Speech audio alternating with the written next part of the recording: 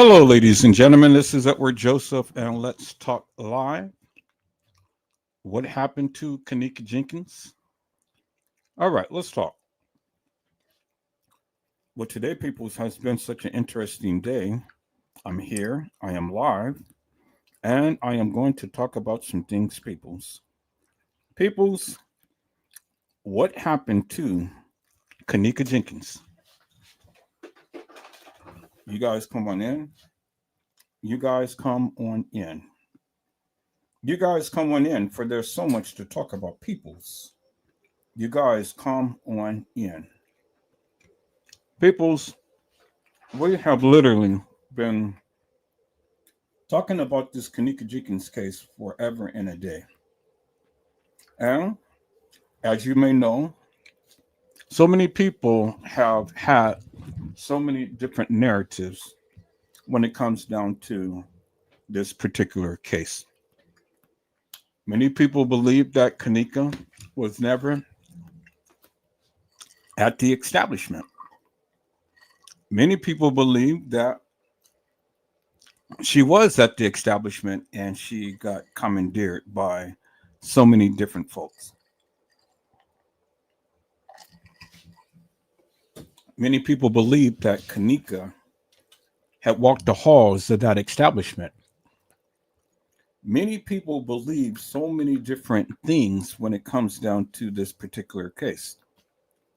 And the question is simply this: what happened to Kenneka? What happened to Kenneka?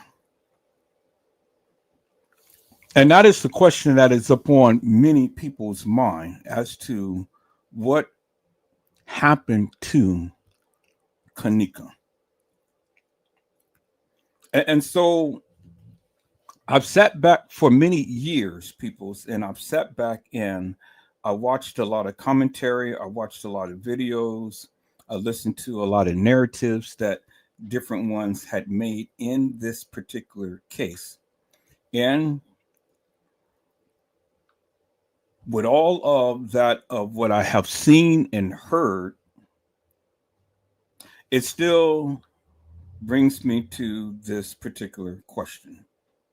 And that is simply, what happened to Kenneka Jenkins? And so many people have talked about this case throughout the years. Many people. And yet and still, we still couldn't get no uniformity. We still couldn't get no clarity out of confusion, because there are so many people with so many different narratives when it comes down to this particular case.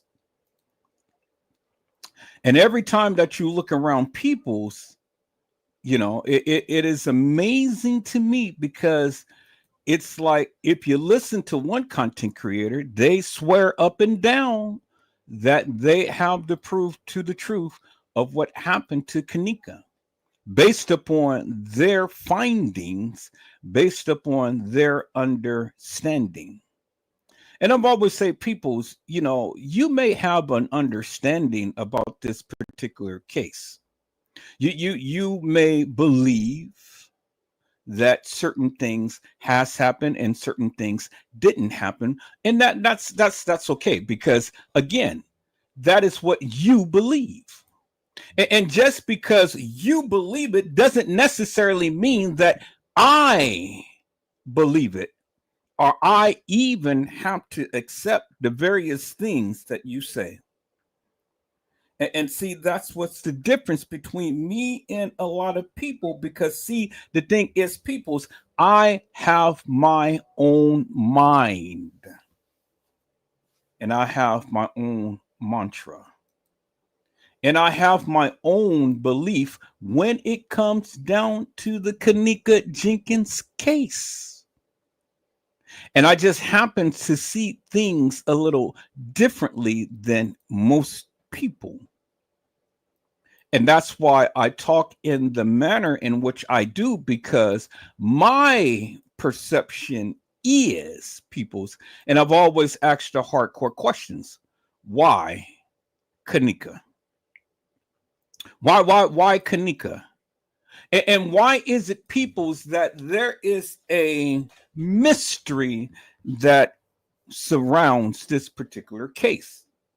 And why is it that after all of the many people, all of the thousands of YouTubers who ever covered this case, why is it that the people cannot uniformly come together to agree upon certain things? I mean, because reality is, people's, certain things can and has happened, and certain things didn't happen, people's. Certain things. And so it doesn't take a rocket scientist to figure out certain things that had happened and certain things that didn't happen.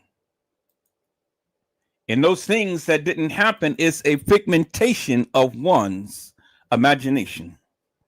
I mean, people will literally go to bed and they will sell their house, their cat, their dog, and everything else. And they will stand 10 toes down up on shit that doesn't really mean anything in this particular case, peoples. And so I surmise to you, peoples, that, I mean, the evidence is in your face. And all you have to do is just look at it. Now, we can argue to points and things because there's points that many of us can make. And they are valid points. But the overall picture, people, is what I look at. I don't look at just little tidbits and then try to build a wholesome narrative behind the little tidbit that has been expressed. No, peoples. You have to look at the overall picture in this case in order to get a greater summation to be able to make your proclamation about this particular case. And just because you scream and holler, just because you fuss and fight, just because you talk loud and you play music upon your channel, it doesn't mean that the people have to agree with that madness that you speak. See, the thing is, peoples, you have to apply common sense. And common sense is not common amongst the people. I said common sense is not common amongst the people. And so when you apply common sense to that doesn't make sense, well, then things becomes a little clearer, peoples. Because see, the things that the people see and feel within their minds and in their hearts is not necessarily is, peoples. Now, see, we have a person of the name of Trey Gay who has been literally talking about this case forever and a day. And Trey Gay literally wants the people to believe that everything that he says is actual, factual, and true. But see, people, I surmise that Trey Gay is just like Jaguar Wright. It is just like a lot of these other content creators that comes and they want to say and they want to continue to keep putting out this salacious madness and try to tell the people that, hey, I have the proof to the truth. But what proof do you really have? What proof do you really have? What is it that you're really saying? What is it that you're really showing? And what difference does it make when you are speaking up on this case? I surmise, peoples, that madness that Trey Gay has been saying for over 7 years is BS and nonsense, peoples. And many of these other content creators is BS and nonsense, peoples. See, the thing is, peoples, when you break this case down step by step and inch by inch, you got to ask yourself the question each and every time that you talk about this case. Because, see, the thing is, peoples, if you don't break it in segments, you will be lost in the fray. Because things will look real to you, which is fictitious, hilarious, and nefarious. Now, peoples, you have to ask yourself the question, and that is simply this: why Kenneka? And hopefully, peoples, this time around on this particular live, on this particular day, we can be able to get some answers as to why Kenneka. Why Kenneka, people? See, the thing is, peoples, I have tried my best for all of these many years to try to educate the people as to that of what I see. And that of what I see is that of what they said. And so you can't blame me for what they said, because it is what they said. It ain't a figmentation of my imagination. It is what they said. And what they said is what we have to go by. Unequivocally and undeniably, people, they said it. And because they said it, I am holding them account to what they said. And not for what I think, or not for what I believe. And see, that's the difference, peoples. Because see, when you hold the people account for what they said, well then, hey, that's what they said. And if what they said is not true, actual, factual, and correct, well then you hold them account to what they said. And that's what it is, peoples. And if what they said doesn't measure up to what is being shown, well then we have a problem. We have a problem. And see, that's the problem, peoples. The problem is that many of you look at this case and you view this case and you build a narrative around that of what you see instead of what they said. And I've already told you, peoples, that I was already going to hold everybody account to what they said. Now, see, the thing is, peoples, this is actual, factual, and true. I have yet to have a YouTuber ever come on my channel to challenge me about the Kenneka Jenkins case after 7+ years. I have never had a YouTuber to challenge me upon the merits of this case. See, I had many YouTubers come onto my channel, and I had many YouTubers talk about the case, but they never challenged me upon the merits of this case. And then the reason why they never challenged me upon the merits of this case is because the simple thing is they don't know what the F they're talking about. See, because the thing is, whatever they say, I'm going to hold them to the account for what they say. So don't ever come to my channel thinking that you're going to woo Edward Joseph and try to debunk Edward Joseph, because see, the thing is, what you said, I'm going to use it. And if you say what you say, I'm going to show you up and show your ASS. And I'm going to stick your mouth, your face, your mantra right between your butt cheeks. And I'm going to call you out for the nefarious bullshit and madness that you speak. See, the thing is, peoples, this is one of the reasons why all of these YouTubers never ever use any of my lives. They never talked about me talking about the Kenneka Jenkins case. They can't. They can't. See, the thing is, peoples, what I had said before, I am still saying now. And see, the thing is, from my perspective and my understanding, all I'm doing is just bringing awareness and clarity from my understanding from what they said. Some things is a given, peoples.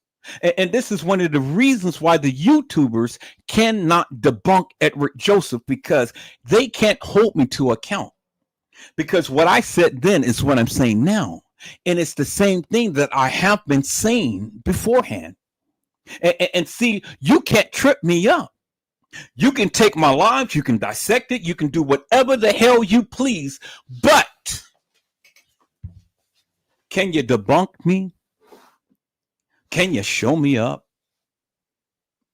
Can you make me look out to be like a liar that many of you are? See, many of you have been talking about this case for year after year after year after year, and continue to keep spreading this salacious madness. And it's people like Edward Joseph that continues to keep calling you out for the bullshit and madness that you speak. And that was my whole intentions of coming to YouTube, is to call out the hilarious and nefarious YouTubers for the madness that they've been speaking about the Kenneka Jenkins case. It ain't what I think, people. You don't have to believe me. I've already made that crystal clear. And it ain't no argument with me, because, again, if you can't develop a narrative on your own, well, then why are you trying to come to my live to argue with me over a point that you can't even make yourself? Save me the bullshit and madness. See, you will sit your tail over on Trey Gaines' channel forever and a day, hours on end, listening to this salacious madness that ain't got shit to do with this case. It ain't got shit to do with Kenneka Jenkins. It ain't got shit to do with TM, Lenora Harris, or any other person that is ever mentioned in this case, peoples. It ain't got shit to do with it. The Treygate tries to portray everybody as being guilty, and that it is a major goddamn conspiracy in this case. But what is the conspiracy, peoples, when TM's own attorney had told you from the beginning, from Jump Street?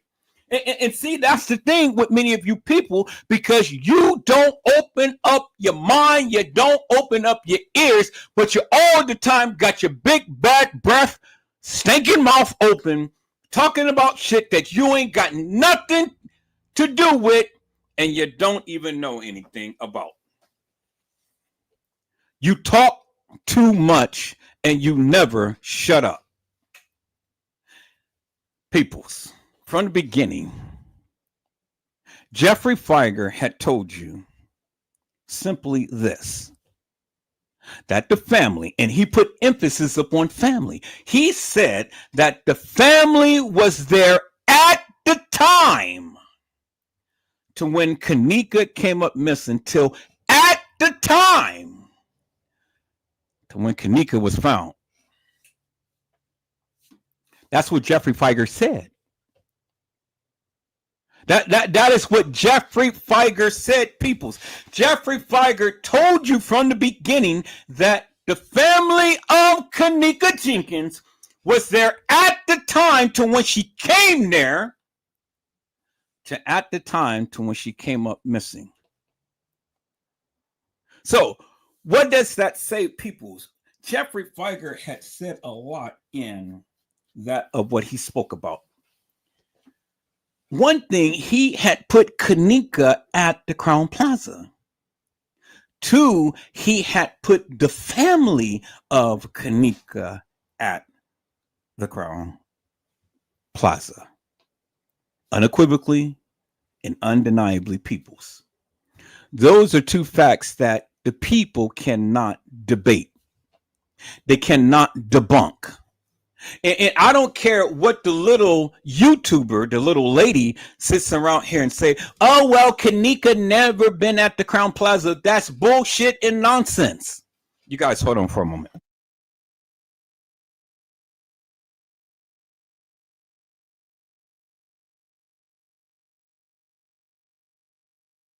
I am back.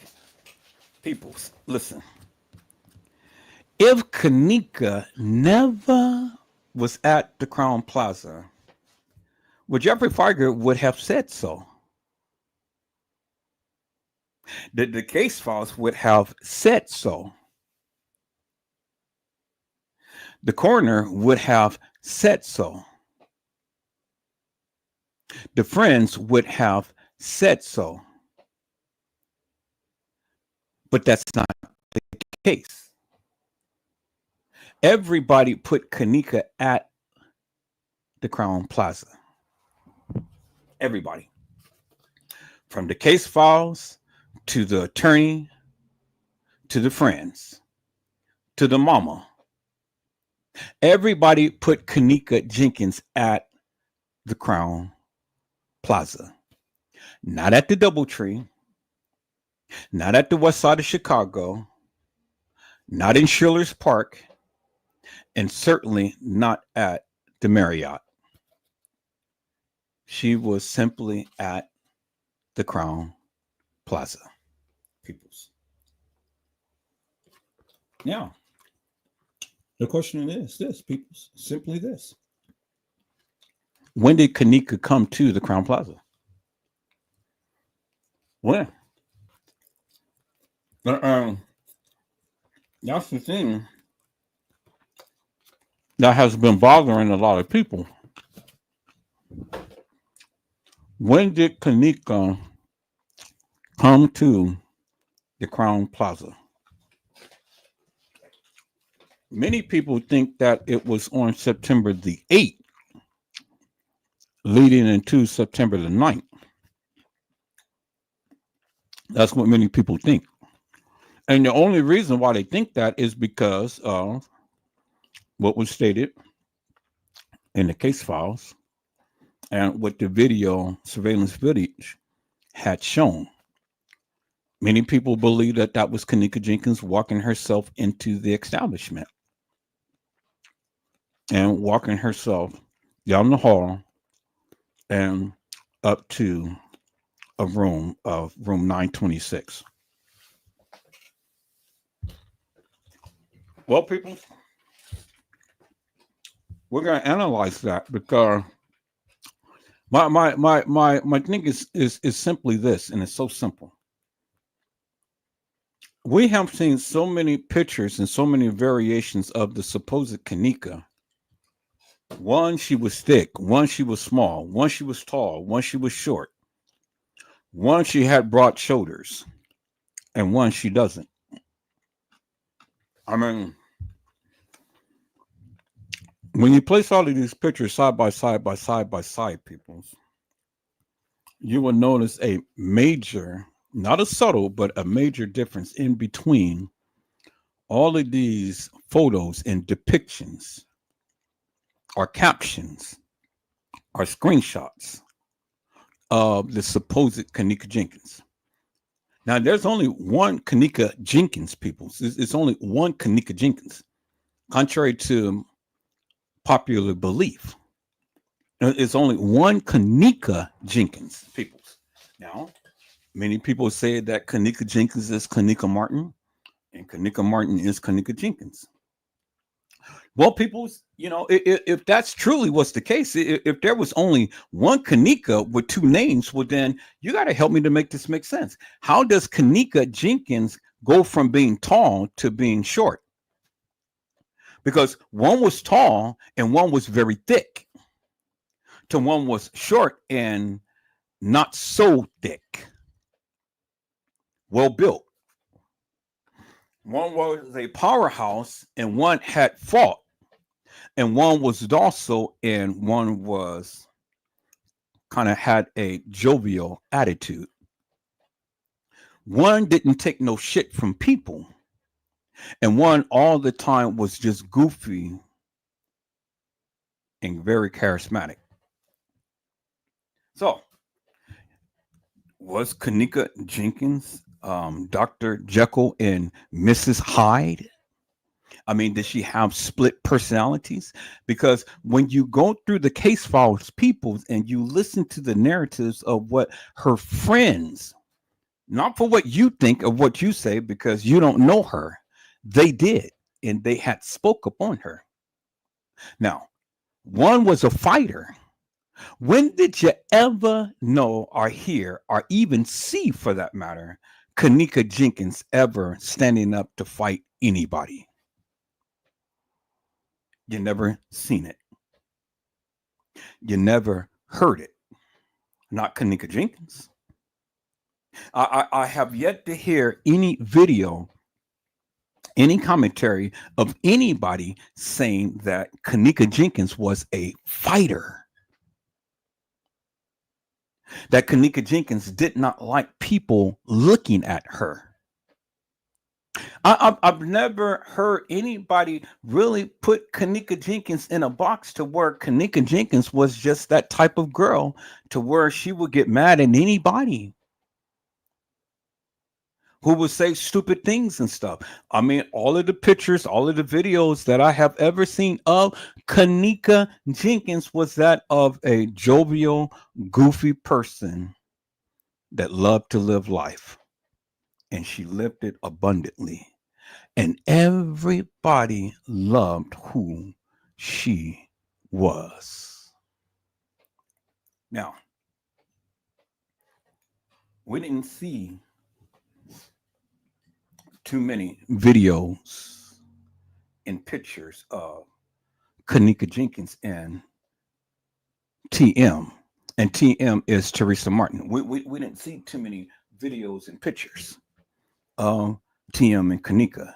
But when we did see it, it was kind of like a little perverted. Because see, a supposed mother who birthed Kenneka Jenkins is caught on a video saying, "Can you do a split on a dick?"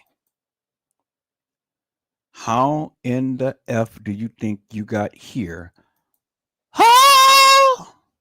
Really, peoples? And so is that the type of madness that you will be speaking and saying with your daughter, peoples? I mean, is that the type of relationship you have with your daughter? On a dick. Shit. How the hell you think you got here? Can you do a split on a dick? Shit. How in the hell you think you got here? Well, can you do a split on the dick? I mean, even if you do a split on the dick, well, shit, it ain't to the degree to where you're getting pregnant. Some of you may be dealing with some small dicks. Some of you may be dealing with some big dicks and have a small V. But if you can do a split on a dick, can you get pregnant? Well, she did a lot of splits on dicks and she never got pregnant.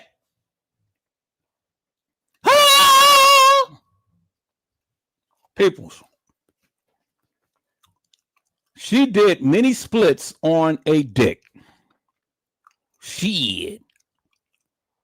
And so, how in the hell did Lenora Harris, Kenneka Jenkins, and her brother, Ken Jr., get here? How? I mean, people say that Kenneka and Ken Jr. are twins, but they're not twins, peoples. They're not fraternal twins, and they're not identical twins. Kenneka is a couple of years older, if not a little more, than Ken Jenkins Jr. So, which people, it tells me that there is no possible way that Kenneka Jenkins could have been a twin to Ken Jenkins Jr. No possible way. No possible way. Now, we know that Kenneka and Ken Jenkins Jr. is Kenneth Jenkins Sr. children. We know that. Because we got testimony from the half sisters of Kenneka and Ken Jenkins Jr. The other siblings that Ken Sr. had. And it came from their lips. It came from their lips. The other side of the family has spoken upon Kenneka and Ken Jr.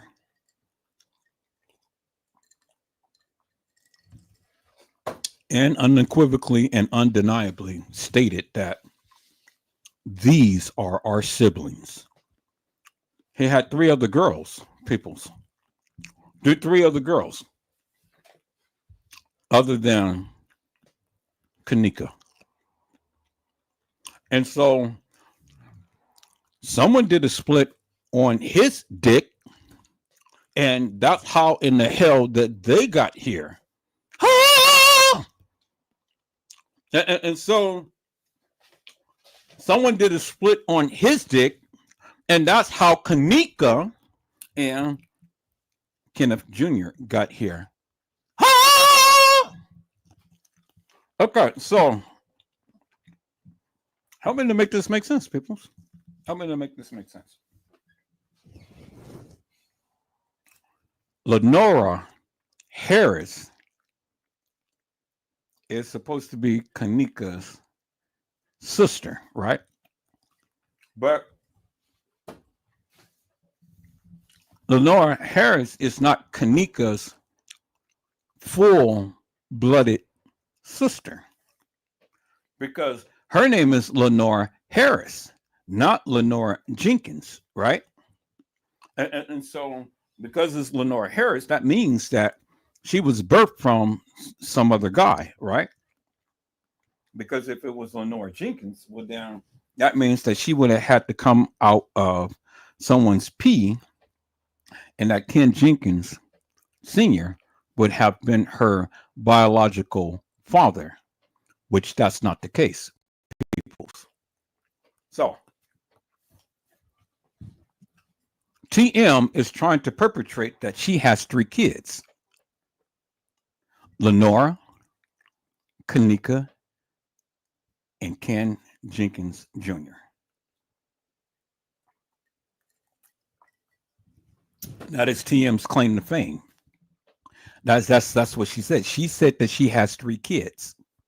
Now, for all of you YouTubers out there that all the time wants to sit here and talk a lot of shit behind the scenes, come on to my channel, come on to my panel, and come talk to me, and then prove to me and the people unequivocally and undeniably that TM had three kids. I don't care about what you believe. I don't care about what you think. What I care about is what you know, and that you can show, and that you can prove. See, you just saying that TM had kids doesn't mean nothing to me. So I'm not going to waste my time and energy battling and fighting over semantics. You all supposed to be and have done research. You all have known about this case forever and a day. It's been indoctrinated for 7 years or more. And so with all of the research that you guys are supposed to have done and things, well, then there should be some things that you can be able to bring to the forefront to the people to prove that TM had three kids, right? You should be able to understand who Lenora Harris' father is. I mean, you guys are so proficient and efficient upon background checks and stuff. I mean, shit, you can even tell Bugs Bunny, you know, if he had kids or if he had a wife or something, you know, you can be able to tell Wall E. Coyote, super genius, how to get the Roadrunner. I mean, you guys are so freaking smart that you should be able to tell Warner Brothers, hey, I have a new character that you can be able to develop and that the people will come and see forever and a day.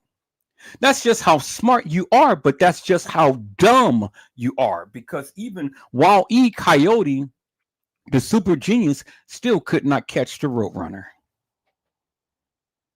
And in every instance of all of these gadgets and inventions that he had made trying to catch the Roadrunner, the Roadrunner was way too fast and way too smart to be caught.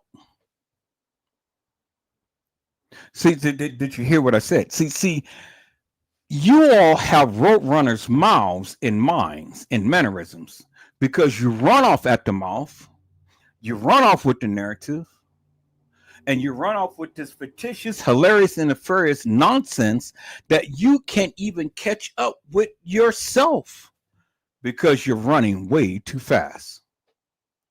But yet you want to be like Wow E Coyote, and you're thinking that you're the super genius. So you conjure up and you come up with all of this madness that has nothing to do with nothing, and you cannot prove nothing.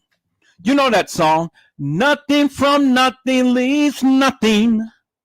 You got to have something if you want to be with me. Well, you have nothing and you present nothing.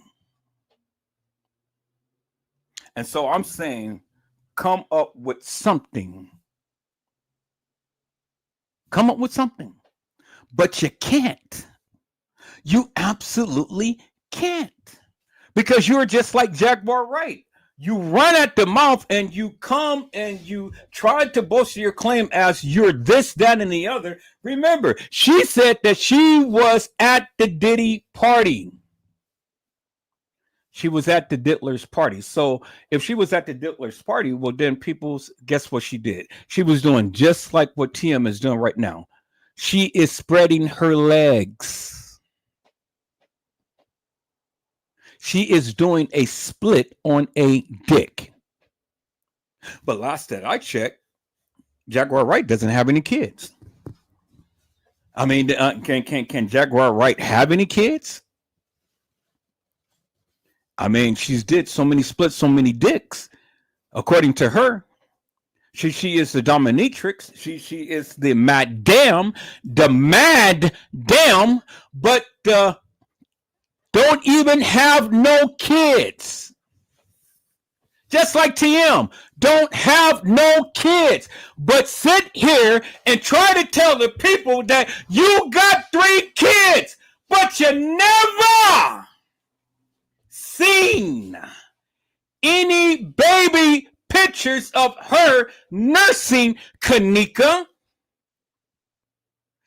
Ken Jr., nor Lenora. Peoples, I have shown you my baby's pictures. And I have shown you what me and my baby's pictures. And my babies look just like their father. I brought those babies up. I took care of them. I didn't birth them, but I helped create them. I sure did. I said, I sure did. I shown you my babies. Those were my babies. And see, it wasn't no shame in my game, peoples, because see, I've got a loaded gun. I got a loaded gun, and I had 3 kids. 3 beautiful, wonderful kids. And so, see, I shot my shot. But see, when the other guys that TM did a split on that dick, shot their shot, well, they were shooting blanks. Because I'd never seen her with a puffy stomach. I never seen Jaguar Wright with a puffy stomach. Wait 1 minute, because I'm already knowing the trolls is going to come in here and then they're going to talk their shit. So let me go ahead and do this now before I really go in, peoples. Let me share this with you all, peoples. Let me share this with you all.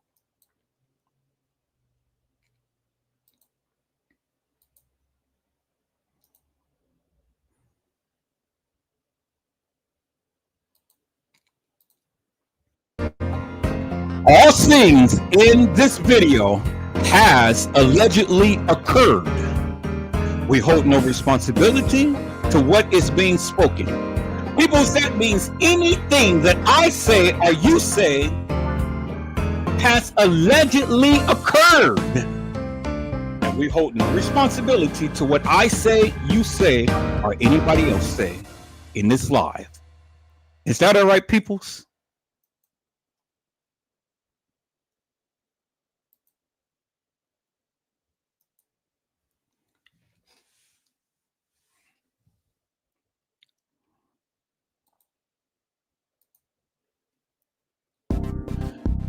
Disclaimer.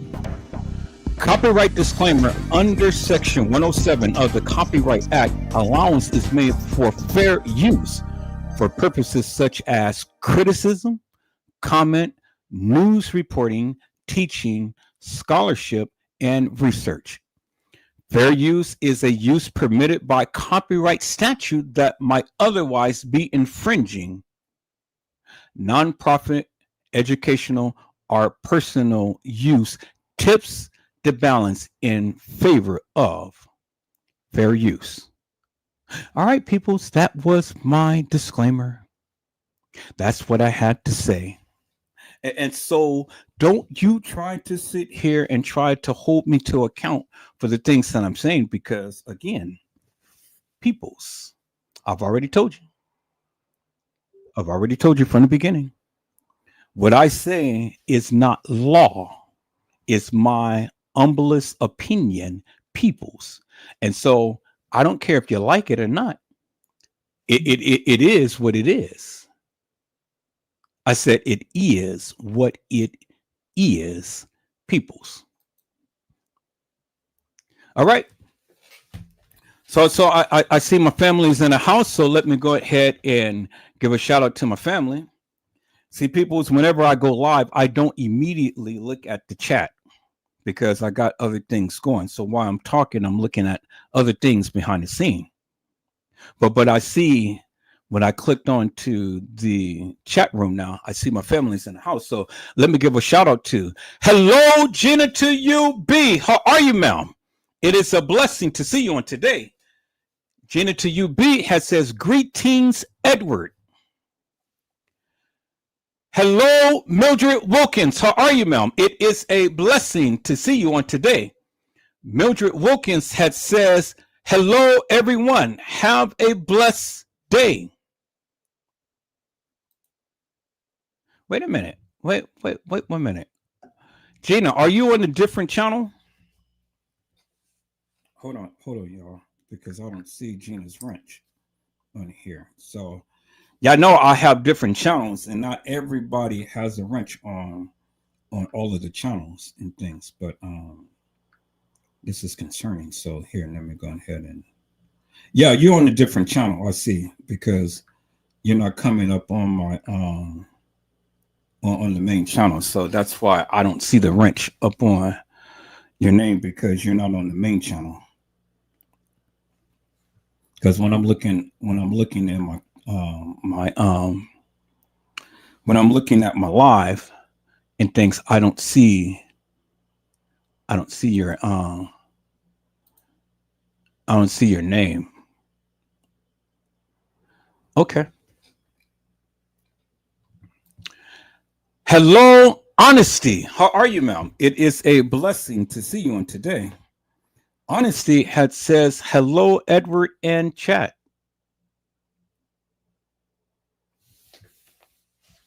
All right, people. Jenny to you had said Jaguar did have a son. Allegedly, he is deceased. Okay.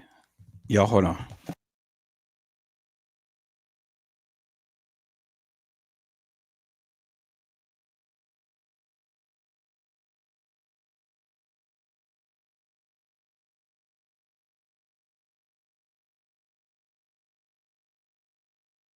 Okay, so if Jaguar right had a son, well then my question would be, where's the son? I mean, how did the kid die? Anybody know how the kid died? I mean, I'm not trying to get on the woman, but I'm just trying to get clarity because see, I haven't done no research upon Jaguar rights, so I don't know pretty much anything about her. Okay, so Gina to you said that he was allegedly killed. But how? How okay, so then my question would be simply this. Where's any pictures of Jaguar Wright with her son? And what was the young man at a certain age when he got killed?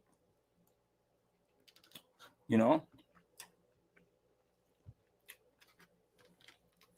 I mean, if she had a son and he got killed, why did he get killed or how did he get killed? Uh, uh, the questions are how, you know, how and and why did he get killed? And see, this is the thing, people. People just don't get killed just on GP. There's things that has happened and all for people to go through the various things that they're going through. And so the thing is, when you live that type of lifestyle, well, then these are the things that happen.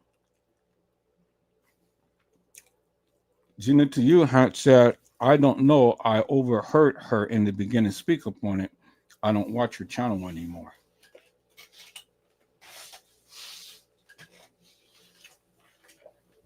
Well, I'll just put it like this. I have yet to see any picture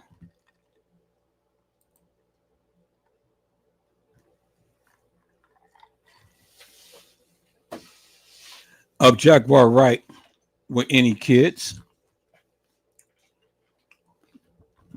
I never heard anybody speak upon Jaguar Wright having any kids. So I can't say whether she did have a child or didn't, but if she did, well, I would love to see a picture. And then if she did, well, then how did the kid die? Jenna said that he supposedly had got killed, but how? And see, this is the thing that I'm saying, people. For all of these people that have gotten killed, well, that tells you something about their lifestyle. Tells you something about their lifestyle because if they got killed by a drive-by shooting or something, you got to ask the question: what was their intended target? Did somebody intend on killing them or what? What was the reason behind them getting killed? And then who wanted them killed? What was they doing to get killed? Now, see, what Gina had said is very interesting because she said that allegedly the young man was killed. That means somebody had intentionally took his life. Somebody. Now, if it was a so-called accident, like they're proclaiming here in the Kenneka Jenkins case, well then, you gotta ask yourself the question: how could that have happened? How could that have happened for Kenneka to have literally died in a freezer?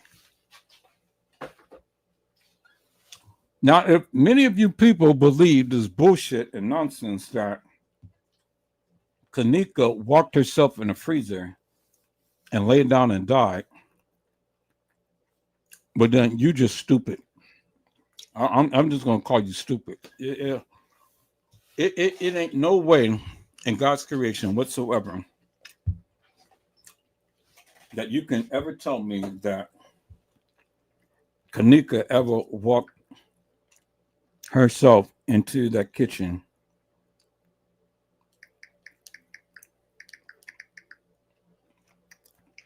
and laid down and died.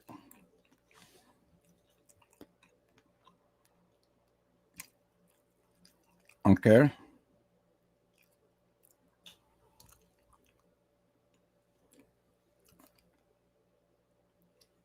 Okay.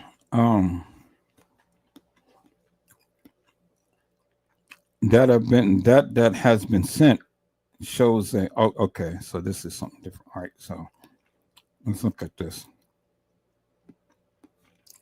All right. I don't know. Okay. So if I can, I'm trying to call this up, but it's calling up something else. So here, let me see if I can.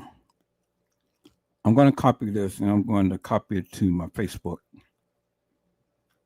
And then we all going to take a look at this. All right. I'm going to copy something to my Facebook peoples. And then let's take a look at this, because when I try to look at it on my phone, it keeps directing me to some other thing. So here, let me copy this to my Facebook, and then I can call it up on my Facebook. I mean, on the computer from my Facebook. All right, so I guess this will explain Jaguar Wright. So let's see. So it was stated that Jaguar Wright does have a child. So let's see if she has a child, peoples. I don't know, but let's see. I mean, this is what it stated, that she had a child. So all right, let's see here. Let me see here. Sent to your messengers. All right, so now give me 1 second. I'm waiting for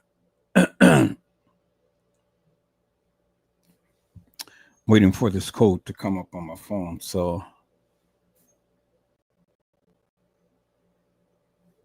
okay, check your messenger at Facebook on your mobile device for a one-time code. All right, so let me check Facebook. I don't see no code. All right, and then I'm checking my phone. I don't see no code.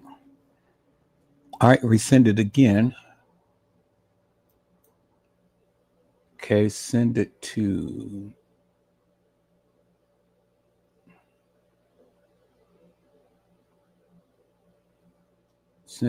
my Galaxy 24. So resend the code. Okay, here's your code. Yes, this was me. All right.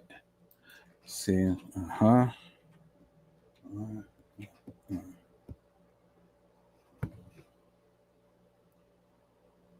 Restore your history faster, create a new pin. I don't want to create a new pin. Change this to, okay. All right.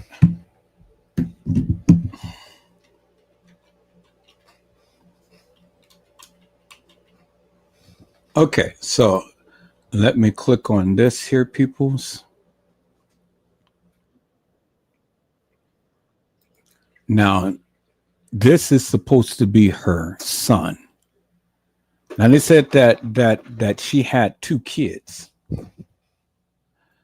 Said that she had 2 kids. One is deceased and one is chiming out. So let's take a look at this, people. Saying you guys tell me. I don't know the woman, but this is supposed to be him. If it is said that God so loved the world that he gave his only begotten son so that his children may be free from the grasp of sin. Okay. What would it mean to a person if they loved something so dearly? I just called CPS and showed them how you children and abandon your children. Laugh and joke about them having to fend for themselves at 2 years old. You are Jaguar Wright's youngest son, Yes. Sam Odom Jr., aka Deuce. I love Jacqueline Suzette Wright. She is my mother, and I love her with every bit of my being, in spite of the things that she's done. However, Jaguar Wright is the kind of person I abhor. Welcome to my world. Welcome to my life. Now, you said your mama was a prostitute. I have the original drawing that captures everything that I view that my mother has become. This is a demon. That is a succubus. Are you looking for me, officer? I think they're going to arrest me now. Your mom was arrested on live one day, and you guys were inside a hotel, and it was like boxes stacked up Yes. everywhere. You guys were hungry. There was no food, and she gets arrested. Do you remember that day? You would like me to give further details? Yes, I do. My wallet is in my hotel room with my son and my mother who've been being harassed online all day. On the night before that eviction, I saw the eviction notice, basically the pink slip in a yellow sheet saying, you need to move all of your things out now or we will forcefully remove it from the apartment. Okay. I sent her the picture of it saying, what are we going to do about this? But she said to me that it was perfectly fine. There's nothing to fret over it. Just relax in your room. Basically treating it as if it were normal. Even though I believe everyone can agree that 4 evictions is something no one should go through. You guys have the same storyteller elements. She is a dead son of narcissism who has been overfueled with the eutrophication of love from her father and her mother at such a young age, well before her double digits, that it spoiled her rotten and led her to believe that she was a shining star amidst the cosmos, when in actuality she burnt out. Oh, 4, is the current cycle of degenerosity, and this goes beyond just the falsity of Black excellence replaced with Black degenerosity. This extends to every single person in every single race. If we continue this cycle of degenerosity, it will exponentially get worse, because there will be some point when it plateaus, and that plateauing point is our annihilation.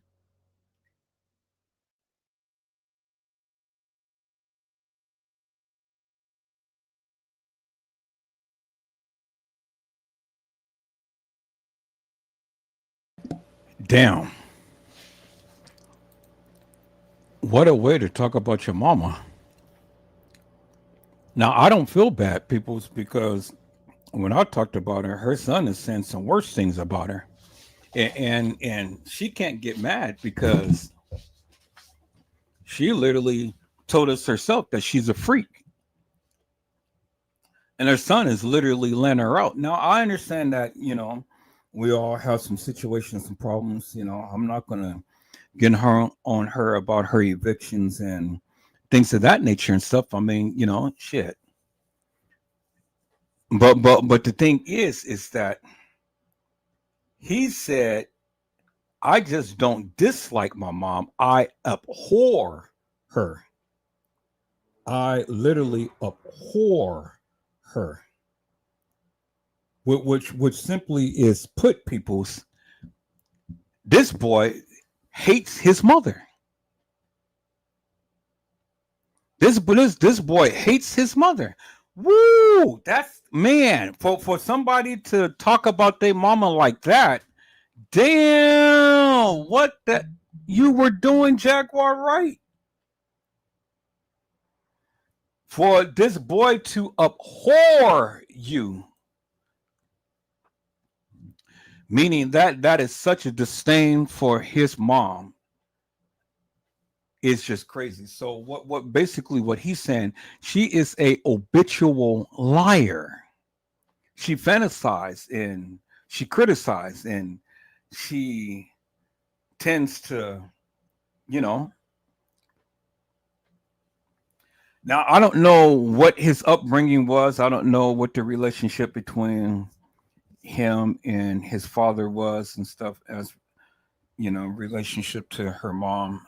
I mean, his mom and things. I don't know what Jaguar Wright was and stuff, but I mean, it's simply this, people's, for a child to talk in the manner to which he is, and he seems to be very educated, very articulate in the way that he speaks and stuff, very poignant. I get a sense that he didn't take upon the characteristics of his mom. I don't know who his father is. have no clue as to what he was like or something, but it seems like this boy got some type of education, and he seems like he's got a good head on his shoulders and stuff. But he pretty much laid down the line. Now see, Jaguar Wright can sit around here and talk about everybody under the sun, but when your own son is sitting up here criticizing you and telling the public that you are a bad, or you were a bad, and probably still is you will always be his mama. Okay, let's get that point straight. You will always be his mama. You'll always be his mama. But even being his mama, you still should have had some respect for yourself. But you don't even have no respect for yourself because you're on national TV telling the world that you were a hoe. You were a sex worker. You were sitting around here doing splits. Split on a dick. Shit, how the hell you think you got here? Can you do a split on a dick? Shit. How in the hell you think you got here? Ah! And see, peoples, there's that famous red couch in the background with the red hair. It's something about red that TM loves, peoples. And see, the thing is, peoples, if you ever sat here and chronicleized TM, peoples, you will see that she had many different colors. Many different colors, peoples. And so my thing is, Miss Jaguar Wright, the liar whose pants is on fire.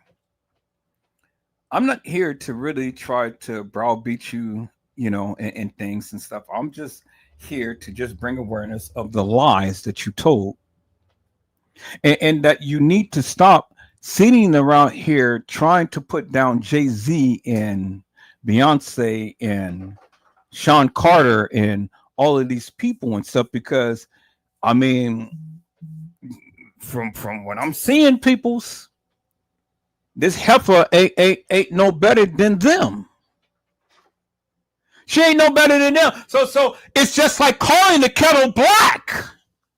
How is it that you're going to walk around here and speak all this salacious madness up against somebody else, and then you wasn't no good mother to your own child?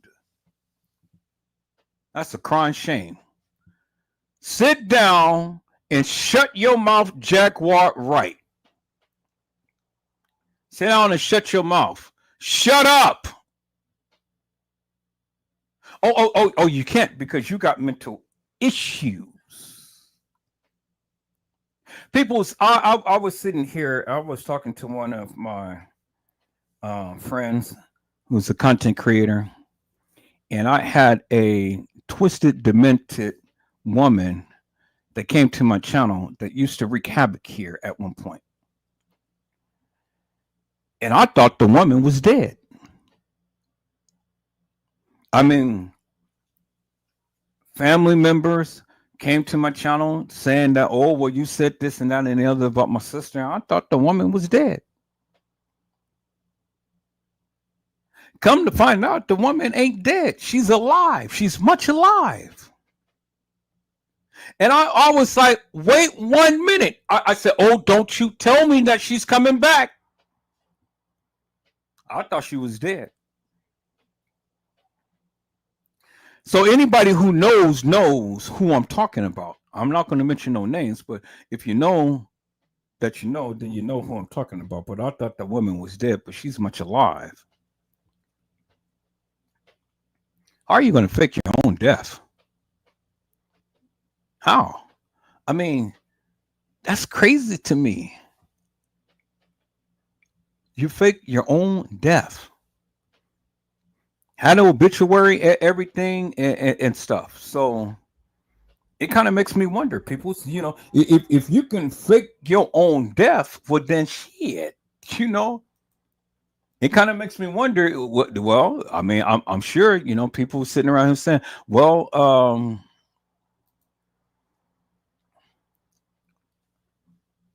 you know, but I just hope the dead stay dead and don't come alive, because if the dead rises up and come alive, well then I am the dead slayer, and I'm going to slay that dead person, and this time around I'm going to be vicious with it to where she would want to be dead. Go back to the grave where you came from, and don't show up and appear, because man, tell you this time around this year, man, look, I'm taking the gloves off. I'm coming after everybody who wants to start some beef. Every single person who wants to start some beef, I'm coming after you. So if you want to start some beef, well then just there's the chat room right there. Come on, chime out. Bring your name and your face to the forefront and stuff, and then I'm gonna harp up on you like none other. So now, if you don't want to be exposed and you don't want no beef, well, then just shut up and watch the live and be done with. Because this time around, people's I literally had enough. I've been through this shit way too long. I dealt with this, and I tried to be as nice, cordial with people and stuff, but now I'm taking the gloves off. And frankly, I don't give two rat asses what you think, what you say. I really don't. Because this time around, the gloves is off. I said this time around, peoples, the gloves is off.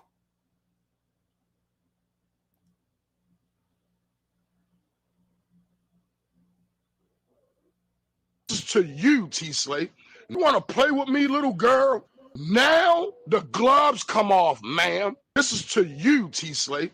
You want to play with me, little girl? Now the gloves come off, ma'am. So don't play with me. I said don't play with me. Don't play with me, because if you want the gloves to come off, well then come on and chime out. I didn't know that Jaguar Wright had 2 kids, and so my condolences to her for the young men that she had lost. I mean, it's been said that her boy, her son, had got killed. I don't know how he got killed or why he got killed, but it was stated that he got killed. And if that be the case, my heart goes out to you. But it seems like tragedy is running in your family. Your son hates you.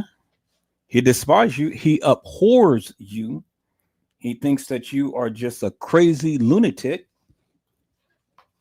And then you're sitting around here lying upon people and then spreading salacious madness up against these people. Well, if you were ever in a Diddy's party, why in the hell did you not come to the authorities and instead of taking to Facebook and talking about these people? I'll give you credit, and it's been said that you've been saying all of this stuff forever and day and all, but obviously the authorities must not have deemed you credible. They must have deemed you crazy. Because all of the things that you've been saying for all of these many years, well, nothing happened. And rightfully so. Maybe that of what they said about you is true. You may be crazy. I'm beginning to believe so, because what caught my attention with you, Jaguar, right, is when you have literally browbeated that girl, Allie Carter. No, it wasn't Allie Carter. It was that other girl, that big girl who who got on that live and wasn't expressing herself to the world. And I was like, because the girl said that she knew you. And it was obvious that she may have.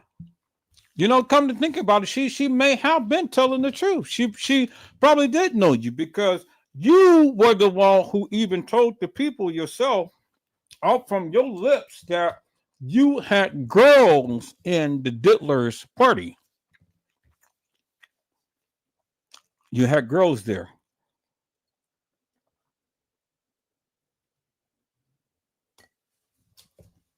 So come back to think about what she had said. She may did know you, and you were trying to sit here and browbeat this girl and say, "Oh well, no, she doesn't know me." Well, she probably did. Yeah, with all of the things that's going on, I wouldn't put it past the people that they know you, and you're trying to cover up some shit that you was involved in. But see, the thing is, Jaguar, right? You said it yourself. I didn't. You said it. But people. So Jaguar Wright apparently had 2 children. One came on live and said that they abhor her. And Jenna to you had told us that the other child had got killed. But when it comes down to TM, What click on a dick? Shit, how the hell you think you got here?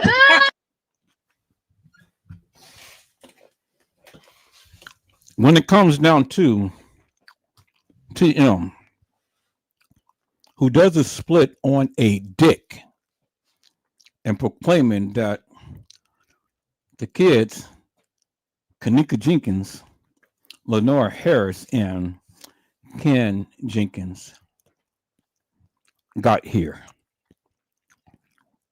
But there's no evidence of that, peoples, that they ever got here by TM doing splits on a dick.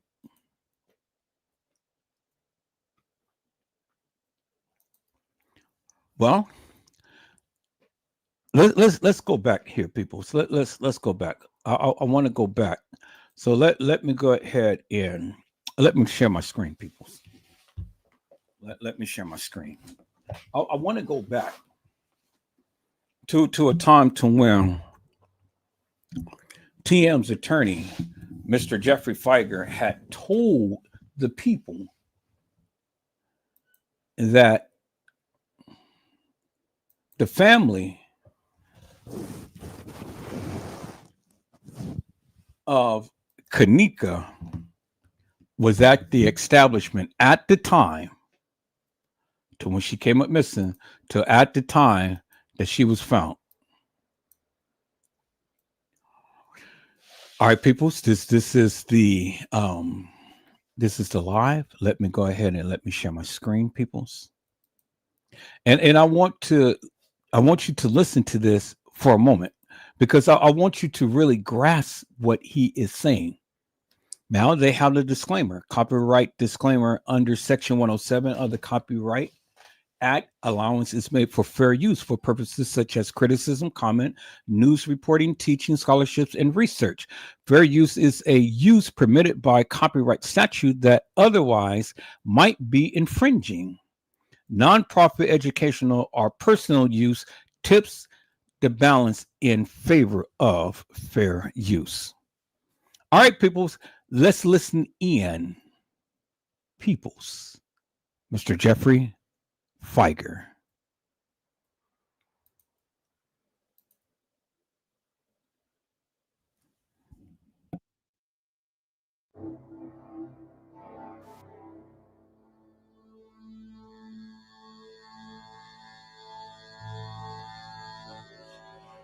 Who were involved in the tragic death of Kenneka Jenkins on September the 9th, 2017. The facts and circumstances regarding Kenneka's death are not entirely clear. That's primarily because there have been no adequate answers given for why or how Kenneka was not identified or found wandering in the Crown Plaza Hotel on the early morning hours of September 9th. Now listen to what he had said, peoples. Kenneka Jenkins was not identified or found wandering the halls of that establishment on September the 9th. That is so significant, peoples, which is what I've been telling you guys forever and a day. Kenneka Jenkins never walked the halls of that establishment. That is what I've been telling you forever and a day. And he just reiterated what I have been telling you forever in a day, that Kenneka Jenkins never walked the halls of that establishment. Because if she did, she would have been identified first and foremost, and she would have been found wandering the halls of that establishment. But it never happened.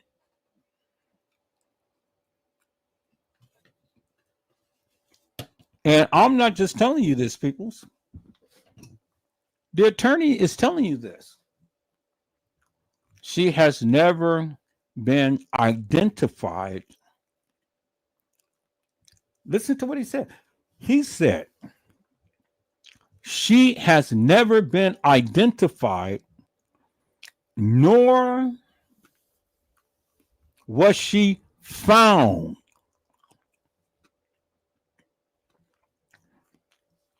Okay. Let me share this, peoples. Let me share this with you.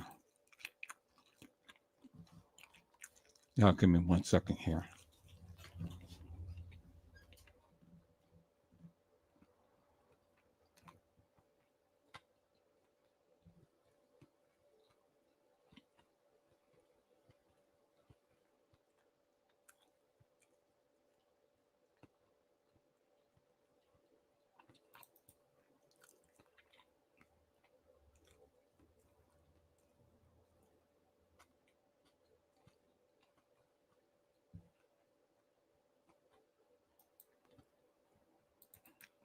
Don't run around here. Y'all don't hear me running around here saying I'm trying to fight for justice for Kenneka,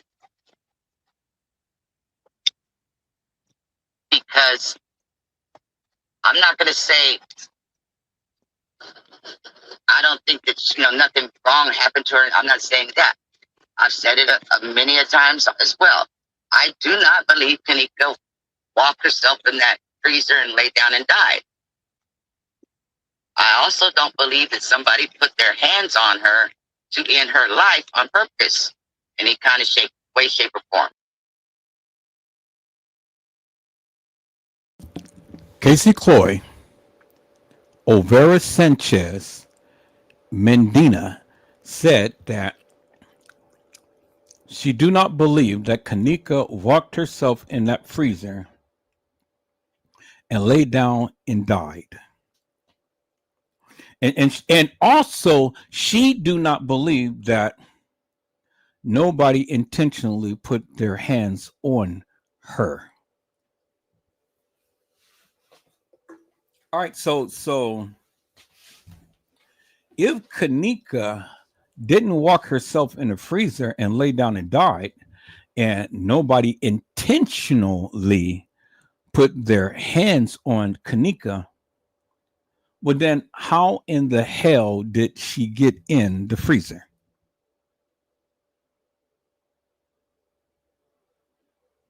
How in the hell did she get in the freezer?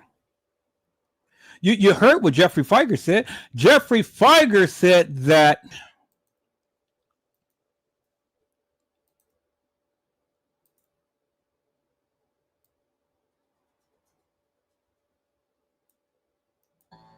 who were involved in the tragic death of Kenneka Jenkins on September the 9th, 2017. The facts and circumstances regarding Kenneka's death are not entirely clear. That's primarily because there have been no adequate answers given for why or how Kenneka was not identified or found wandering in the Crown Plaza Hotel on the early morning hours of September 9th. Why and how, although video surveillance cameras clearly indicate that Kenneka was wandering into an area under construction that had a operating walk-in freezer and cooler, and why and how, in spite of the fact that Kenneka's family and friends were at the hotel from the moment she disappeared until the moment her body was found. And that's the point that the people miss. That her family was there at the time to when Kenneka disappeared till at the time that she was found. Hello, Brazy Certified World Media. How are you, my friend? It is a blessing to see you on today. Brazy Certified World Media has said the lies she told for years and the hotel turned out to be the cause of her death.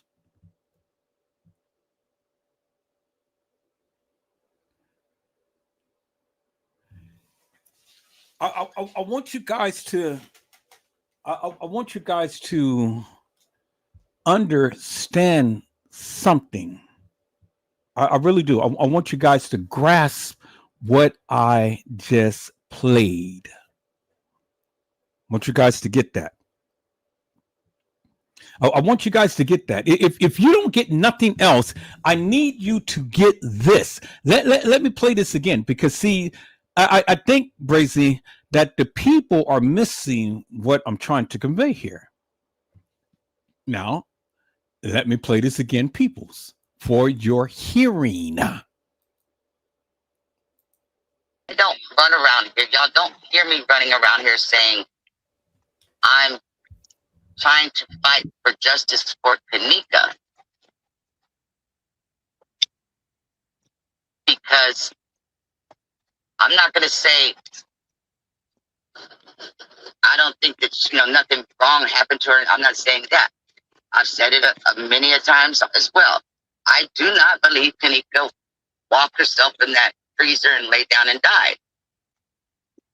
I also don't believe that somebody put their hands on her to end her life on purpose, in any kind of way, shape, or form.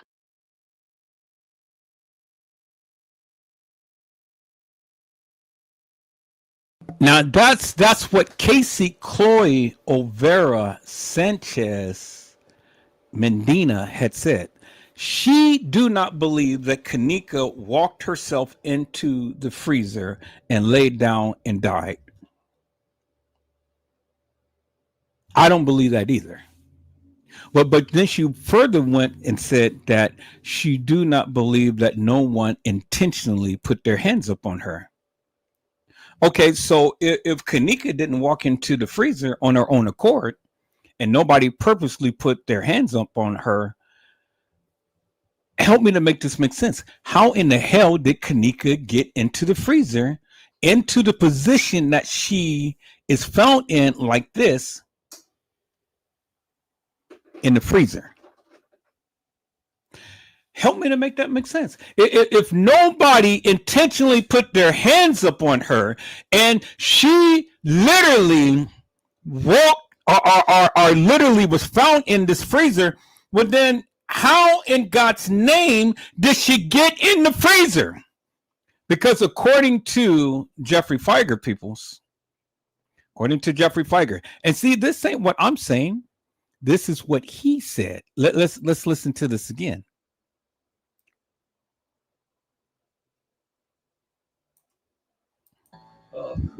were involved in the tragic death of Kenneka Jenkins on September the 9th, 2017.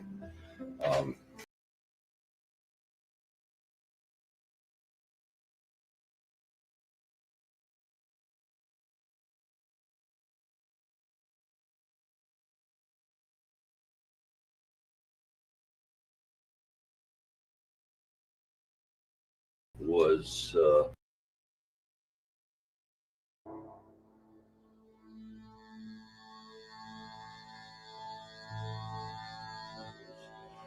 who were involved in the tragic death of Kenneka Jenkins on September the 9th, 2017. The facts and circumstances regarding Kenneka's death are not entirely clear.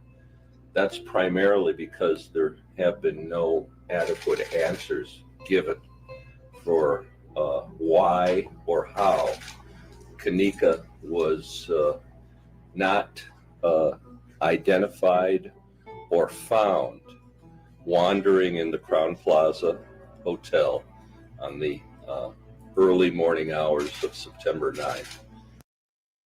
Okay. So Jeffrey Feiger had said that Kenneka was not identified nor found wandering in the halls of the Crown Plaza. That is what he said. I can't make it up. I get it that everybody has a difference of opinion, but that is what the attorney said. The attorney said that there is no evidence, period, of Kenneka wandering in the halls of that establishment. She hasn't been identified and she hasn't been found. So if Kenneka was walking the halls of that establishment, well, then Jeffrey Feiger would have a different narrative, because remember, he's the attorney. He has detectives. He has investigators. And so do you actually think that Jeffrey Feiger is lying about what supposedly happened to Kenneka? And if he is, where is the proof that he's lying? What's the proof that he's lying? Because he just told you himself. He said there is no evidence. There is none whatsoever. Kenneka has not been identified nor found. Let's hear that again, people. I don't think you guys heard that. Let's hear that again.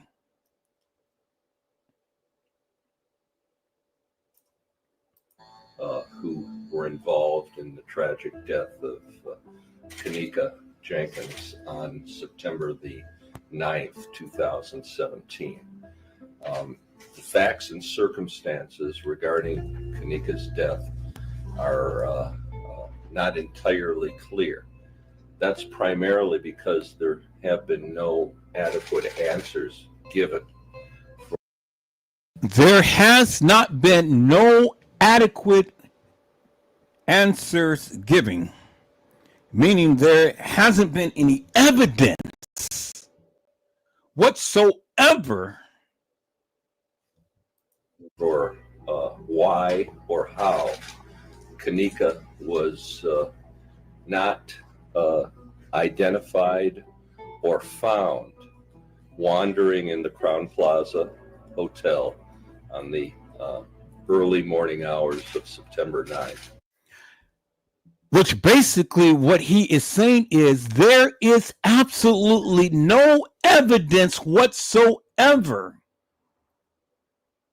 of Kenneka being identified or found wandering the halls of that establishment, meaning that despite of everybody's belief, that despite of what the surveillance video footage is saying, there's no evidence that Kenneka ever walked the halls of that establishment. Now, this is what the attorney said. So, peoples, Do you think that the attorney would know a lot more than what we think? I would think so. Now, the question is simply this: is the attorney lying or is the attorney telling the truth? Because I know what we see, but what we see is not actually what we see, because we know that the video footage has been edited. And so one can assume and one can surmise that Kenneka walked the halls of that establishment. But if she did, well, then you got to help me to make it make sense.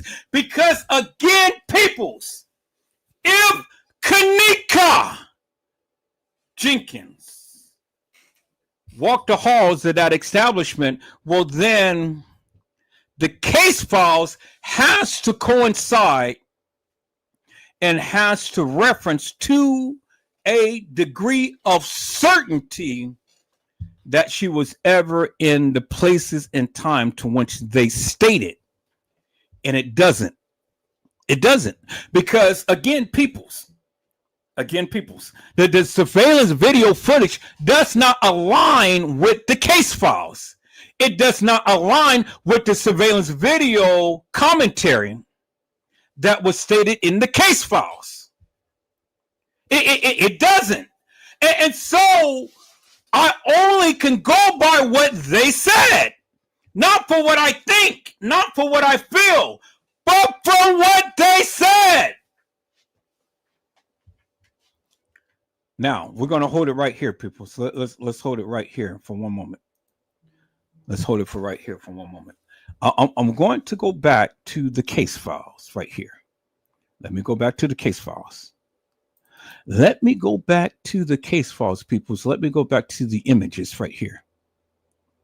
We're going to go back to the images right here. And we're going to see for ourselves, peoples, what it says right here. So let me go ahead and change that to that right there. Okay, so that's not the one that I want. So let's go to the other one. And this is what the case files said, not whatever Joseph thinks, but what the case file said, because this is what the case file said. So contrary to many people's beliefs, I mean, I told you this time around, peoples, I only can go by what it says, and this is what it says right here. So let me call it up right here. Let me get the number right there. Okay, let me go back here. Let me go, and I'm going to remove these right here from my studio. Now, let me call this up, people. This is what is in the case files.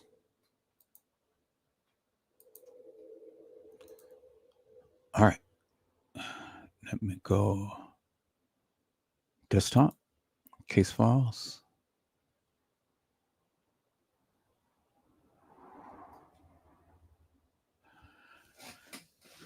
Kenneka's case files right here. Okay, images right there.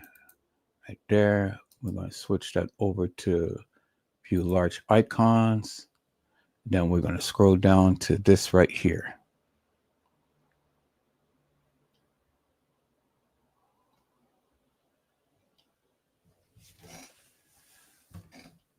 Okay, let's see here.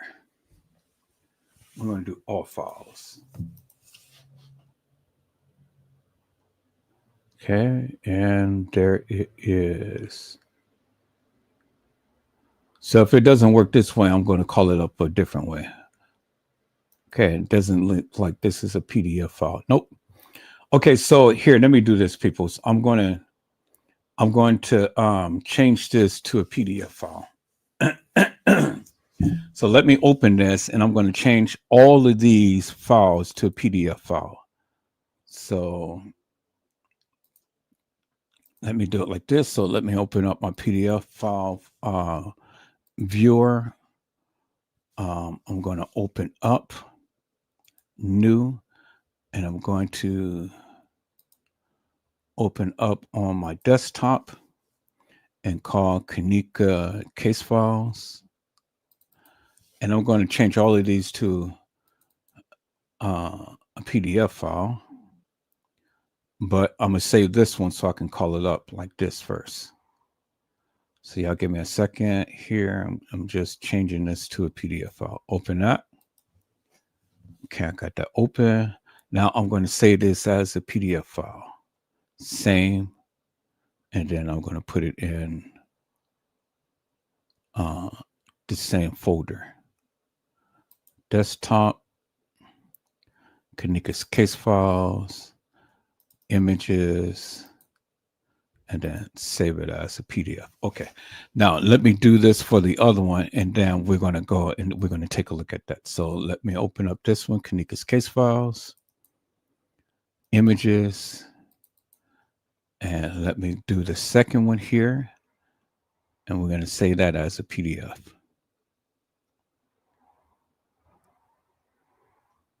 Okay, so that one is saved, and now let me open up this one.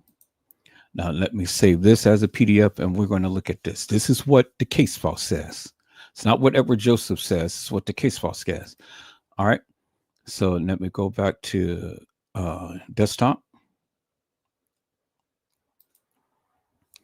Okay, let me go to Kenneka's case files. Let me go to images. Open up that and save it in that. All right, so I got both of them saved as a PDF file. Okay, so now let me call it up. Good. Let me call it up, people. So now this is what the case files had said, peoples.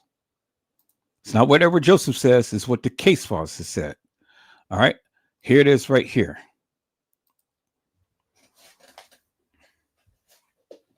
Okay, there it is right there.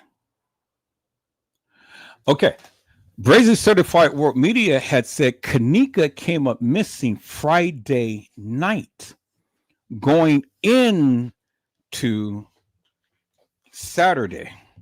She was drugged on Saturday. She walked through the halls Saturday. They pronounced her dead on Sunday at 12:26 p.m. Kenneka's body wasn't frozen solid.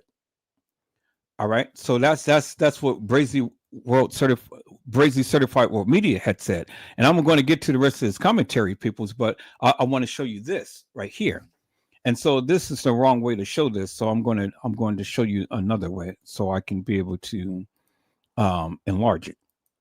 So let me share my entire screen, and then we're going to look at this. We're going to take a look at this, peoples. We're all going to take a look at this together. So let's look at this right here.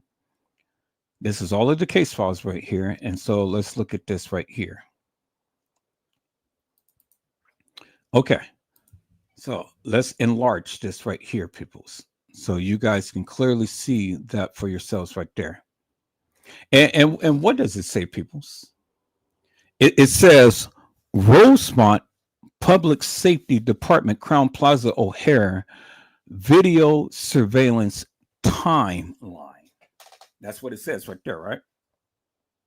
Okay, let me increase that so you guys can clearly see that for yourselves. That's what it says right there. It says Rosemont Public Safety Department. It didn't say Rosemont Police Department. It says Rosemont Public Safety Department. Crown Plaza, O'Hare Airport, video surveillance timeline. That's what it says, right? Okay.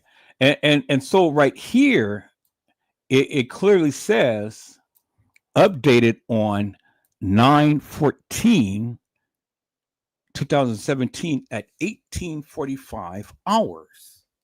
Y'all see that, right? It says updated 9/14/2017, meaning that whatever was on the video surveillance, it changed. Or maybe it not changed, but something had to change, because if it's an updated means that you changed something, right? You're refreshing it. You're bringing something new, updated. Now, see, if it was just dated, it would just say 9/9/2017. But it said it was updated from 9/9/2017 to 9/14/2017 at 1845. So it says updated, peoples, meaning that something changed in this here. Do you understand what I'm saying? So when they said updated, it means something had to change from that was originally reported, right? That's what it means. Updated. 9/14/2017 at 1845 hours. All right. So now let's look at this here, peoples. Let's look at here. It says at 9/9/2017 at 3:52 hours. 3:52 hours, right? Okay, y'all see that, right? Now let me see if this is number 1 or number 2. Oh, this is number 2 of 2. So let me go to number 1. There's number 1 right there. Okay, so still the same thing. Updated 9/14/2017 at 1845. And then this is the first page, peoples. See that? First page of 2. And then refers to Rosemont Police Services crime scene log for Rosemont Police Services personnel. Y'all see that, right? That is what it says right there.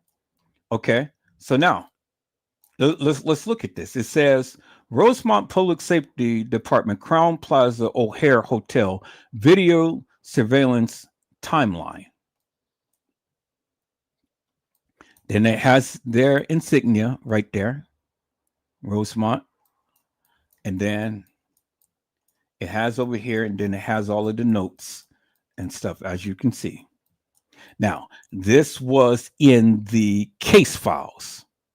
This ain't something that I put together. This is in the case files. You can find that in case files. Let me go show you. I have the original case files right here. Here it is right here. Here's all of the case files. See that? This is just only the images. See that? So let's look at here. So let me go ahead and let me get my magnifier, so you guys can clearly see for yourself. So let me get my magnifier, because I don't want to be accused of making things up. I just only want to present to you what they said, not for what I believe, for what they said. And this is what they said. So here's my magnifier. So now let me increase that right here, people, so you can clearly see. Here is the case files right here. So these are the images and these are the narratives. Y'all see that? These are the narratives. So let's click on the narratives. See, here's the narratives. And then look at all of the narratives right here. So when we look at it, we start off from number 1 all the way down, all the way down, all the way down, all the way down to 143. Now let's look at 143. And then there it is right there. Here it is right there. Administrative Agency, Rosemont Public Safety Police, incident report, case number, report number 143. I, Detective Delakova, number 1444, reviewed Facebook's response to the grand jury subpoena for blank's Facebook page on the 29th of November 2017. The Facebook Live video with blank was transferred onto a disk in its native format, meaning in its original format, meaning that it has not been changed. So whatever was transferred from the video live was transferred to a disc in its original format. That's what native means. Native format means original format. It says, I contacted blank from Target Forensic Services. So they use Target to transfer the data. So did you guys know that Target had a forensic science service? Why did they use Target Peoples and they didn't go and use the Chicago Police Department? Why are they fumbling around with Target Forensic Services? Now, see, if there was a police department, they wouldn't have to use Target Forensic Services. They should have their own forensic service. They could have went to Chicago. Chicago ain't nothing but 14 miles from Rosemont. Okay, so here, let me go and let me share my screen, peoples.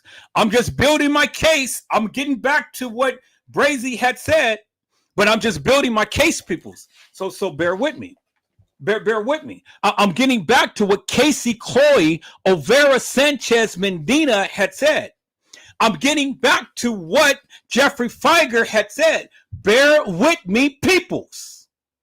Bear with me. So, as you can see, that's the case files. That's the case files, peoples. Now, let me go to Google's Earth. Let me go to Google's Earth. Let me call it up Google's Earth right here. So, how do I get back to that? There we go. All right. Let me go to Google's Earth. I had Google's Earth on here. There it is right there. Google's Earth. All right. So Google Earth, I want you to no, I want Google's Earth. Let me go to Google's Earth, y'all. Google's Earth. Take me to Google's Earth. Thank you. Google Earth. All right. I want you to take me to Rosemont. We're going to start a new search.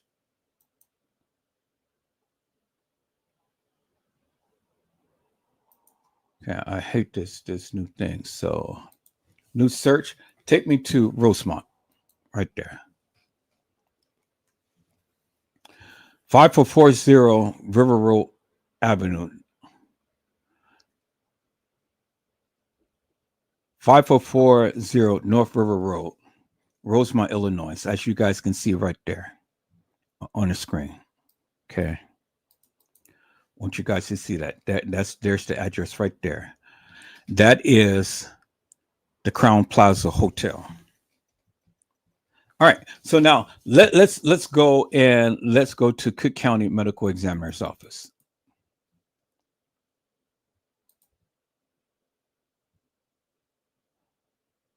Cook County Medical Examiner's Office. All right. So there it is right there. Google Earth is next to that. And so let's look up Cook County Medical Examiner's Office address. I had all of this stuff on here.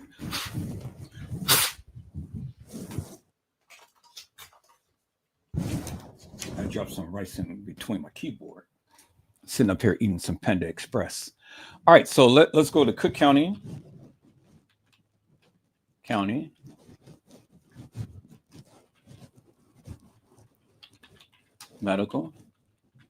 Medical Examiner's Office. There it is right there. Office of the Chief County. Okay, and let's get the address here.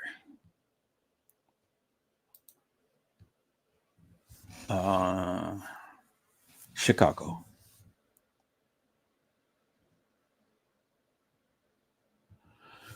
Cook County Medical Examiner's Office, Chicago.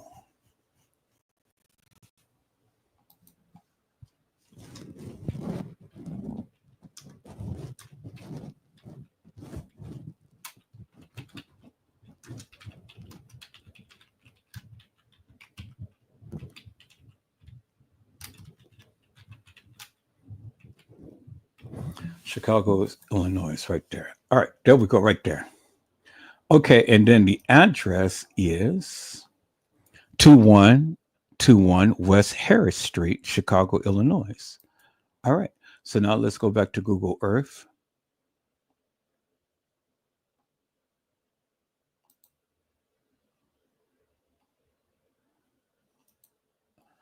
Okay. And so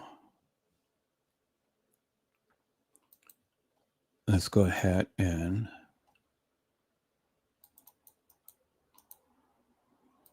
let's clear that.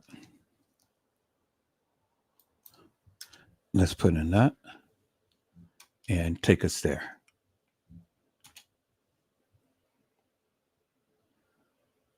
All right. There we are, right there. Cook County. So now, how do I get both? I want to do the driving now. Since I got both, open my maps for drive. All right.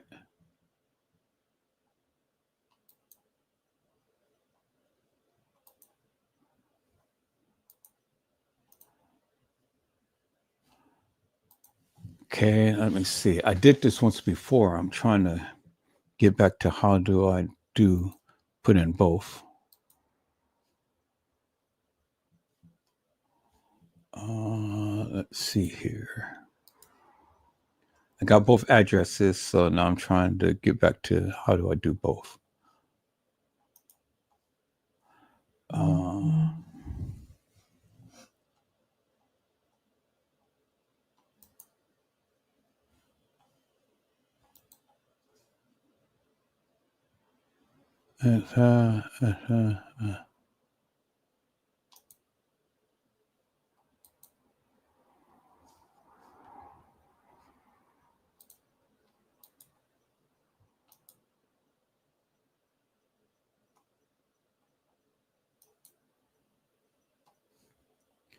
I don't know.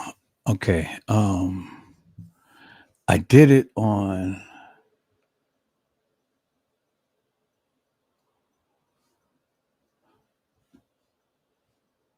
okay, so we got the maps right there. Let's see. We got the maps right there. All right, let's try a different one. Let's try Google's map.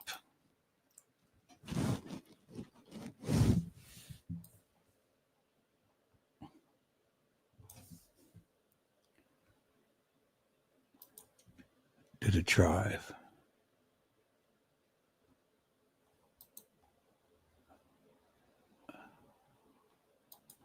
Google Map, drive.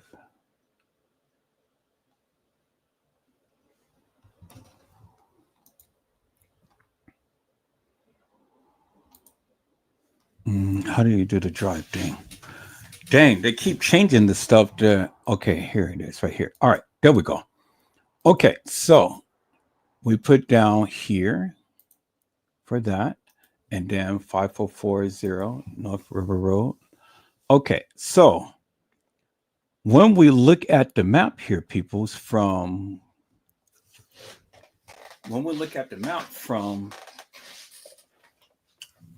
Rosemont to the Cook County Medical Examiner's Office, it is only 28 miles.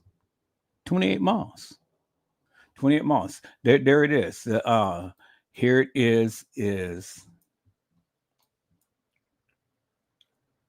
to Chicago, O'Hare, and Rosemont. There it is right there. Y'all see that? Crown Plaza, Chicago O'Hare, right? Okay. Down. We follow this road all the way down. Oops. What am I doing? Okay. Let me shrink that a little bit. To Chicago right there.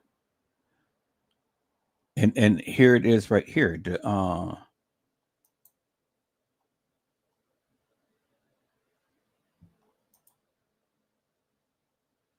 Cook County Medical Examiner's Office. All right, wait a minute. Let me do this again. Because all right, so Rosemont, so 544. 0 Rosemont. Okay, there we go. There we go. So now we're back on track. So I just can't touch the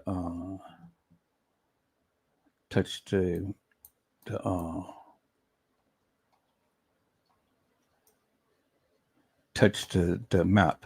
Okay, right here, there you see Cook County Medical Examiner's Office right there. Y'all see that, right? Okay, so from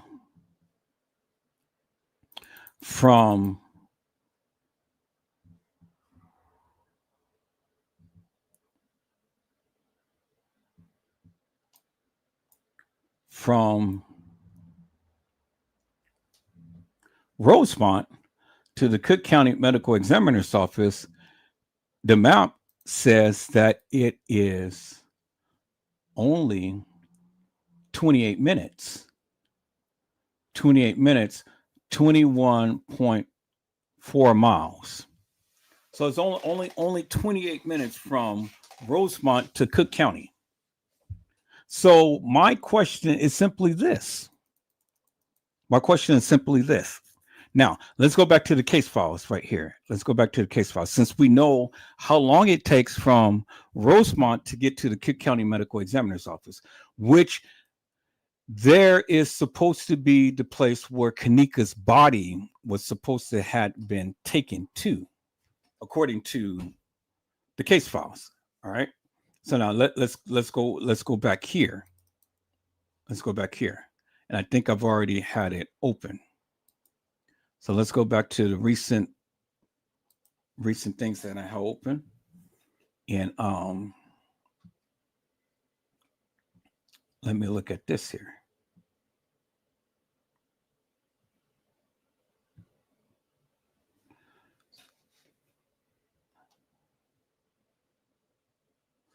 So I don't see it.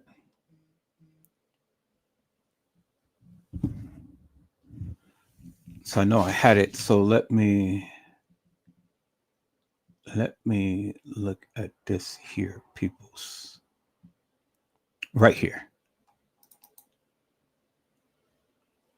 Okay, there it is, right there. All right. So let me increase this, peoples. Right here. It says simply right here, peoples. It says simply right here.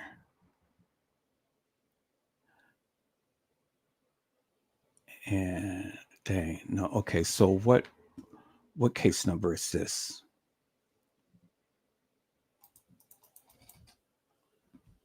So here, let me increase it this way into the thing here. Yeah, there we go. That's a lot better. All right.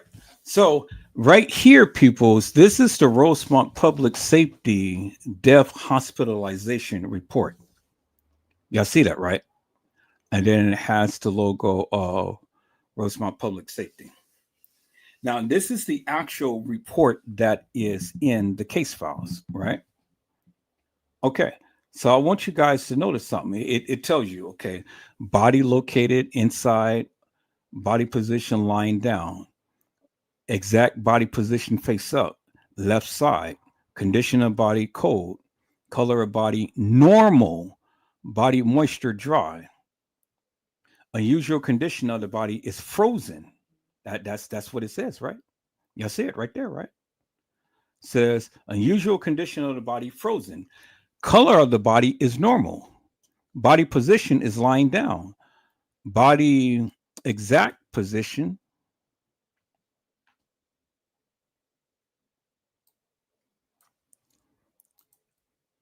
is cold. Body moisture is dry. No marks, tattoos, etc. Doesn't give no list of any marks, tattoos, etc. on her body. Okay. Right here, it says simply right here, peoples. It says name of physician, Dr. Christos, address 7435 West Talcott Avenue, Chicago, Illinois. Victim is presently being treated, not being treated. Okay. Now look right here. It says the medical examiner will respond to the scene of death involving falls, carbon monoxide in police custody, police shootings, and multiple deaths. Okay, y'all see that, right? Now, right here it says date. Medical examiner notified on 9/10/2017. Time of notification 0147 hours, meaning at 1:47 in the morning on what? The date 9/10. The medical examiner arrived at 0308 on 9/10. 9:10 in the morning. At 3:08 a.m. in the morning. Okay. It says the medical examiner's name is Summers, number 71.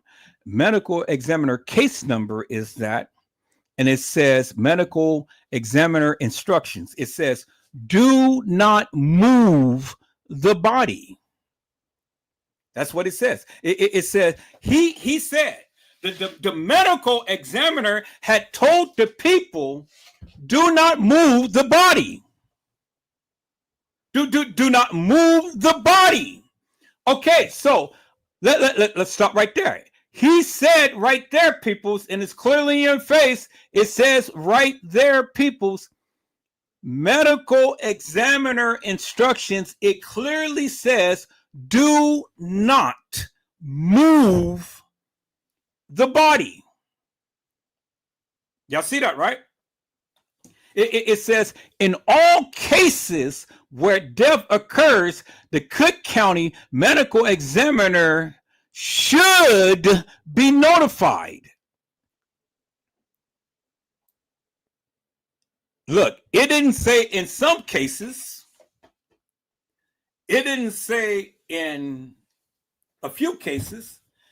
It says in all cases where death occurs, the Cook County Medical Examiner Office should be notified. Should be. It didn't say they have to be, but they said that it should be. But they were notified.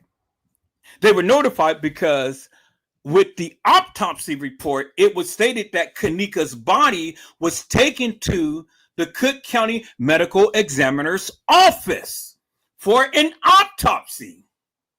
So they were notified. But the people that came out wasn't from the Cook County Medical Examiner's Office, peoples. They came from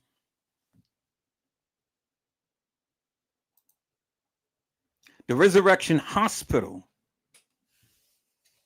That's where Kenneka's body was taken, peoples. It wasn't taken directly to the Cook County Medical Examiner's Office for an autopsy, peoples.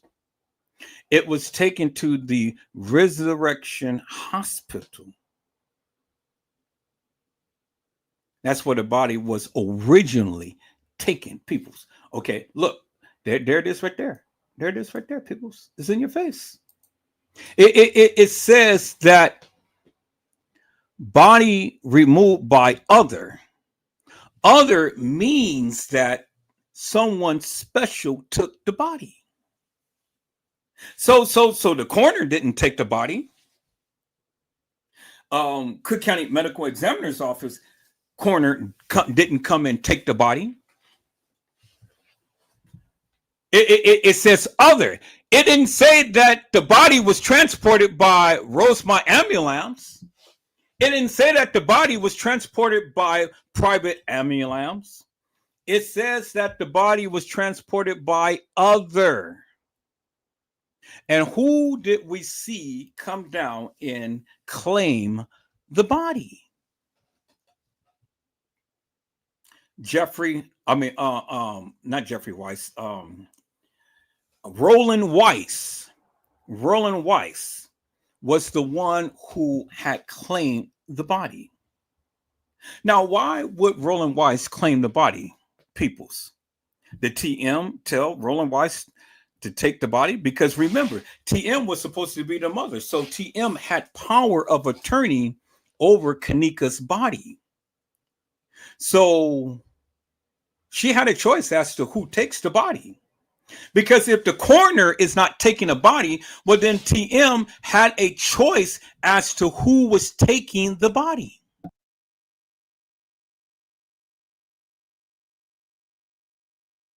See, people's, see, this is what I'm saying. See, you guys are under the assumption that they can just do what they want. And technically, if it's an accident, they can't do what they want. Because TM had every right and reason to say, take my daughter to X and X funeral home, hospital, or morgue. She had that right. She had that right. Can't no anybody come and pick up the body. If it was a homicide or any other or any other type of incident that the police would have gotten involved other than a accident, well, then the coroner had to come and had charge of the body. But in this case, it was deemed a accident. And so because it was deemed an accident, well, then TM had every right to tell the people who comes and picks up her body. But in this case, it was Roland Weiss who came and picked up the body. So then the question becomes people's. And see, this is very interesting right here, because see, this is where we need to get a greater understanding. Roland Weiss came to pick up Kenneka's body. And Roland Weiss has a crematory along with his funeral home. He had charge of Kenneka's body. Now, do you think that Roland Weiss took that body straight down to Cook County Medical Examiner's office, which is only 21 point something miles from the Crown Plaza? No. No. And no. Because it clearly told you where the body was going to, Resurrection Hospital. That's where the body was going to. It doesn't take an hour. It doesn't take 2 hours. It doesn't take 3 hours. It doesn't take 4 hours. It doesn't take 5 hours. Peoples, the report says that the body was frozen.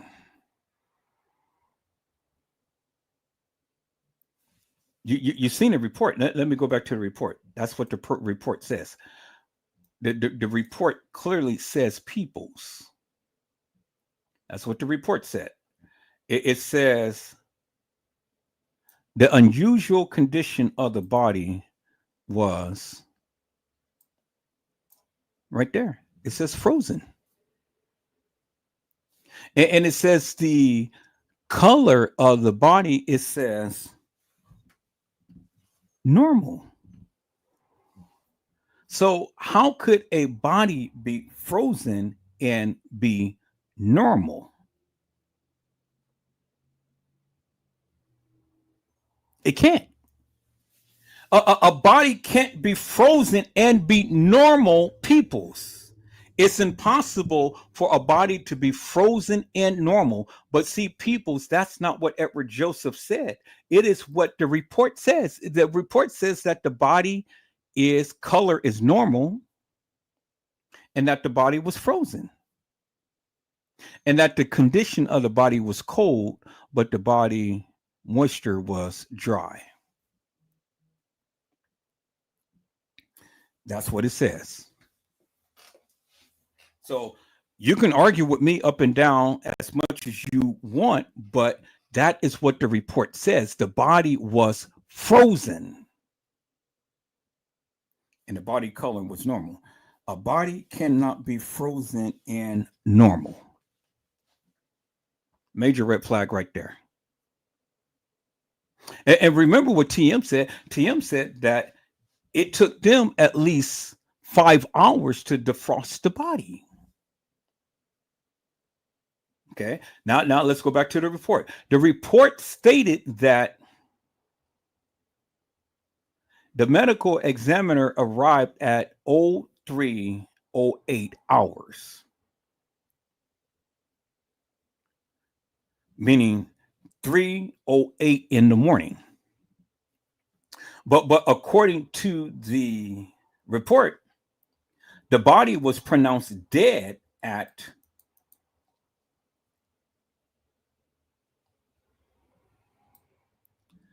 12:48 in the morning. But remember, she was supposed to have been found at 12:25. All right, see, you guys are not listening to me. She was supposed to have been found at 12:25 in the morning on 9/10, but the body wasn't pronounced until 12:48. The medical examiner didn't get to the hospital until 03:08 in the morning. And the medical examiner instructions was clearly this: do not move the body. Okay, so let's examine that for one moment, peoples, because see, I'm just showing you what was in the case files. It ain't what I'm making up, it's what they shown you. That's what they said. So now we got to walk this thing down, peoples. We got to walk this thing down because see, the thing is simply this: if Kenneka was found in the freezer, dead and frozen solid, as it proclaimed in the case files, as it was proclaimed on the video when they supposedly had found Kenneka's body. Remember, he said subject frozen solid. Well, this is what Tip had said of what they said in the beginning. Because remember, peoples, they've been saying a lot in the beginning, but this is what they said in the beginning.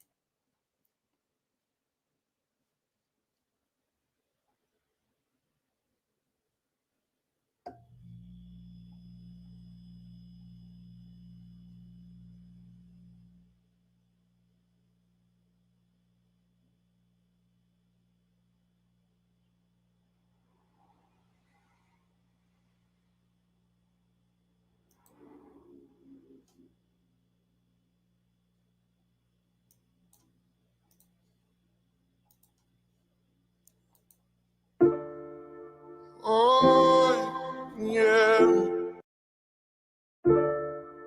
Oh, yeah. Was Kenneka Jenkins found in the rear dock area, or was she found in the freezer? Because I heard that she wasn't found in the freezer, but she was found somewhere else. Is that to be true, people? Chat. That's what they said from the beginning. Come on, Tiff, what did they say? She was found in the rear dock, at the rear dock. In the what? That's what they said. I said that's what they said from the beginning. In the beginning, people. From the beginning. This is what they said in the beginning. And then they changed it to the freezer. Come on. So we got reference of Kenneka Jenkins being in the dock area, being found in the dock area, and not in the what? The freezer. because Tiffany said that's what they said. What in the beginning? What did they do? They changed it, right? So when they changed it, then what did the people do? They latched on to that narrative and they ran with it. But peoples, what did I say? I said we are truth fact finders, right? So if that's what they said in the beginning, and we have the person on the mic saying, I am in the dock area, what is that telling you? That they not in the freezer. That they didn't find her in the freezer. Found her where? In the dock area.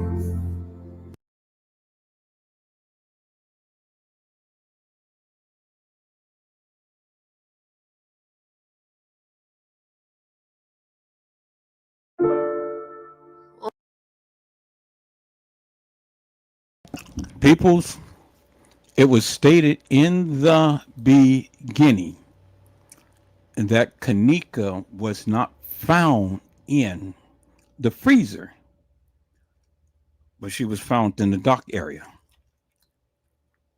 And then they changed it, just like they updated the case files of what I have just shown you from what they had said on September the 9th. And it was updated when people, let's go back to the case files.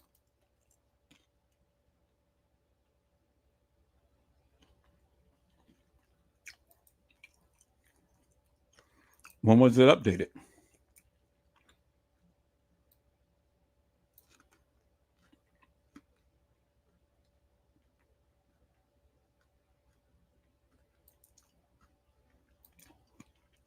It was updated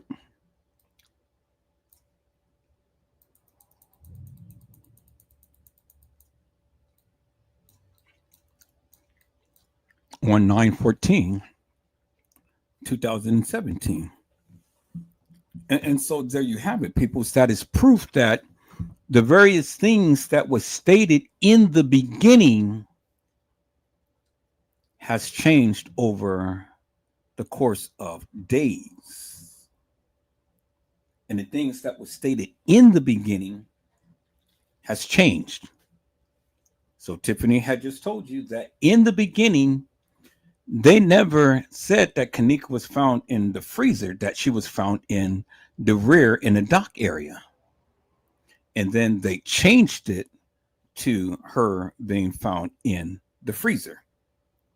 And just like this right here, peoples, there's just like this surveillance timeline says right here. And we're gonna go over that. It's been updated from what was originally reported to what we see here, 9/14/2017. So whatever had been stated in the beginning has changed here on this timeline. Do you see what I'm saying? So I get it. I get when the people say, well, this happened to Kenneka and that happened to Kenneka. But see, the thing is, peoples, I'm not just telling you, I'm showing you what they said. It ain't what I said. It's what they said. And I'm showing you what they said.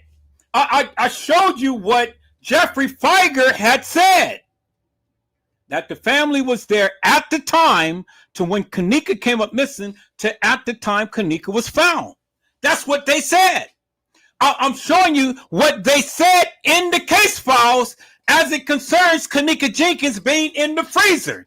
They said that she was frozen solid. That's what it says in the case files. And that the medical examiner told them, do not move the body. But what did they do? They moved the body.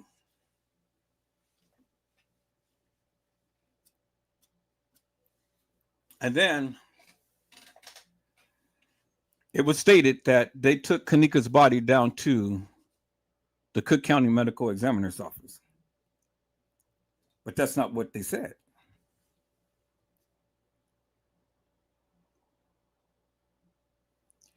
What they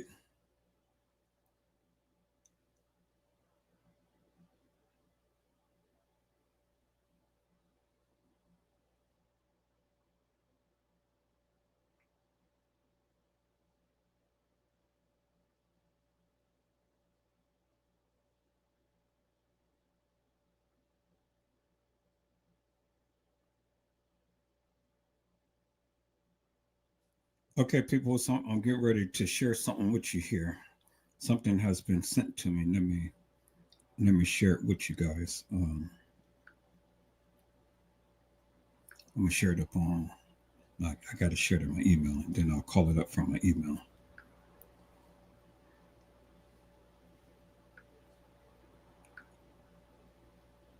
Hopefully, it is sent.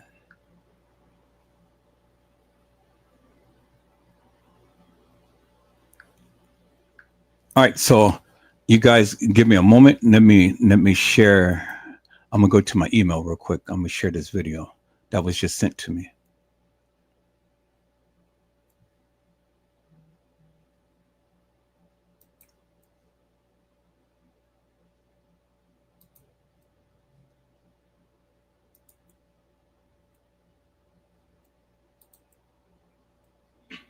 Please stay sharp and clear up. Okay, so I'm gonna share this. I'm gonna share this. I'm gonna share this video, peoples. All right, let me share my screen.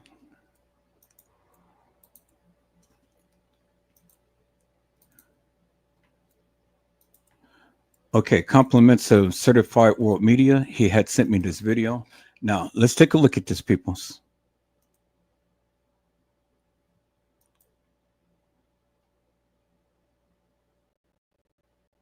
Install this patch to enhance. Okay, so I got to install the patch right quick here.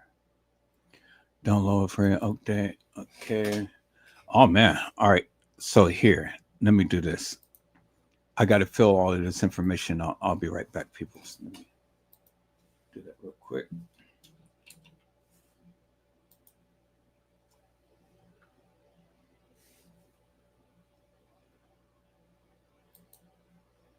Okay. Wait for that patch to upload. Okay. I'm going to have to.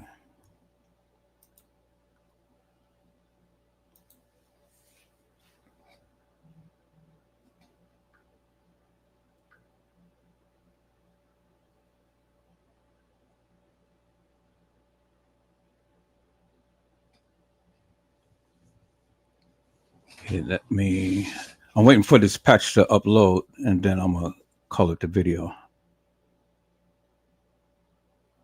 I'm getting ready to get a new 4K camera.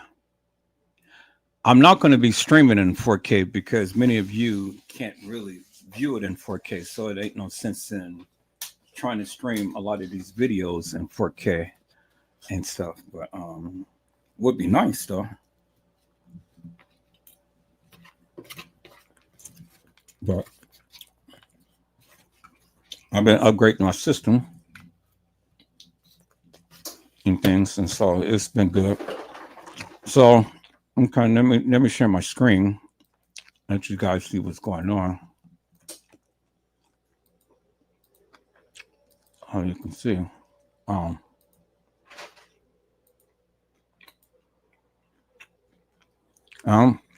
82% installed. All right, we're almost there. Some more things that Certified World Media had shared with me. We're going to take a look at that. And again, people, I'm not being argumentative or anything. I just want to have a good, wholesome debate because I'm just only showing you what they said. It ain't what I said, is what they said. So let's look at this. Please stay sharp and clear.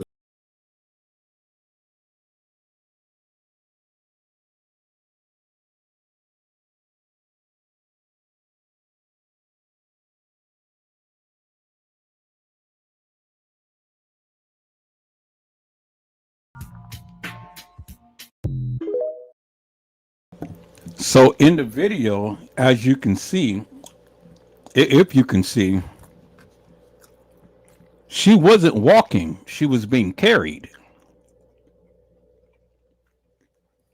Whoever the person that was in this video, Kenneka was not walking in this video. The person in this video was being carried. Let's watch that again.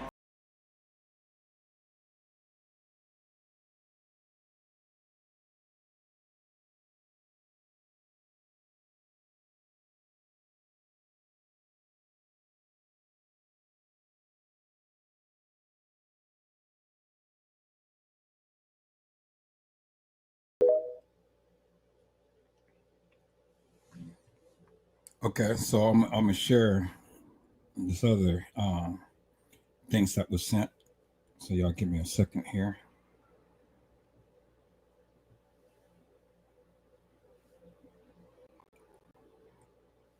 Share it to my email.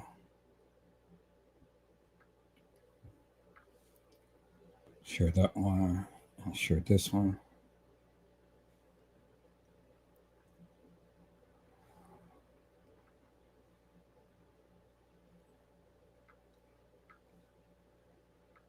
Okay, and then I'm gonna share this one.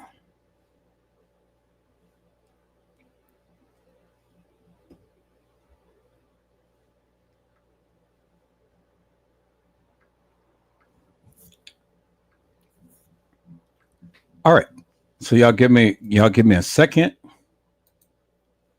Y'all give me a second and let me go to my email and let me call up these things that was sent to me, and then I'll be right back. Now, this may change your perspective or it may not. It may yield more questions than answers. But you decide, peoples. You decide. All right, so let me download this. Oh no, I can just show this like this. Okay. So let me show this picture, peoples. Let me share my screen.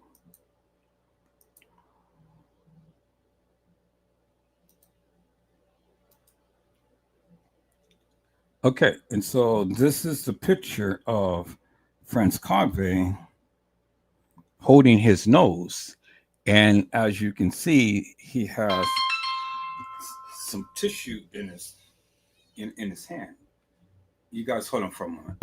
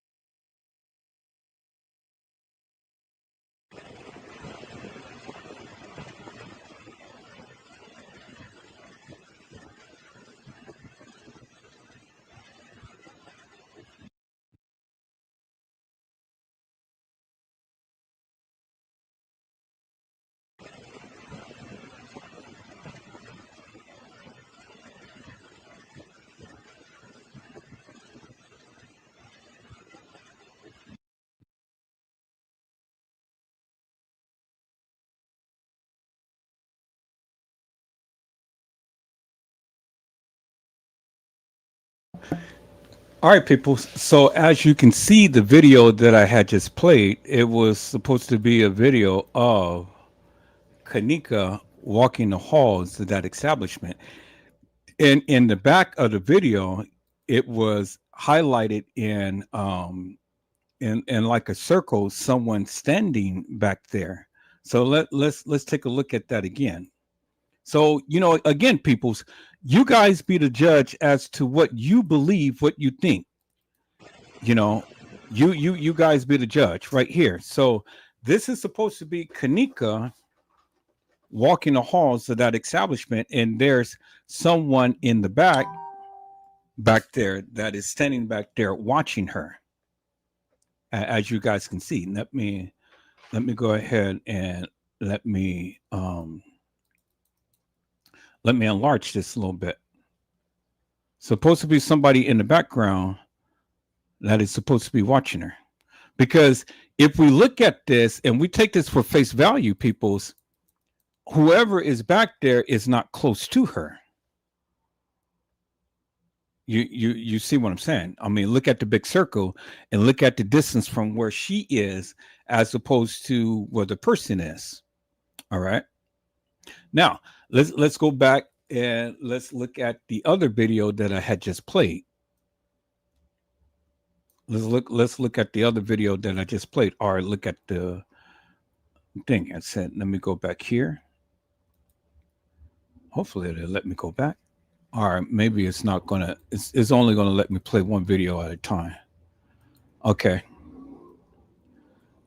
So we got that one. Now let's go back and look at this one.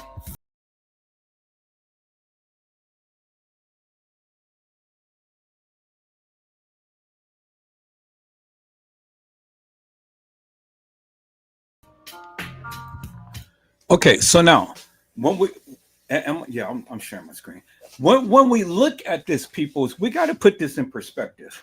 We have to put this in perspective now, because we see the video here clearly. Someone is carrying someone in their arms. And this is the same hallway that it was stated that Kenneka had walked down and was staggering drunk in this particular hallway. So we have to put this in perspective. Okay. Let's put this in perspective. Let me see. I have that thing. I wish I could just put both of the videos up together in things. Only way I can do that is in my editing software. But I want it to be full screen like this. So let me see if I can do it this way. No, I'm already got the application called up. So I can't do it that way. But maybe I can use Windows Media. Okay, let me do it like this. Let me go back here. I do cancel all of that. All right. So let me see if I can open this up in Windows Media.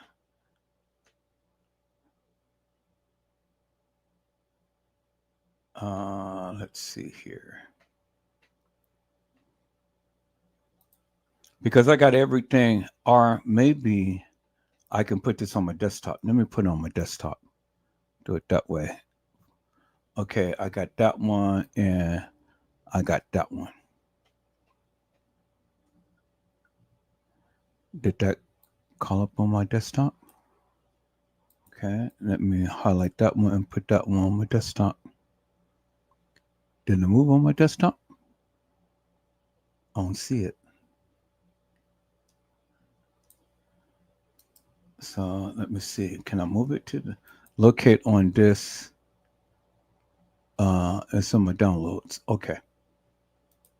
So let me move it out my downloads onto my desktop.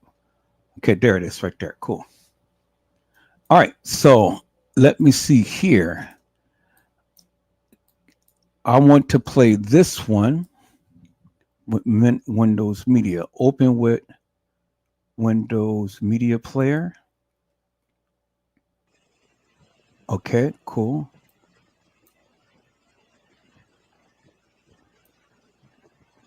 And then let me see if I can open this. Open this with Windows Media Player. Footage Nope, they nope, nope, tried to nope. clear Okay, up. well, Footage they I'll keep didn't this want. one Windows Media Player. And then I'll open this one with, what can I play? Power DVD. Okay, cool. So I got two separate ones. All right. So let's look at this here. So we have that, and then we have that. So let's go ahead and. All right. I didn't say play the whole thing.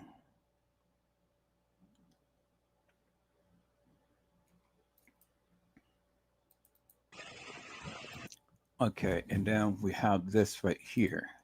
So let's move this down. Let's move this down some.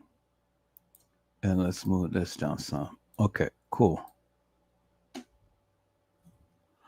right. So when we look at this, people's, we have two separate scenes.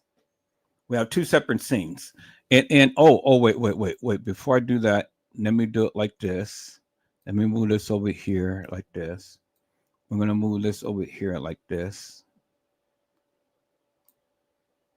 Okay, and then let's call up that last picture. Let me go to my downloads. Y'all hold on for a moment.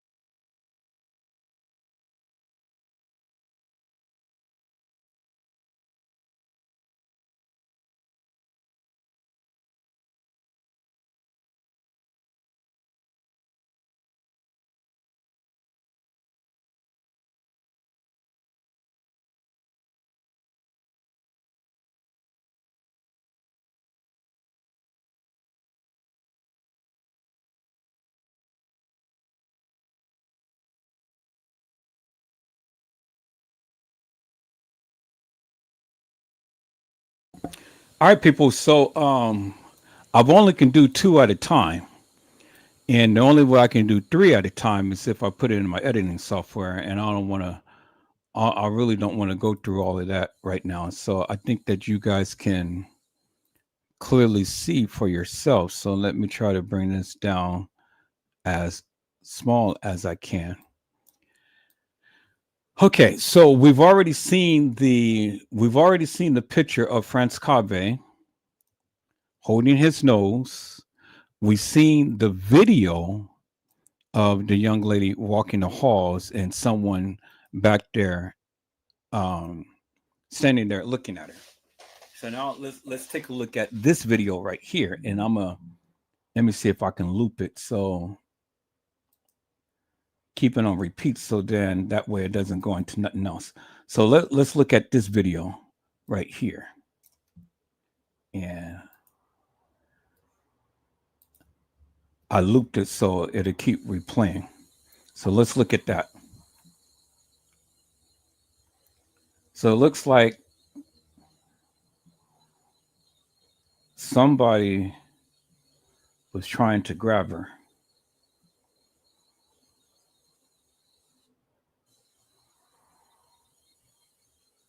So I looped it. Looks like somebody is trying to grab her. Now. Oh, wait. I don't think I'm sharing my screen. Let me share my screen. Okay. Let me go back and let me share my screen, peoples. Okay, so I'm gonna share my screen. So you guys can see. Now, you guys be the judge as to what you see. I'm not going to put words in your mouth or anything like that. I just been sent these videos. You guys be the judge. So before I go through this, let me go and let me read Brazy Certified World Media commentary, because then I guess with the commentary along with the videos, it would make a lot of sense as to what he's trying to convey. Now, Brazy Certified World Media has said the lies she told for years and the hotel turned out to be the cause of her death. Brazy Certified World Media had said Kenneka came up missing Friday night. Going into Saturday, she was drugged on Saturday. She walked through the halls Saturday. They pronounced her dead on Sunday at 12:26. Kenneka's body wasn't solid. What wasn't solid? Frozen or frozen solid. Okay. Brazy Certified World Media has said at all. So that means she had to die sometime Saturday night going into Sunday. The videos of her walking had to be put together Saturday to make everybody believe she walked in that freezer Friday night. The Certified World Media has said going into Saturday morning, whatever happened with her and that security, they couldn't just let her leave the hotel to report to the cops or tell other people, so they staged her death. Brazy Certified World Media said, so this lets you know they staged something Saturday because it was guests saying that they couldn't come in the hallway, but was filming something that day and that Saturday on the 10th, the very next day. And then Gina to you says, greeting Brazy. And then Brazy says, hey, Gina to you. And then Brazy had said, one thing we know, if the case files was put together by the same police who helped the hotel cover it up, then it's safe to say they falsified everything. Because ain't no telling who they knew that worked at Target around that time. Whatever was on that footage, just anybody couldn't see that. So somebody they knew at Target helped them. And then Gina said, that's not her. It does look like someone in the back there. Or maybe since this is staging, maybe he was waiting for his cue to come out. So it's some very interesting commentary here, people. It's a very, very interesting commentary. And so let's break it down. Let's break it down, because I understand everybody's thoughts and views and feelings and things, but I'm only going to break this down, and I'm only going to show you what they said. Now, I've shown you what Brazy said. I've shown you what Gina said. I've shown you what Casey had said. I've shown you what the case files had said. And I'm showing you what the video is showing. Now, you decide whether you believe that's Kenneka or if that's another girl. And then you have to also take into account everything. Everything, because it ain't no one size fit all. You got to look at everything. And the thing is, and it's what I want you guys to really focus upon is, in the beginning. In the beginning, they never stated that Kenneka was found in a freezer. They never stated that Kenneka was found in the freezer. They said Kenneka was found in the dock area. I remember that. And then it was changed to the freezer. But in the beginning, it was never stated that Kenneka was found in the freezer. Although, the premise was always that she was in a freezer, but it never stated that it's a difference between her being in the freezer and her being found in the freezer. Do you understand what I'm saying? See, the premise has always been Kenneka was in the freezer, but it never stated that Kenneka was found in the freezer. It was stated that Kenneka was found in the dock area. I remember vividly, because I remember TM saying that Kenneka was found in the dock area by the caddy shack. That's why she was suing the caddy shack. And I've been searching high and low for that video for the commentary of Teresa Martin saying that Kenneka was found back there by the dock area near the caddy shack. Not in the caddy shack, but near the caddy shack. Because I do remember her saying that. I remember that personally. I don't know what you guys remember. I remember that personally. Remember that vividly. And this is and see the reason why I never went with that narrative, because I couldn't find no evidence of Kenneka being in or near the dock area. We never seen no videos or pictures or anything like that of Kenneka being near the caddy shack. But it does make sense if you really think about it in a manner to which I'm going to break it down, because I'm going to cover every scenario that's out there, people. So I'm coming back now, and I'm covering every scenario, to see if this all makes sense. Because one or two things is happening, people. And this is what I'm trying to get you all to understand. You just can't specifically go by what the video says. And you cannot specifically go by what the case file says, because all of it has been doctored up and it has been edited to a degree to where they pushed out a narrative. But we can hold them to account for what they said, because it is what they said. And it's what is being shown in the case files. So you can't argue with what's being shown in the case files, because that's what's being shown in the case files. Now, you can argue that what's in the case files is not correct. You can argue that, but peoples, you cannot argue that of what's in the case files, when that is in the case files, is what is in the case files. That is what they've shown us. That's unequivocal and undeniable. People, you can't argue that fact. You can't say that, oh well, no, that didn't happen. Well, it may not have happened, but it's what is in the case files.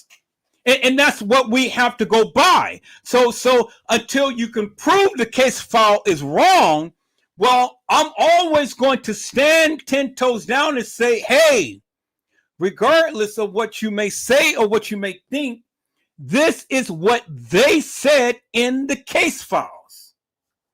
And you can't argue with that.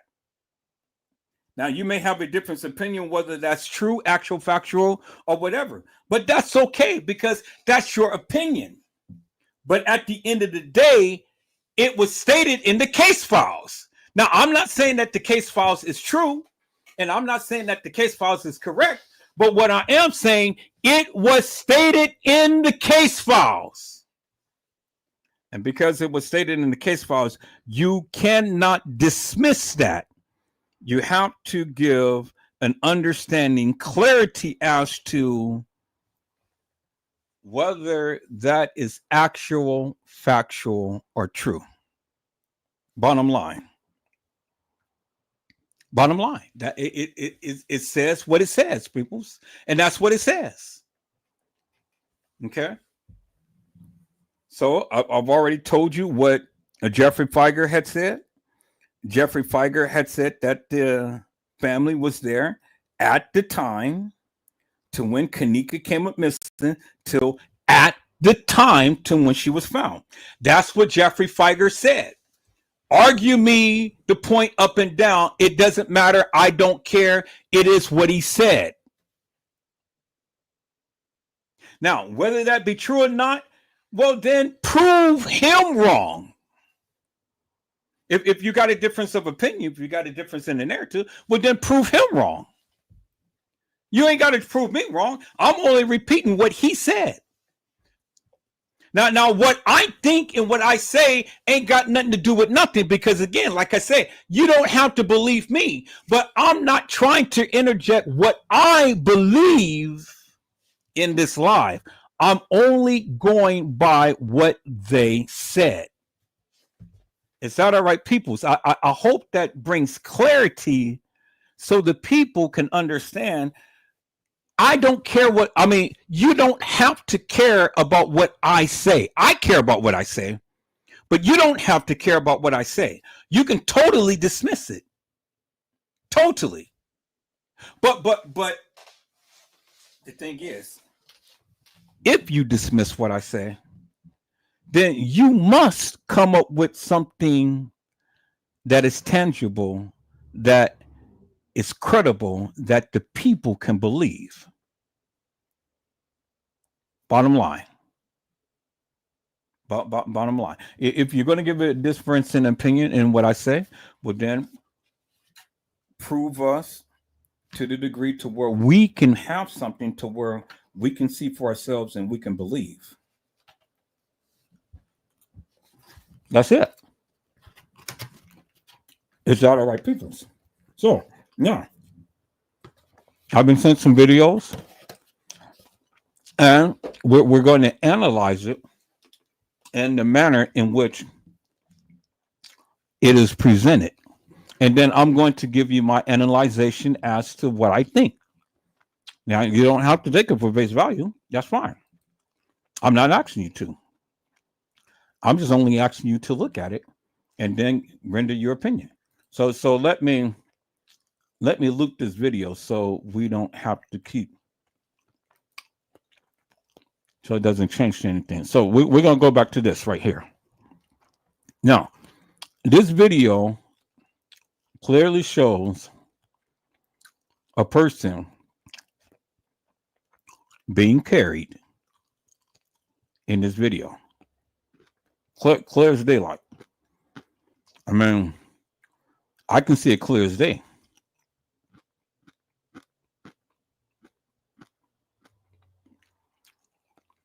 She's being carried. It ain't no person, single person sitting here walking the halls of the establishment all drunk and stuff. No. It shows me a person that has another person in his or her hands, but I'm sure that is a male to be carrying someone in his arms.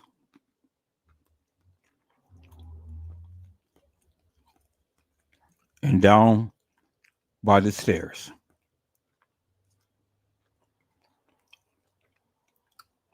That person is literally carrying another person. Now, you may see something different. And if you see something different, well, chime out. Chime out and tell us what you see. Tell us what you feel that you see in this video. I'm going to play it a couple of times. So we're going to start from the beginning. We're going to play it a couple of times. It's going to automatically loop. And so I want you to give me your understanding as to what you see. Footage they tried to clear up.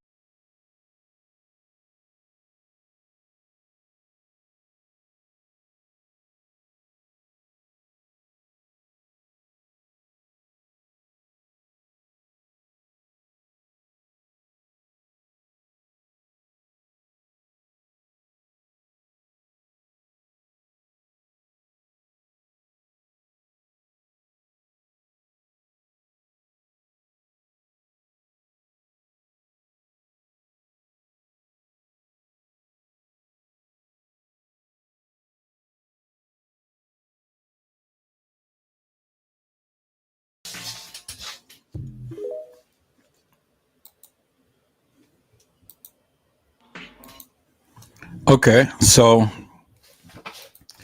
in my humblest opinion, peoples,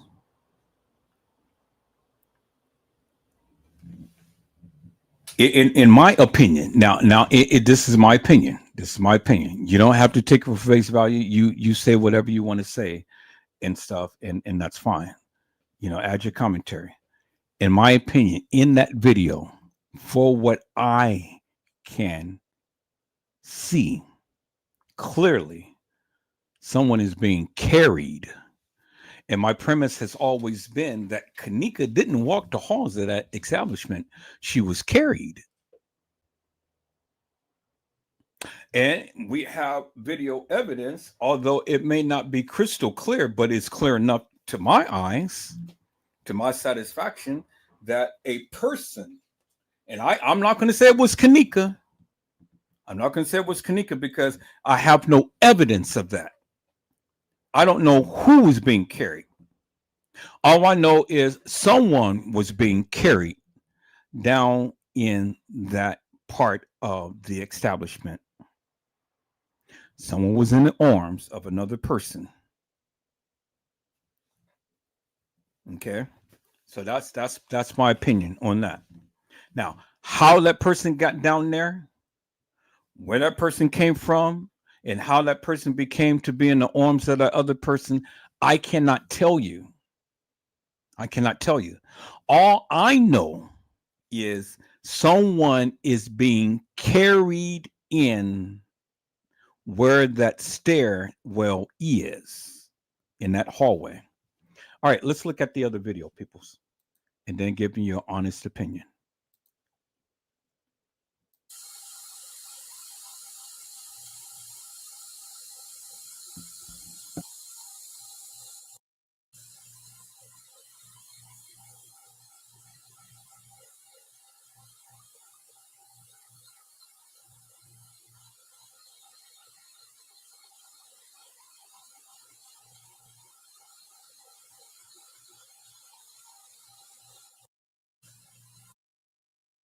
Now, in this video right here, peoples, to me, this is my honest opinion. Someone was trying to pull that person from the area, from that corner, for whoever was staged back there. Someone was trying to pull that person. That's my opinion. That's what I see. Now, I can't tell you who it was. All I can tell you that from my standpoint, someone was being dragged or being pulled from that particular area. Now you formulate your opinion whether you believe it's Kenneka or not, but that's what I see. Now let me go ahead and share the other videos that I got. We've already seen a picture of France Cave. Let me go back to my Yahoo Mail, and let's look at the other pictures or videos that was sent. Now, you develop your own narrative as to what you believe that is. I'm not going to be here to tell you, unequivocally and undeniably who that is or what that is or whatever. I can only tell you from my point of view, from my perspective, from what I see. And that's all that I can do. Okay, so now let's take a look at this. Let's take a look at this video. Let me share my screen. Now, keep in mind, peoples, all of the different areas of where this person was supposed to been commandeered or almost being commandeered or have been commandeered. Remember, one video we seen of the person being carried by the stairwell, because that person, in my opinion, was literally being carried. We seen another video of a person that was almost being commandeered, but didn't quite be commandeered. Got away. Now we're going to look at this video right here. Now, understand what I just said. One video, we seen a person almost getting commandeered. The other video, we seen the person in the arms of someone else and not walking by the stairwell. And now in this video, let's see what this video shows, people.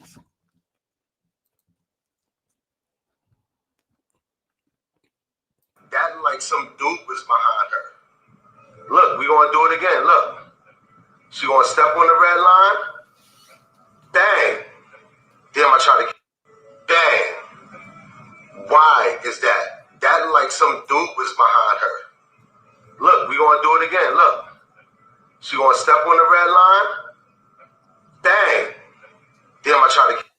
Bang. Why is that? That like some dude was behind her.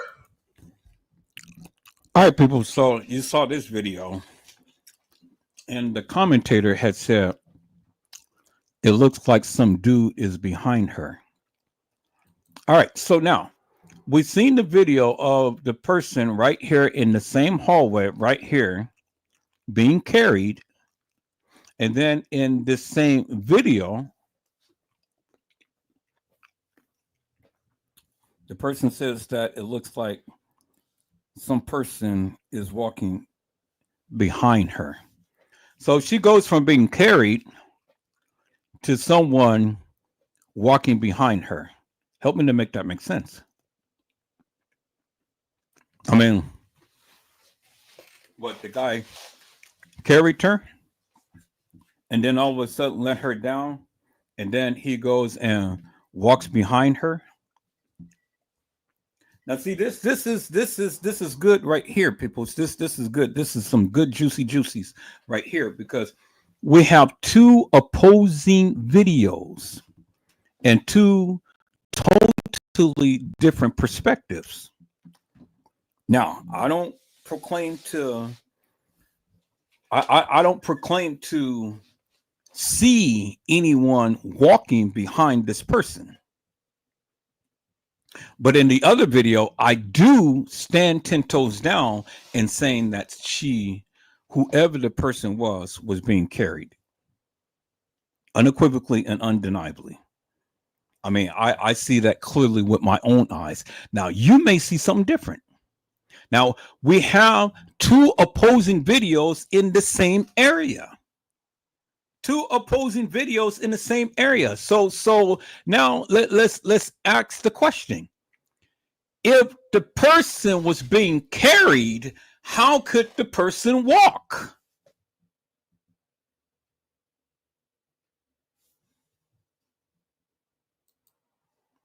Let's make that make sense. In the same area, if the person was being carried,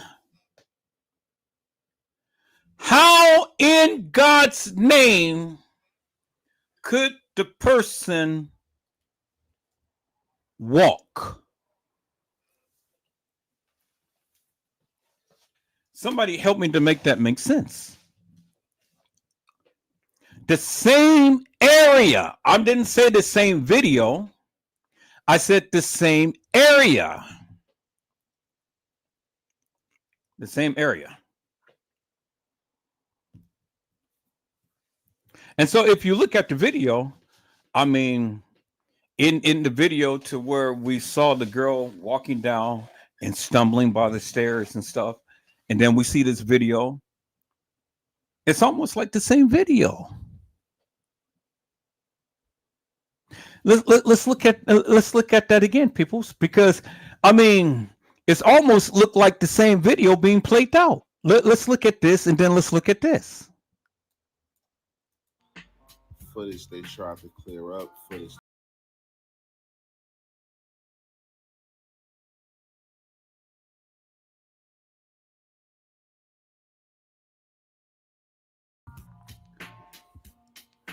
So if she's walking down there by the stairs and staggering drunk like the people proclaimed and things, well then help me to make this make sense. This is her by the same stairs, staggering drunk.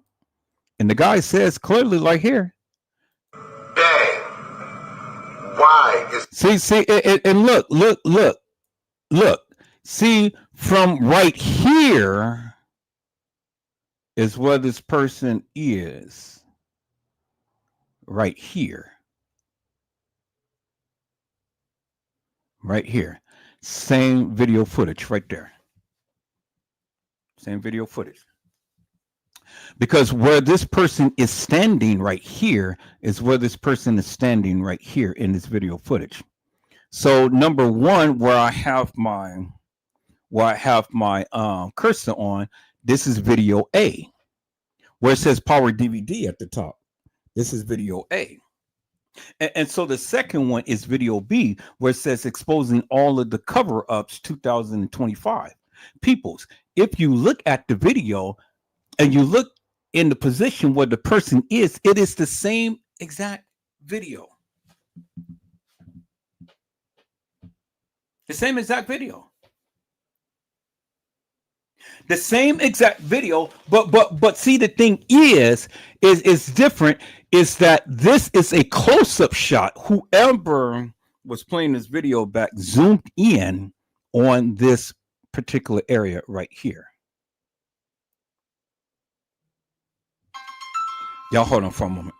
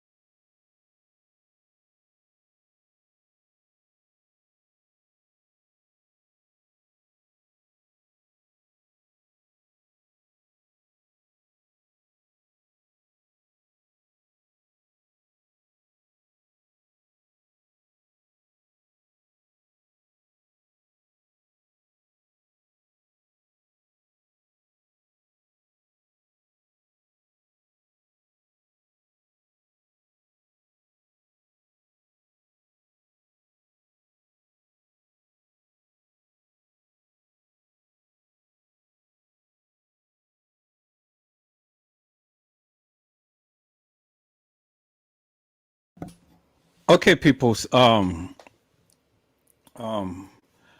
we're going to do it this way. I got some clarity as to way that someone sees it a little different, and so I'm gonna try to explain it the way that it was explained to me, and then see if it makes sense to you.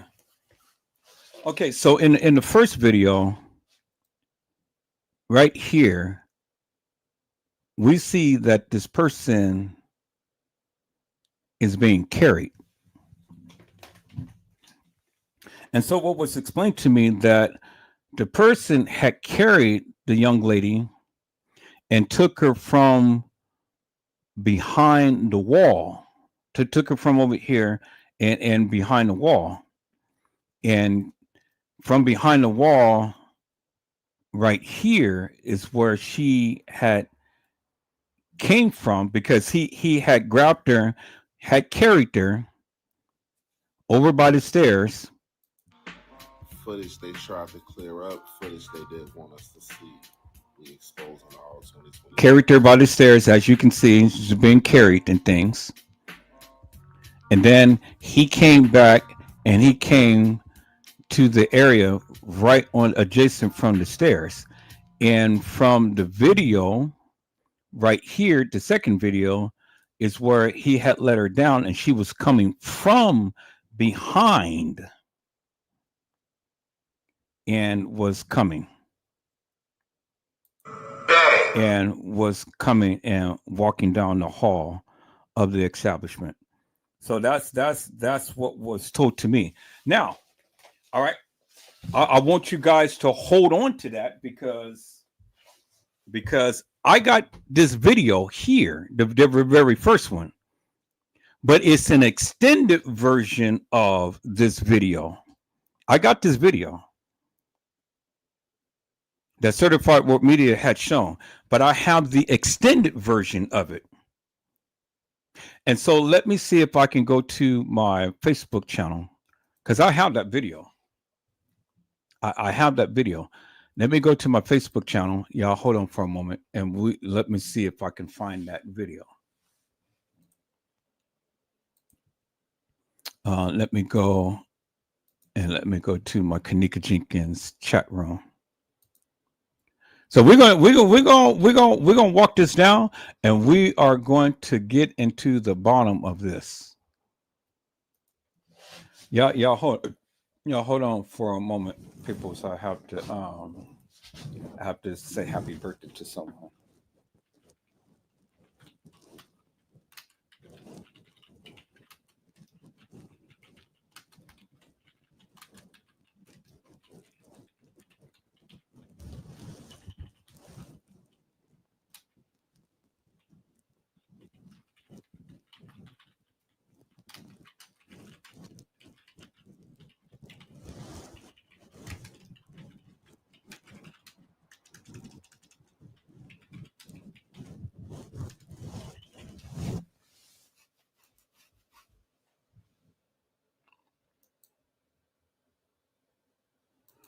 All right, people. So I just did the. Let me go to my Kenneka Jenkins chat room, and we're going to look for that video. So let me go ahead and let me share my screen,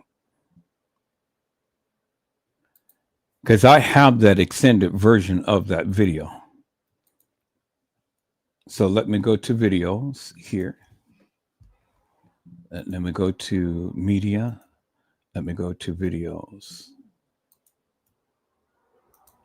Okay, media, videos. All right. So let's see here. Let's take a look at that one. Right here. Look at the front of her head right there. His arm is around her. His head is up there. Look at people in the back right here. There's somebody in the back right here. He's right here. This is him right here. This is Kenneka bent over. Forward. Back legs. Feet dragging. Look at her shoes. Look how he got her. Look how he got her. In that hallway. See what happened when you look at all the glitches in the pictures, all the stuff. They tried to blend this picture and mix it with the kitchen. Yeah. Y'all said this girl did this shit on her own. Y'all said this death was ruled as accidental or something like that. I don't know, man. This shit been so long, man. We've been dealing with this crazy shit. I hate to talk like this, but yeah, I'm showing y'all the picture, man. That's her, right? Now, peoples, this is the continuation of the video that I just shown you, because this is the picture that's adjacent to they're down there by the stairs. But this is the area to where you couldn't see where the guy was carrying her. But as you can see right here, let me show the video again. This is the other part of the video that I just shown you. This is the other part of the video that I've just shown you. Other part of the video that I just shown you of the guy carrying the person. Let's watch this again.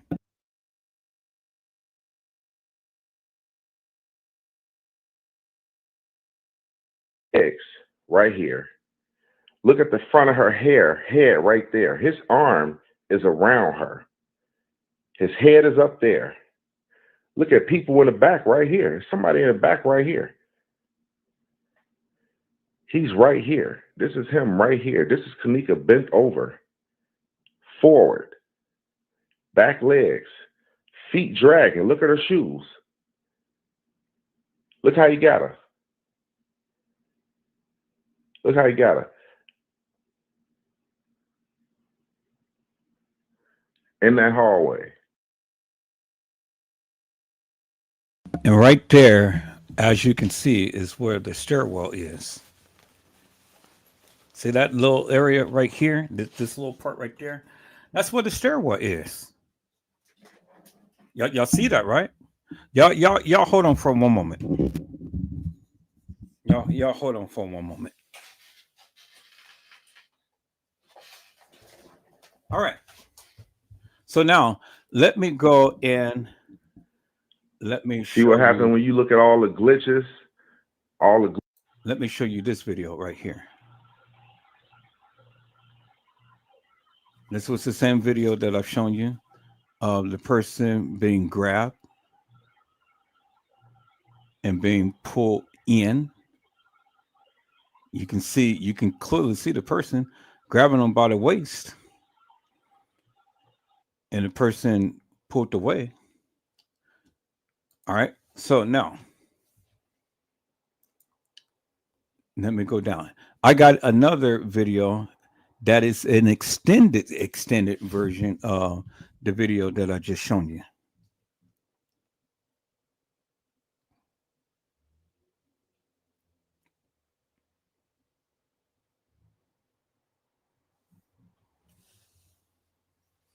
This is why, see, Facebook is trying to get rid of all of our videos.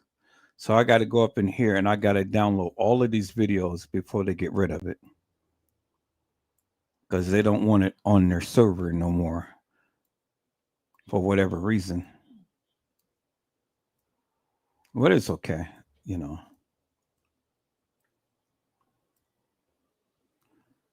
All right, so here, let me do this. Okay, these are the videos. Let me go back to the pictures. And I think I probably have it in here.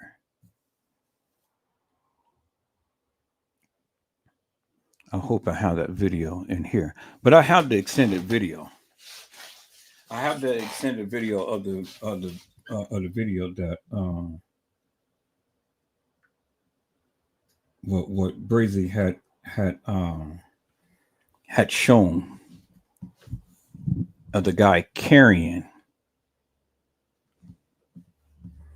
clear as daylight.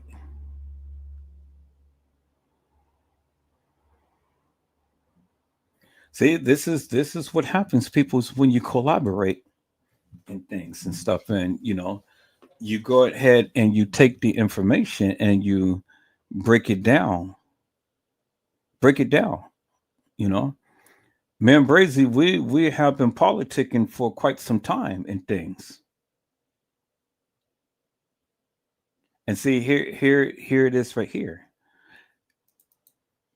Okay, as you can see, this is the same. This is the same video picture. You can clearly see it right there.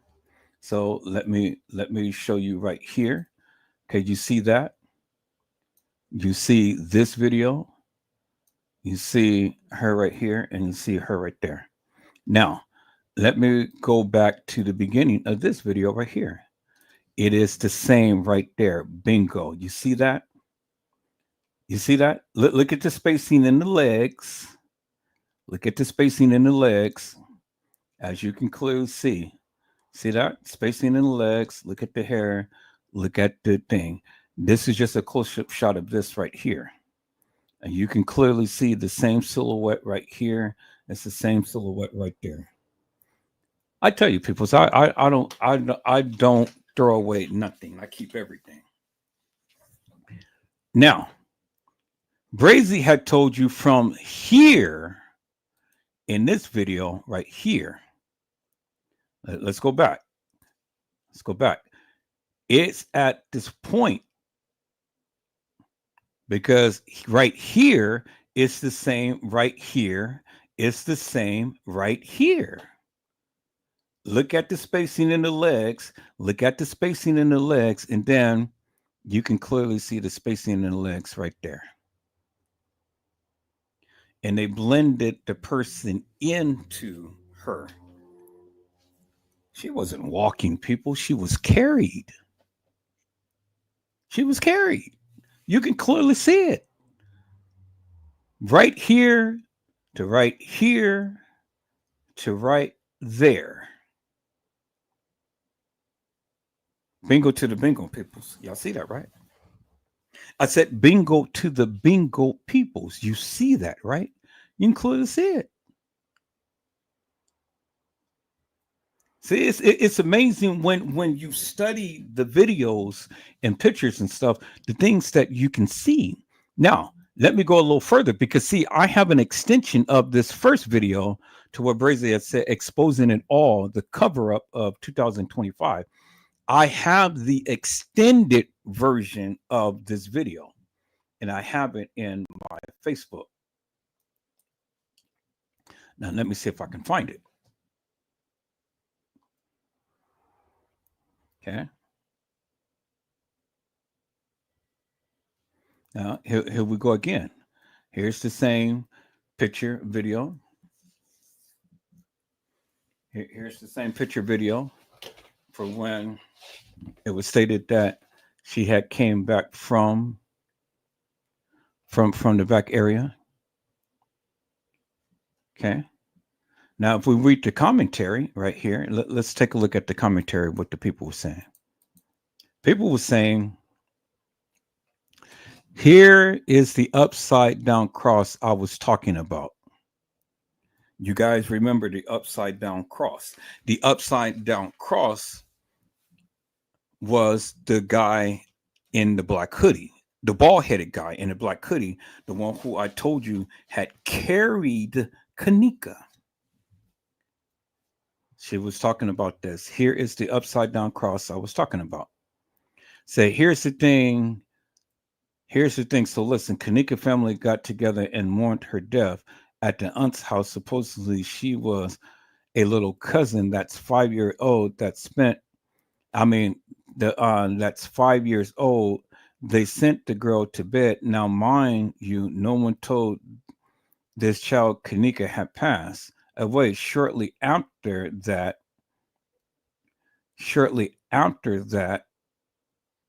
they sent her to bed. She woke up, came into the living room and said, Mommy, Nene was just talking to me. She's standing behind you, sticking her tongue out, putting two fingers behind your head, bunny ears. She told me to tell y'all to stop crying because every time y'all cry, she starts running. She said, tell her mama she fought that man off hard. She fought really hard and she will be back to tell the rest. I bullshit you not. This is coming from her auntie's child.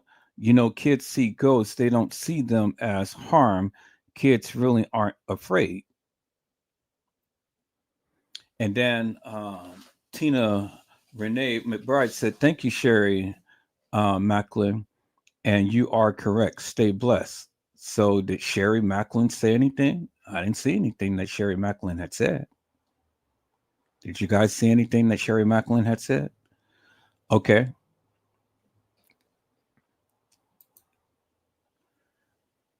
Let's see. She said, okay, here's Sherry Macklin. I pray harder than ever now, even blessings my house because I'm a person that's not scared of nothing much.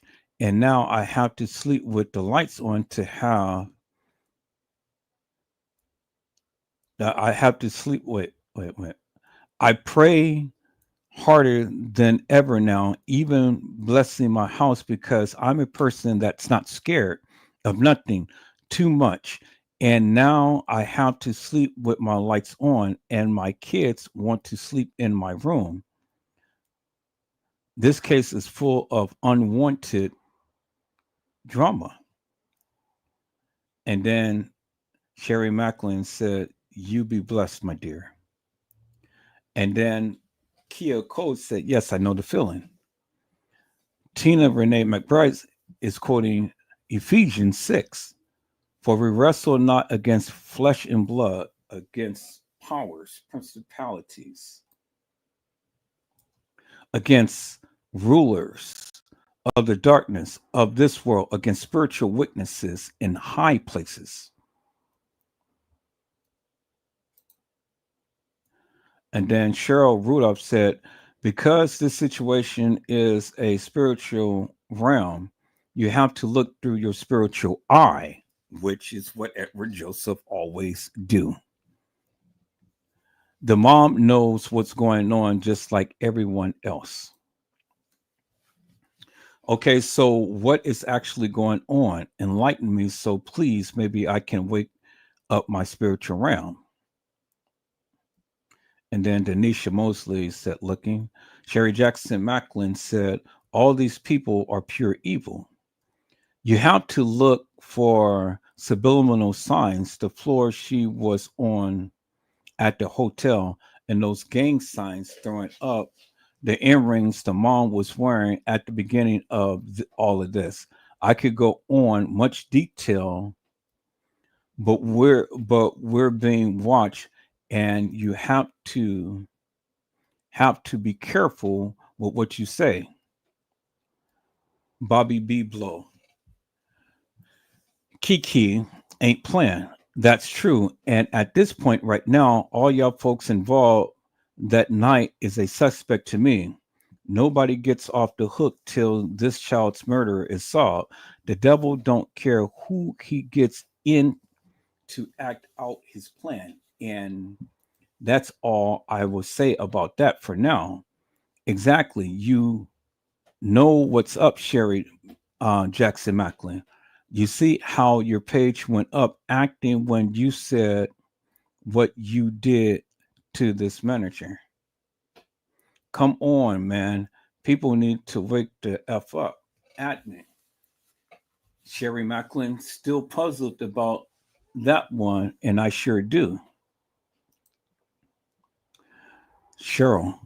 It's all good though. If I find this video with the video with the mom in it, I'm gonna share the link. Nisi, FB. That is the split in the pictures on the wall with the bottom border of the floor black that is reflecting on the picture. Laughing out loud. That's a reflection off the picture. The line is going down and the line across is the baseboard of the wall, shaking my head.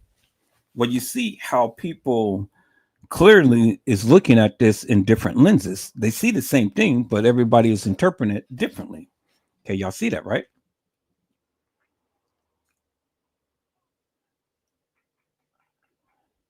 Uh, Heather Johnson, laugh line out. That's a reflection off the picture. The line is going down and the line across is the baseboard of the wall. Shaking my head. Sherry, yeah, it is, but she is saying that it shows a upside down cross. Demons show themselves through anything possible.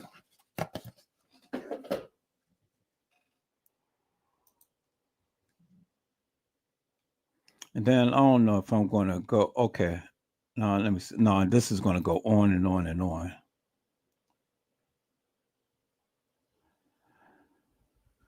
Okay, let's see. True, but it still is an upside down cross right there. It's a reflection of law. Her family deserved justice. Picture also looks like she's wearing a hoodie. Well, there you have it. So somebody sees the black hoodie, the person in the black hoodie, which I kept saying over and over again. The guy in the black hoodie was the one who carried Kenneka. So each of these people are seeing something different and stuff, but even in the things that they see different, people are still pointing out certain factors in this picture that is so evident. And it still goes to what I was saying, that a guy in a black hoodie carried Kenneka. So even though all of these people are seeing different things, they still are speaking upon things that they see in this particular picture. All right, so now let's go back to the picture, peoples. And so again, here is the picture that coincides with what Brazy had shown us in succession. There it is right there. From there to there to there. Peoples, as you can clearly see. Okay. So is it making sense now, peoples? Is things coming a little bit clearer? Now, let me see if I can find that video. Because I have that video.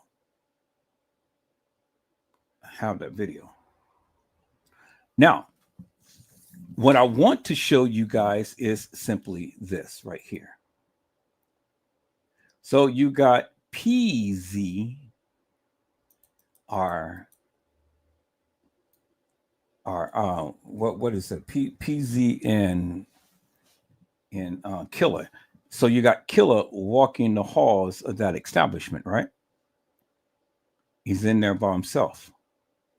Okay, y'all see that, right? So, but right here in the same hall, the same exact hall, who do you see? It sure ain't Kenneka. So it's a girl who's playing Kenneka. You see that, right? See, so this is why I say I don't get to the degree that Kenneka was walking the halls of the establishment, because this is not Kenneka. Because if you ever looked at Kenneka or the girl who you guys say is Kenneka, the body structure is different. The hair is different. If you go and compare this picture to the so-called picture of the person walking into the establishment versus the person who was walking over there by the elevator, by the stairs. So here, let me do this. I'm going to clip this and I'm going to show you what I'm saying, peoples, because I know what I'm saying. See, I've been a videographer, photographer for over 20 years. So I got an eye for this shit. I know what I'm saying, and I'll prove what I'm saying. You know, you guys may have an illusion or a conclusion that Kenneka walked the halls of that establishment. Okay, that's good. That's fine.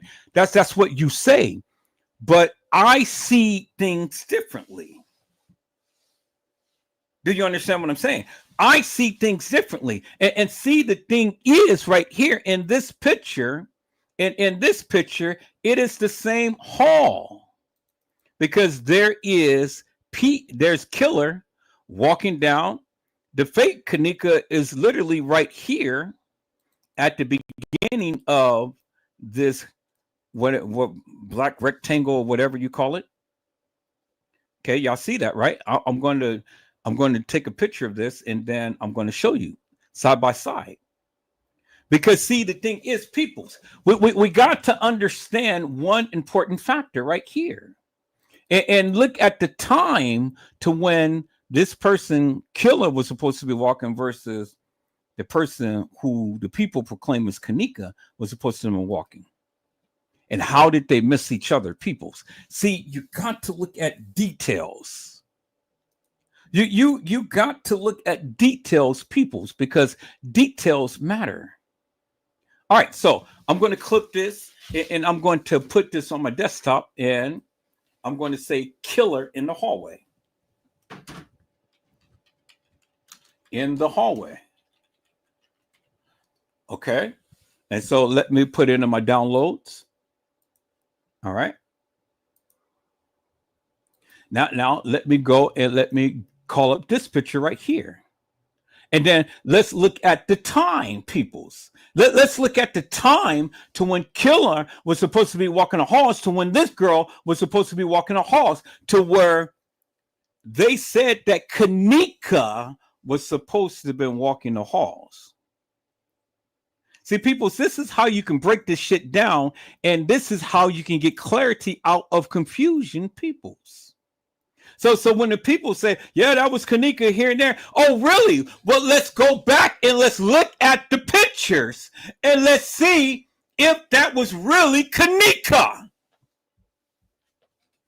or a girl who played her in the halls, which is what I've been telling you guys forever and a day. And I've always stand 10 toes down with what I say, peoples. And I've always can prove everything that I say because, see, again, me being a videographer, me being a photographer, I got an eye for this shit.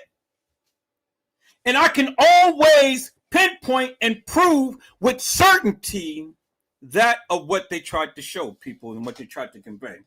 And I'll show you with certainty, peoples, there were several people who played Kenneka. You may not believe it. I don't care if you don't believe it. But you can't disprove me. You can't debunk me. Because I'm showing you the evidence right here, crystal clear in your face. It's in your face. So, let's put down fake Kenneka in the hallway. All right. So now, let's look at both of these pictures, peoples. Let's go back to... We're going to set these aside. We're going to put these videos right there. We're going to set them aside for a moment. And let's go back to my downloads, peoples. Now, let's look at both of these pictures, peoples, that I just screenshot.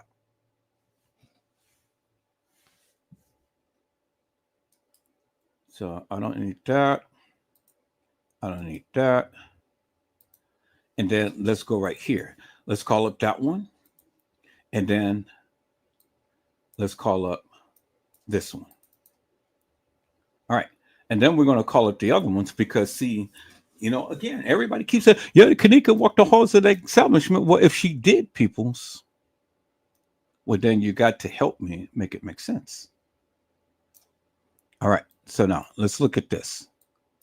Let's look at this, and then we're going to look at the narrative that they gave. Now, when we look at this, peoples, let me put these down. When we look at this, peoples, the same exact hallway, and then let's look at the time. 2:25 and 3:32. And what does that say, peoples? It says lower level, because LL means lower level. Stairs, hallway. Okay, y'all see that, right? And you can see the matching things right here because you see this partition right here on the wall. You see this partition right here on the wall right there. It matches. You see this little black thing right in the center, and you see the little black thing right in the center right here. it matches, right? Okay, so you see this little partition right there, and you see that little partition right there, it matches. Okay, so you see this little thing right here, and you see this little thing right here, it matches. But wait a minute, peoples, wait a minute. I want you to notice something here. And then you see this little thing on a wall right here, as well as you see that little thing on the wall right there. It matches. Now, I want you to notice something, peoples. I want you to notice something. I want you to notice that when you look at this picture, you can clearly see the little thing that is highlighted right here, whatever it is. As you can see, this little thing is highlighted right here, whatever it is, right? Y'all see that, right? Oh, okay. And I want you to see the little bench or whatever, counter or whatever that is right there. As you can see right there, right? You see that, right? And then as you can see right here, you can see this thing right here. It matches with this right here. See that, right? Okay, but as you can see, it says lower level stairs hallway 225, and then lower level stairs hallway at 332, right? I want you to notice something, and it's a big difference, people. And this is how they fool you into believing something. Now, you may think that these people were in this hallway at two different times. This girl was supposed to be in the hallway at 225:48. And then he is in the hallway at 332. Okay. Now, notice several big differences in this picture. Do you see it, peoples? Do you see it? I said, do you see it, peoples? Do anybody see it, peoples? It's just like the two pictures that Brazy had shown us, the two videos that Brazy had shown us, and the pictures that I have shown you that complements those videos, peoples. Now, do you see it? Okay, let me tell you, peoples. First and foremost, you have this girl right here in the hallway. That's supposed to be Kenneka Jenkins, right? That's what they said. But see, there is a big difference in this young lady that is walking the halls versus the young lady who had walked the halls. I supposedly walked the halls, as you guys say. You guys said she walked the halls. I'm still standing on the premise that she never did. Understand what I'm saying, peoples. And I'm going to show you because I'm going to do the comparison with the photos and things. Okay, notice one thing in this picture, One, when this person, this young lady, or man, I don't know, whatever it is, and I just say this person in the hall, you see a red box around, right? You see a red box around, right? But is it really an authentic red box? Because if it was an authentic red box, people, you wouldn't see a silhouette of the red box right here and right here, as you can see. See how it extended? This is an extension of this right here. See how the red box is right here, and then look all the way down. It goes all the way down, goes all the way down, goes all the way down, goes all the way down, and then you can see the red box right there, and then the red box right there. Peoples,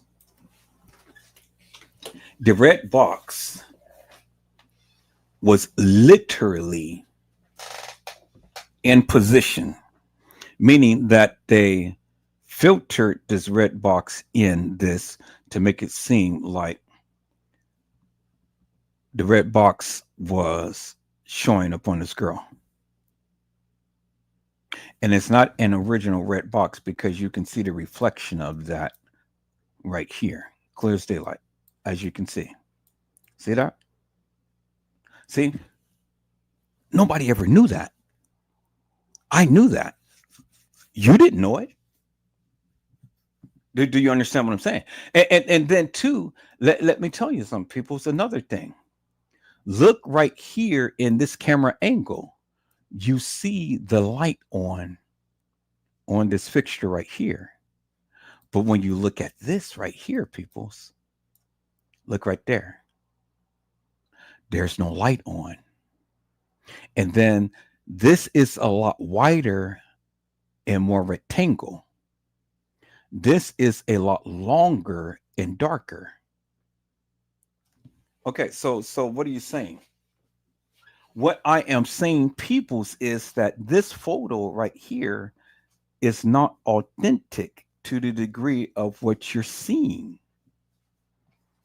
Do you understand what I'm saying, peoples? See that? Clear as daylight, peoples. You can clearly see the difference. Look at the difference between that and look at the difference between that. See, this is crystal clear, and this has little ripples on the sides of it like that. You see that, right? Which is an indicator that it has been altered. The picture has been altered, peoples. This is not a true representation right here, but this is. That is really Killer walking the halls of that establishment. And he was walking the halls of that establishment at the supposed same time that the supposed Kenneka getting off the elevator. And so if we're going to go by time, people's time really matters. Time really matters. So in essence, if we was to say that this is actual factual and true, and this time is true, well then at the time to when the supposed Kenneka been walking the halls of this establishment, he was already in the same hall and whether she was supposed to have been at. Peoples. Do you understand what I'm saying?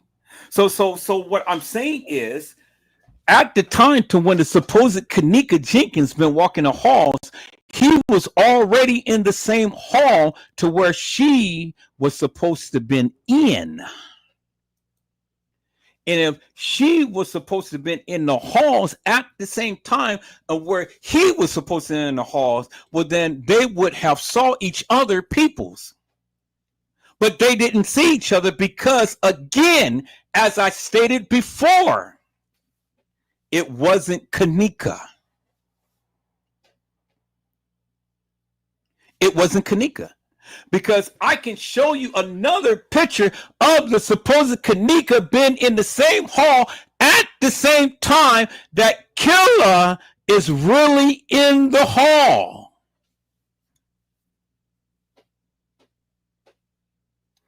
And that totally debunks the people when they say Kenneka Jenkins walked the halls of that establishment. See, what you think you know, you don't know. And if we were to go by the time, well, then if the time is true and accurate, and if you deem it true and accurate, well, then there is no way that Kenneka Jenkins could have been in that hallway at the time to when these kids were in the hallway. Couldn't have happened at that time. And if it didn't happen at that time, well, then everything in this case is off. Do you understand what I'm saying?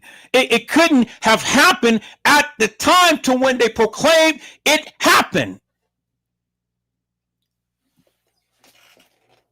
And with that being said, peoples, there is no possible way Kenneka could have been in the halls at the time to when they stated she was in the halls.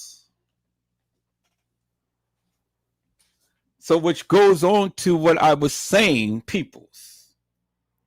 You can't put someone in where they never been. And so what are you saying, Edward Joseph? Well, what I'm saying is this shit was doctored up. It was superimposed. Which is basically stating, peoples, the video, the pictures, it's bullshit.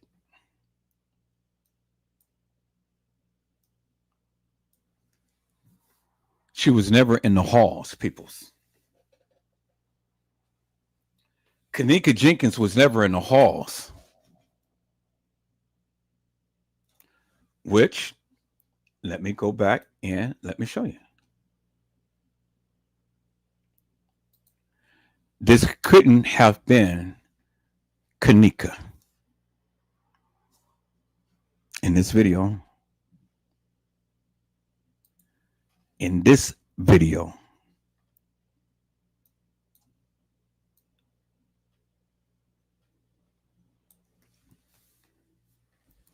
and in this picture, you have to decide. You have to decide whether this is the real Kenneka. And if it's the real Kenneka, well, then I have questions behind what's being shown in this video, and in this video, and in this picture. And then I have questions as to who that was actually walking the halls of that establishment, and how all of this stuff could have happened. Because if Kenneka was carried, or she was carried from this side and was let go, and she was walking down the halls, well, then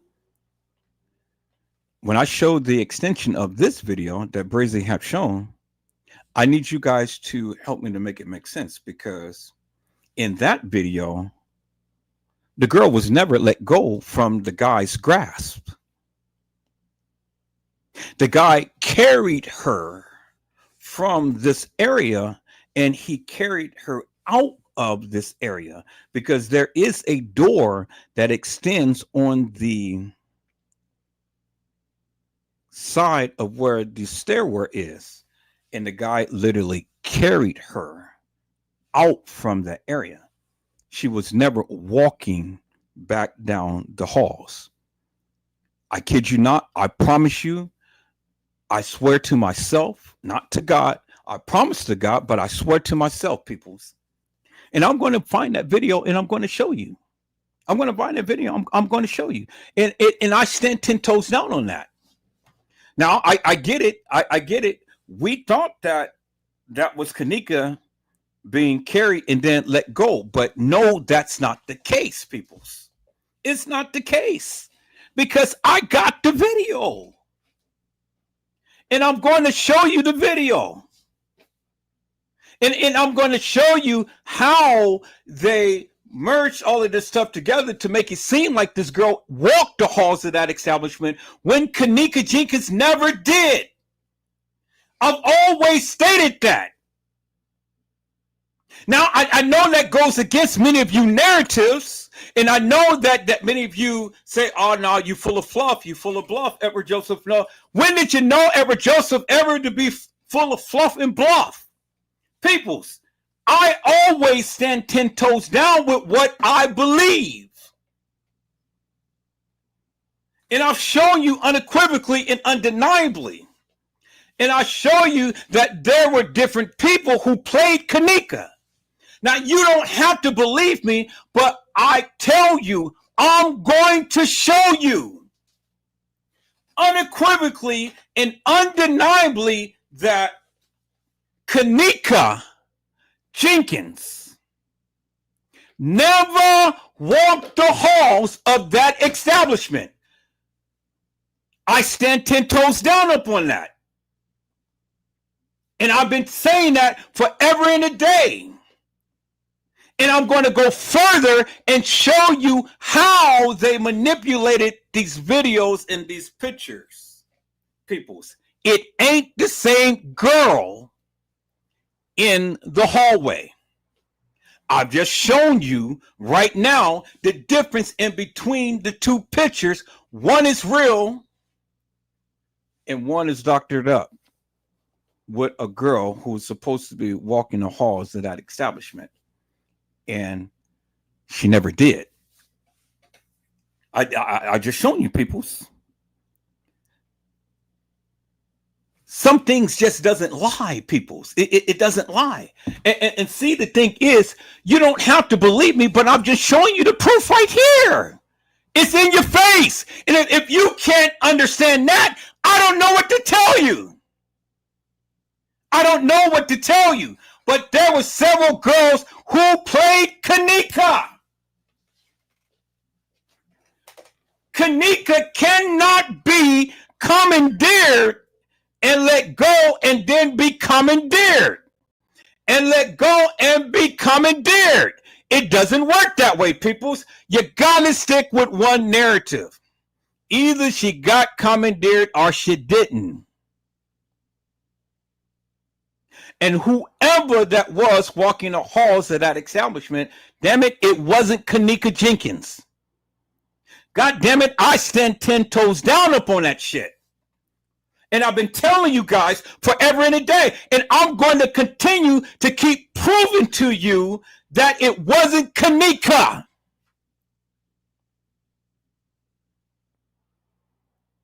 Now I'm going to walk this shit down the way that I do it.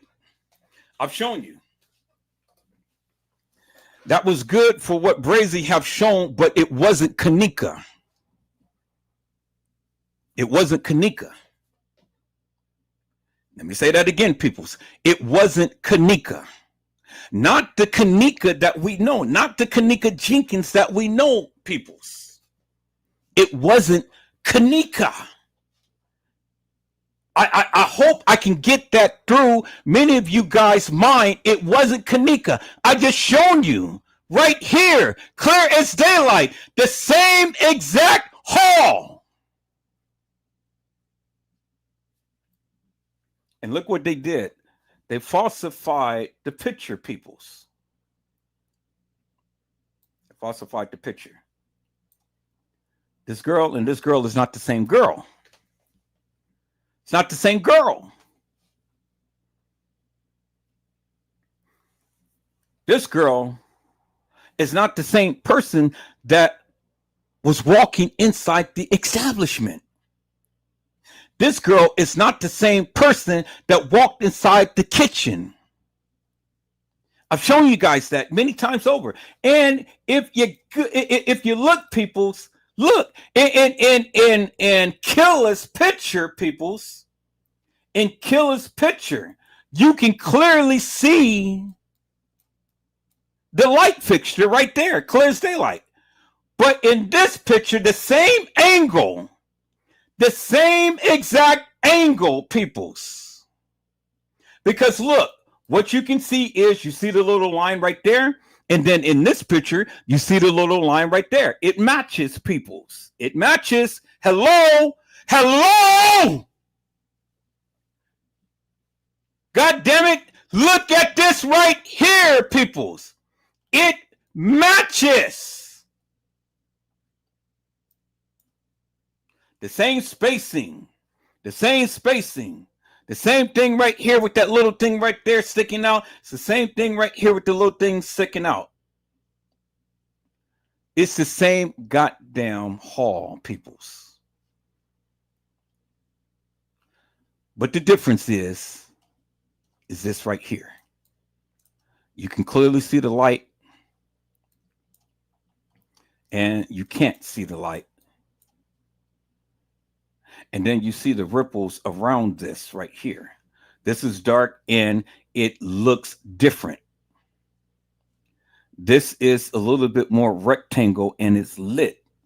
This is not. This is black and it's dark and it's skinnier and it's long, but it is the same goddamn exact angle in this hallway, peoples.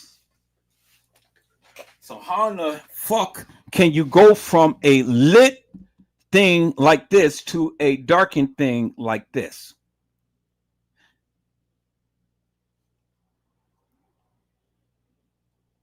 And even when you look at the line, peoples, the line was makeshift. The line was placed there. He's in the same goddamn hallway. There's no line.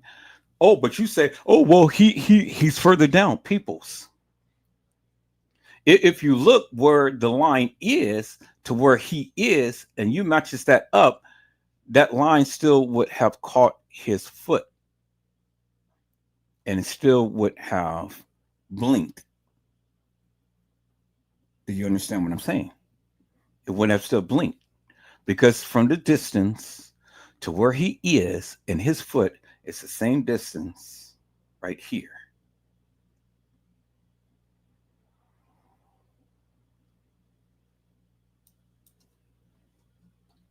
And look, peoples, the thing right here and the thing right here, this is not lit, but this is the same goddamn angle. How in God's name could this be lit and this not in the same angle, but this doesn't even reflect the same height, width as this right here? Why is that, peoples? Why is that? Why is that?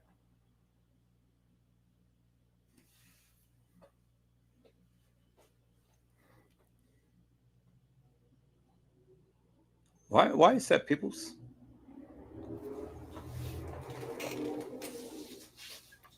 Now, I'm going to prove to you unequivocally and undeniably that this is not Kenneka walking the halls.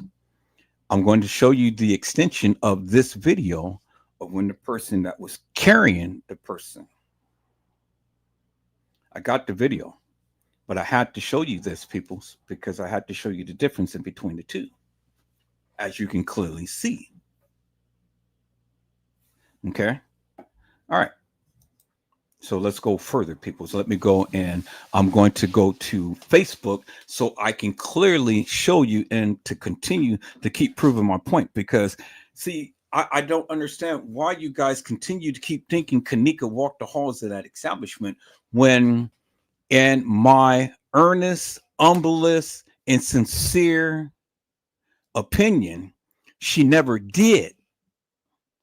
Because if you can compare these pictures here with the picture of the young lady in the bathroom with Shemaya and Monifa, that girl is a lot thinner than these people here.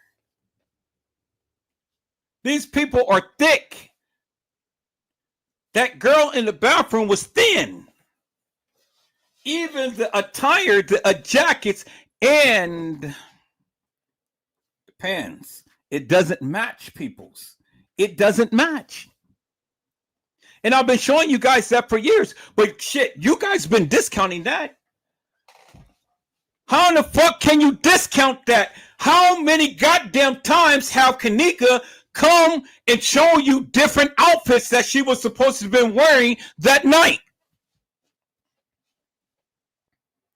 Help me to make that make sense. I don't give two rats asses about Franz Convey, about the beverage manager, about the maintenance guy, about Monifa, Shemaya, Bree, Irene, or whoever the fuck else in the goddamn establishment. Help me to make this make fucking sense.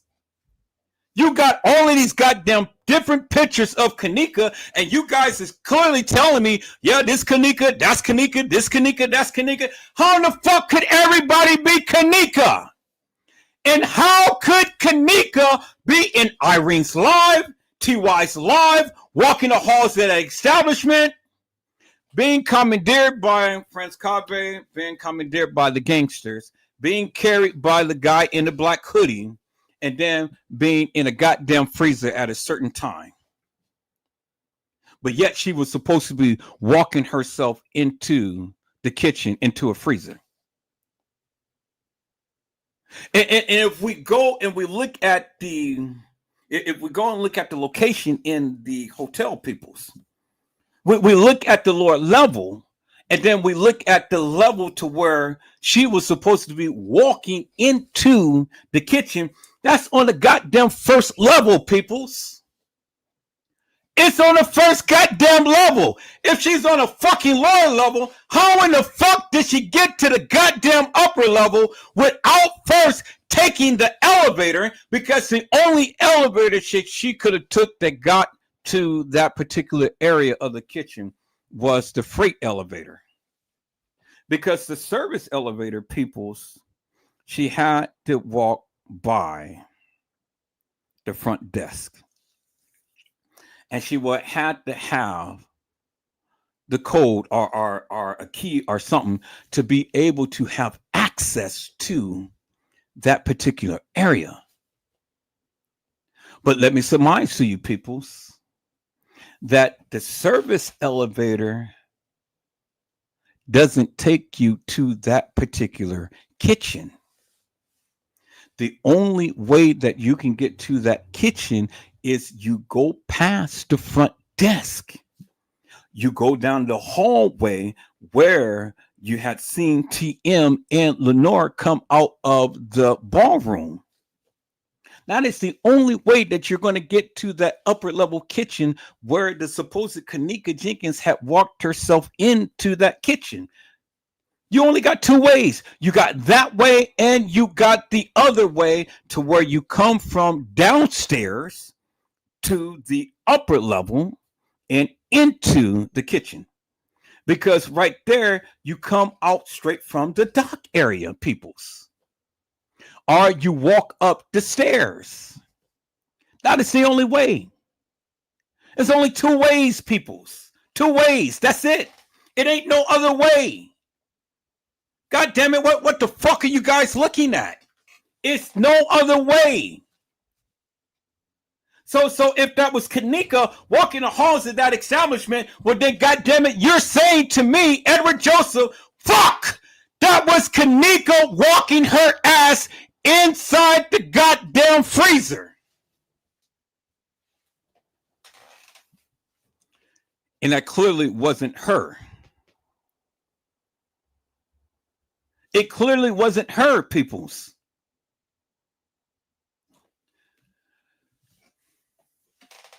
Let me prove my stance. Hello, Mello. How are you, my friend? It is a blessing to see you on today. Mello said, what's up, bro, Ed, and everybody in the chat? Peoples, let me go back and let me prove my stance. Because I got the goddamn case files right here. And the case files clearly show you right here, peoples. Let me go back to the case files right here. Kenneka Jenkins' original case files. Let me go back to the goddamn pictures, peoples, the images.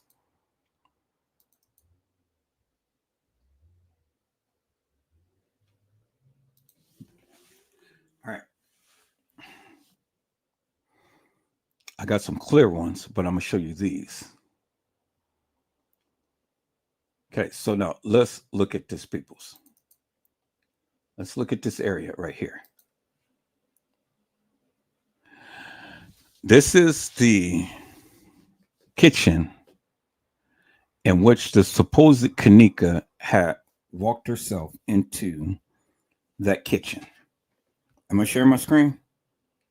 Because I see the same picture that's showing up. Let me make sure I'm sharing my screen. Let me share my screen. But to prove to you peoples, once and for all, and I hope we can put this shit behind us, and you guys quit telling me, goddammit, that Kenneka walked herself into that fucking hallway, because it couldn't have happened. Couldn't have happened. Now, this is the goddamn kitchen, peoples, right here. There you see the camera. It ain't no other way to get to this kitchen, because right here is the stairs. Right here is the partition that ends. Inside here, you have another little area to where it's a part of this kitchen. It's where they wash the dishes and things. You guys see that, right? It ain't no other way to get to the goddamn kitchen from here other than the stairs right there. The only way to get to this kitchen, peoples, is you got the freight elevator right there. The dock area is adjacent on the freight elevator right here, which is the main dock, which is what they said in the beginning, that Kenneka Jenkins was found in the rear in the dock by the dock area. This is the rear by the dock area. This is the main level, peoples. This is the main level. Adjacent to this is where the caddy shack is, peoples. But see, they didn't want to show you all of that because they just wanted to show you just one part of the area that is on the goddamn main level. But yet, what did Andrew Holmes say? Baby girl was found on the lower level. Every time he spoke, he kept saying the lower level. But in the goddamn pictures, they're showing you the main level. So how in the fuck could Kenneka get from the goddamn lower level to the main level? When they're showing you in the picture right here, she was supposed to be in the lower level. Lower level peoples. That's what the LL is. Lower level. Not the fucking main level. Roaming the halls of the lower level. Killer. On the lower level. Lower level peoples. Not the main level peoples.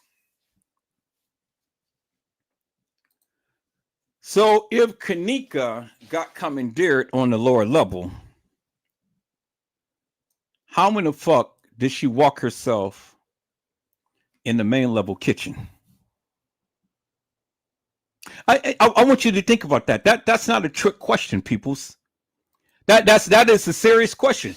God damn it, if Kenneka got commandeered, if anybody literally got Kenneka, how in the fuck did she walk in the upper level kitchen in a goddamn freezer? Let's look what this says right here, peoples. Let me share my screen. It is impossible, absolutely, unequivocally, and undeniably impossible for this girl to be goddamn it commandeered and to walk her ass into a upper level kitchen. Because right here it says Rosemont Public Safety Department peoples. What does it say right here? It says main level. 9/9/2027 at 12:33. 4 black male subject entered the hotel. 9/9/2017 at 12:52. Same 3 black male subjects exit the hotel. At 1:04. Same 3 black male subject re-enter the hotel. 1:06. 3 black female subject entering through the West Hall. 3 female blacks. Okay. 1:11. Same 3 black subjects enter the lobby through the North Hall and exit hotel. 1:14, which is supposed to be the time to when the supposed Kenneka came in, because according to the video footage, she came in at 1:13, right? 1 black female with a white jacket enters lobby from South Hall, then immediately heads towards the South Hall again. 1:14. Kenneka is accompanied by 3 other females. So the video says 1:13 she's coming in. Now they're saying Kenneka came in with 3 other girls. Okay. 1:18. 1 female and 1 black male enter hotel and heads towards South Hall. 1:18. Main lobby, still upper level. 3 females and 1 black male enters lobby from South Hall. The male subject exit the hotel and female subject approach your front desk. 1:19. The 3 female subjects split up. 1 head towards North Hall, 2 head towards South Hall. Okay, so where's Kenneka? Because see, they stopped mentioning Kenneka. The only time that they mentioned Kenneka, peoples, was she was by the food court hall at 114, but never mentioned Kenneka again until right here. 332, victim enters area walking on her own by herself. She head towards freezer area within seconds of entering the camera. Okay, so what does that say, peoples? It says that Kenneka entered the kitchen at 332, right? On the main level. But what did the picture say right here? It says that at 332, Killer is down on the lower level, roaming the halls at the same time that the supposed Kenneka was supposed to had been up on the lower, up on the main level, walking into the kitchen. There it is right there, peoples. It says 332 right there. And then there you see Killer. And then it says 332 right there. And it says that the victim, Kenneka, enters the kitchen area walking on her own by herself as she heads towards the freezer area within seconds of entering the camera. All right, so help me to make this make some goddamn sense, peoples. Because you got right here, peoples, Killer is on the lower level at 332. You see that right there. 332 on 9/9/2017. 9/9/2017, as you see right here, Kenneka, because they said the victim, is walking into the kitchen towards the freezer. Now, my question is simply this, peoples. If Kenneka was walking in the goddamn kitchen at 332 by herself and enter into the freezer, how in the fuck could anybody had commandeered Kenneka? How in the fuck can anybody commandeer Kenneka? How in the fuck could anybody carry Kenneka? How in the fuck could anybody grab Kenneka? How?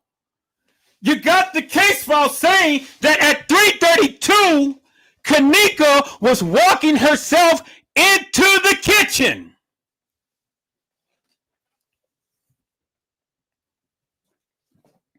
But at 332, you got Killer down on the lower level, walking where this girl, the supposed Kenneka, had walked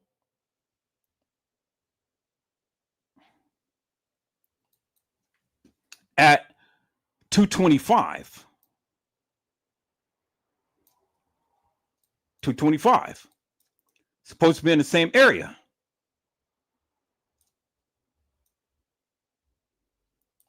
So my question is, from 225 to 325, where in the fuck was she for a whole goddamn hour? Because it was stated that she was walking around for a whole goddamn hour.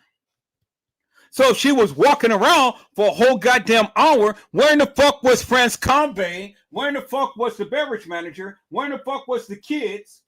Where in the fuck was anybody for a whole goddamn hour?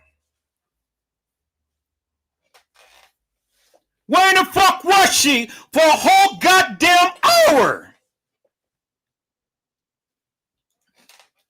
Because she was supposed to be on the lower level for a whole goddamn hour roaming around, and you guys telling me that these people is here trying to get this girl?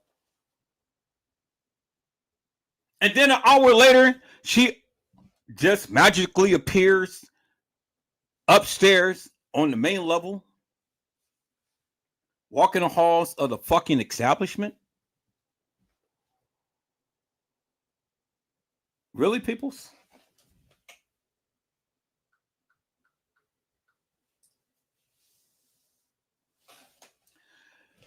How? How? How could that happen, peoples? How could that happen? Now, see, I get it. You guys got your narratives and things and stuff. You guys got your narrative. I get it. But your narratives don't fucking line up with what they have in the case files. So who do I believe? Do I believe you in the videos and the pictures that you have given? Or do I believe the people who had put this case files together? Or do I believe what's in my goddamn face? When I see two different people on the same goddamn lower level, but at two different times. And then when I go further, because I can show you further, peoples, that it couldn't have happened in the manner to which you guys are trying to tell me it happened. And then this could not have happened in the manner to which they're trying to show me it happened. Because the thing is simply this. Time is of the essence, peoples.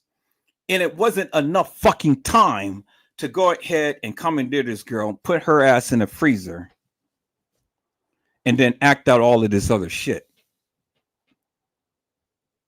And the person who they're proclaiming to be her doesn't even look like the girl in the goddamn freezer.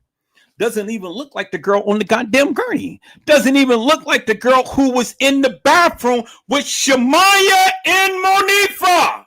And it definitely doesn't look like the girl who walked into the establishment with Shemaya and Monifa and Bree. So help me to make that make fucking sense, peoples.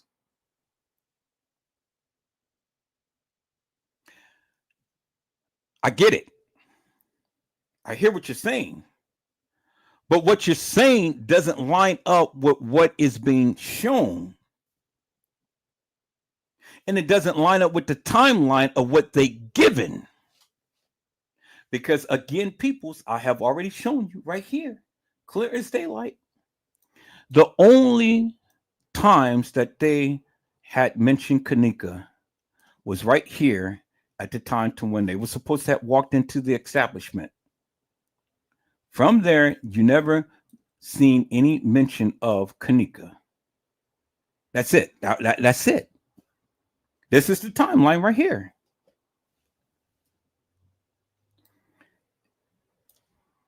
And this is the only other reference is when they said that at 3:32, the victim enters the kitchen walking on her own by herself. That's what they said. That's what they said. So justify, rectify, amplify, correct, analyze what they said. It make sense to me. Make it make sense to me. How in God's name could the young lady that we see in the hallway be Kenneka? And none of that shit doesn't even line up or match up with even this timeline that they gave you. And this came from Rosemont Public Safety Department. It doesn't match up with what France Cave had did. It doesn't match up with what the bank manager had did. It doesn't match up with the housekeeper had did. You remember the black guy? It doesn't match up with what Monifa and Shemaya was doing when they were in the hallway. It doesn't match up when the white guy who was proclaiming to be a girl was doing when she was running all around the establishment. And it doesn't match up what Killer was doing when he was roaming the halls of that establishment. You got too many goddamn variable people that you got to account for. within a very, very, very short period of time. And see, I can go step by step by step, peoples. I can go step by step by step, and I can show you unequivocally and undeniably, which I have been doing all of this goddamn time. That's why I never changed my narrative. When I saw what I saw, I didn't change my narrative. I've been saying this shit for so many years. Now, many of you come and you tell me this is Kenneka. Okay, I don't argue, I listen. And then I go back and I compare that of what I'm seeing, that of what they said, that of what the narratives and the rhetoric was, that of what we were shown with France Cave and things. And when I look at it and I compare the time frames when France Cave, the pictures that Brazy had shown me, France Cave in the hallway with a busted nose and stuff, and he had some tissue, with this right here, peoples. With the picture that I just shown you right here. They ain't ever mentioned anything about France Cave. They ain't never mentioned anything about the maintenance man, the beverage manager. They ain't never mentioned anything about the housekeeper. They ain't never mentioned nothing about nobody. And so these times, if you look at this compared to the videos that we see, France Cave, the beverage manager, the housekeeper, the black guy, the white guy who was running around with the ponytail trying to proclaim that he's a black guy, none of these timelines matches when they were in the hallways in the video roaming around doing their thing. Go back and you do your research, and then you come back and you show me. You show me, because I can tell you, I've already seen it. That shit doesn't match up. And if it doesn't match up, well, then how can I take for law of what you're telling me? And I'm seeing the shit for myself. And I'm seeing different people who played Kenneka.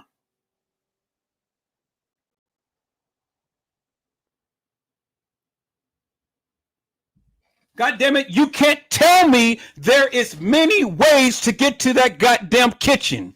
It ain't but 2 ways. No, actually 3. One, the freight elevator. One coming from the front end of the lobby where TM and Lenore was in the ballroom. And then the other by the stairs, because at the end of the stairs, that is a dead end, peoples. And it's the only way that you can get to there. Well, actually 4, because you can get there.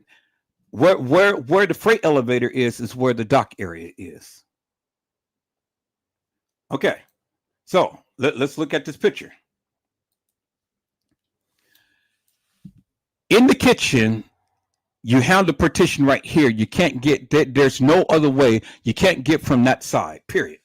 So the only way that you get from the stairs right here, from the freight elevator right there, from the dock area, which is adjacent to this freight elevator, and then down this hall, which is where you're coming in from by the front lobby.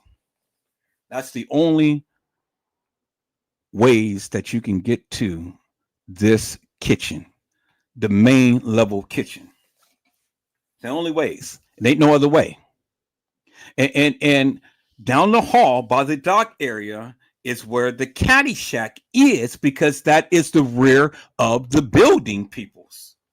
And you remember TM said my daughter was found in the dock area near the caddy shack. That's what TM said. And then they changed it to she being found in the freezer. But that was what was said in the beginning.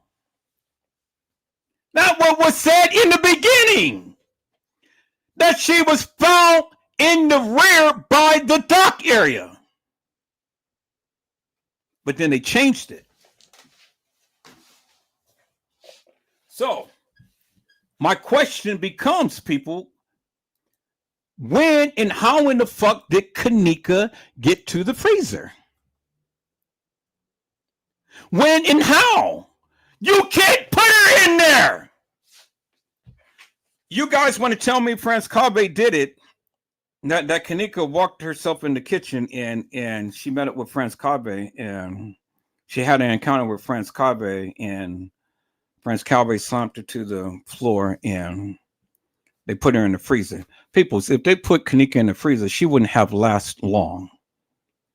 She couldn't have been in a freezer for too long because she would have been going into hypothermia.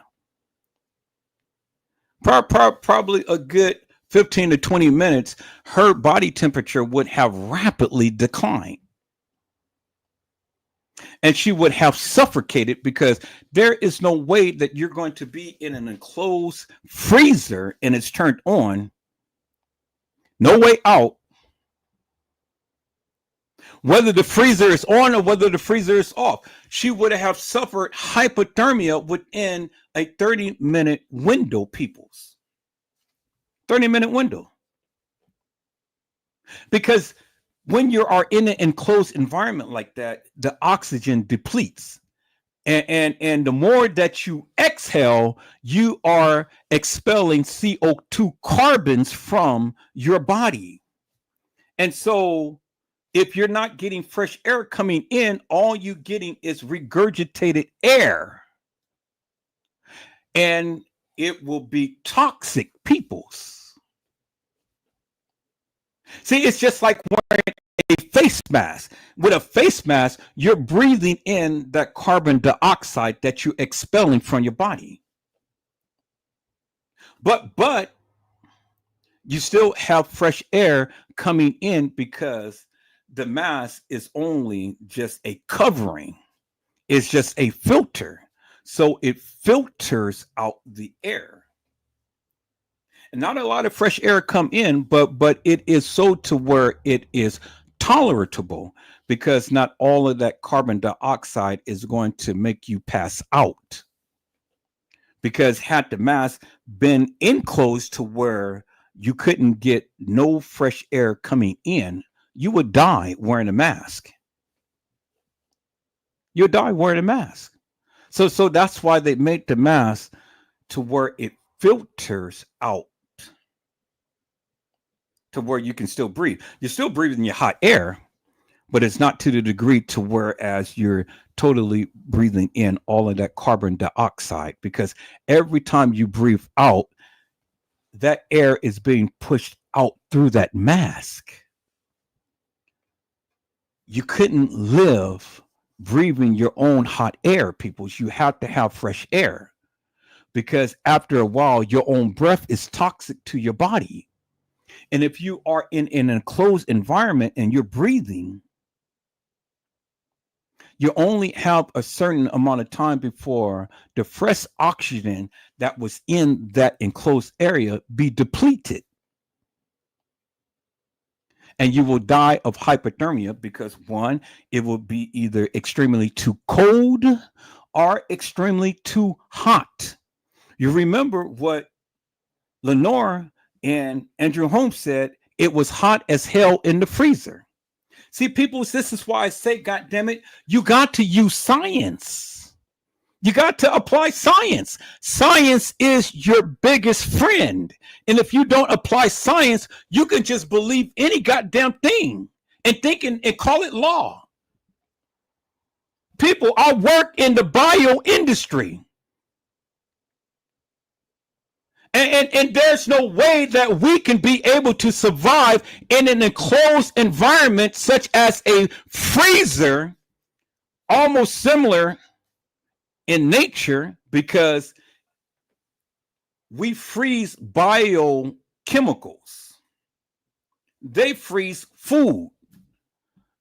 The same principles are applied. It is a freezer. It is a cooler. And anybody in a working freezer or a working cooler is not going to last too long, because it's just like being in the middle of the ocean. You dive in the ocean, that ocean is so frigid cold. You will die of hypothermia within 20 minutes top.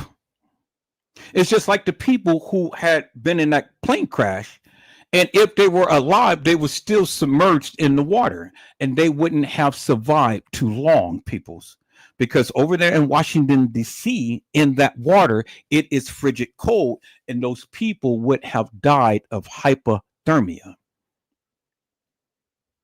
It's just like the Hudson River. When the plane went down, and the pilot brought the plane down, those people had to be on the wings of the plane because they couldn't sit in the water, because they would have died of hypothermia, peoples.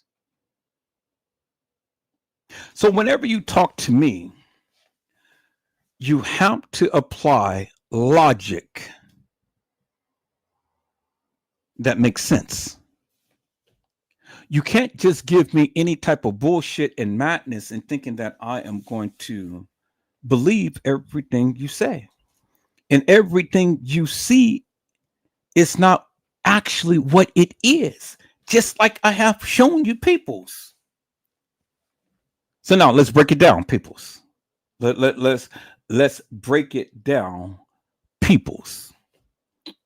Again, I'm getting ready to show you how it couldn't have been Kenneka, how it wasn't Kenneka, and then the narratives that you guys come up with is plausible, but it's not applicable. And the reason why it's not applicable, people, is because time is of the essence. Time is of the essence. The only way that Kenneka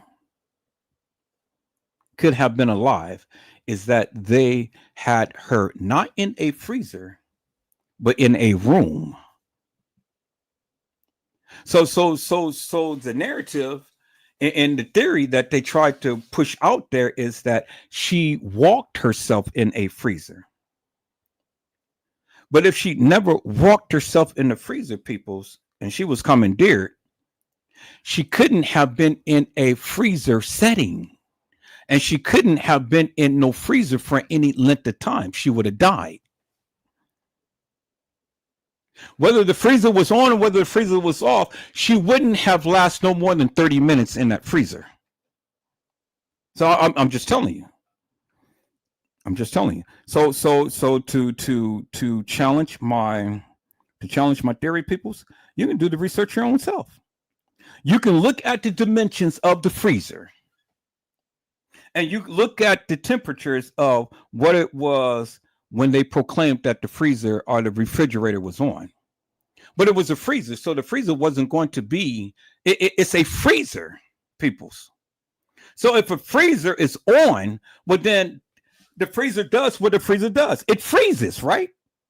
So if the freezer is on and it's freezing, peoples, well then there is no possible way, peoples, if the freezer was on, that she could have survived in a turned on freezer or a turned off freezer. Because just like what Andrew Holmes and Lenore said, it was hot as hell in there. So if the freezer was off, it would have been hot as hell. She would have died.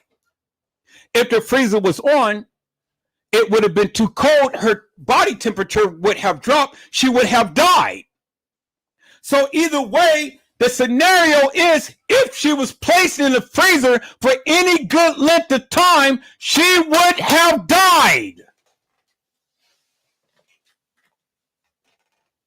It ain't no way around that. She would have died. And it wouldn't have taken long for her to exhaust any type of oxygen in that freezer. She would have died either way from hypothermia, whether it had been by heat or whether it had been by cold. So that dispels the myth that Kenneka was left in that freezer for any length of time alive, because she would have died. Okay? So we've already dispelled that myth, peoples, that Kenneka wasn't left in that freezer for any length of time. Couldn't have been. She would have died. Science is up against you, up against that. And you don't have to agree with me. I know what I'm talking about because I've done my research. I know what I'm talking about because I work for a biopharmaceutical company. And they tell you in the training how much time that you have if you was to be locked in this freezer. So I have science and medical history that even backs me up with what I am saying. You do your own research and you'll come up with the same conclusion. So that dispels the myth that Kenneka could have ever been in that freezer for any length of time alive while the freezer is on or whether the freezer is off. She wouldn't have lasted that long, peoples. All right. So if that be the case, then if Kenneka was alive, where was she? Well, she was certainly not in the freezer. I can tell you that. And so wherever she was, she didn't die immediately.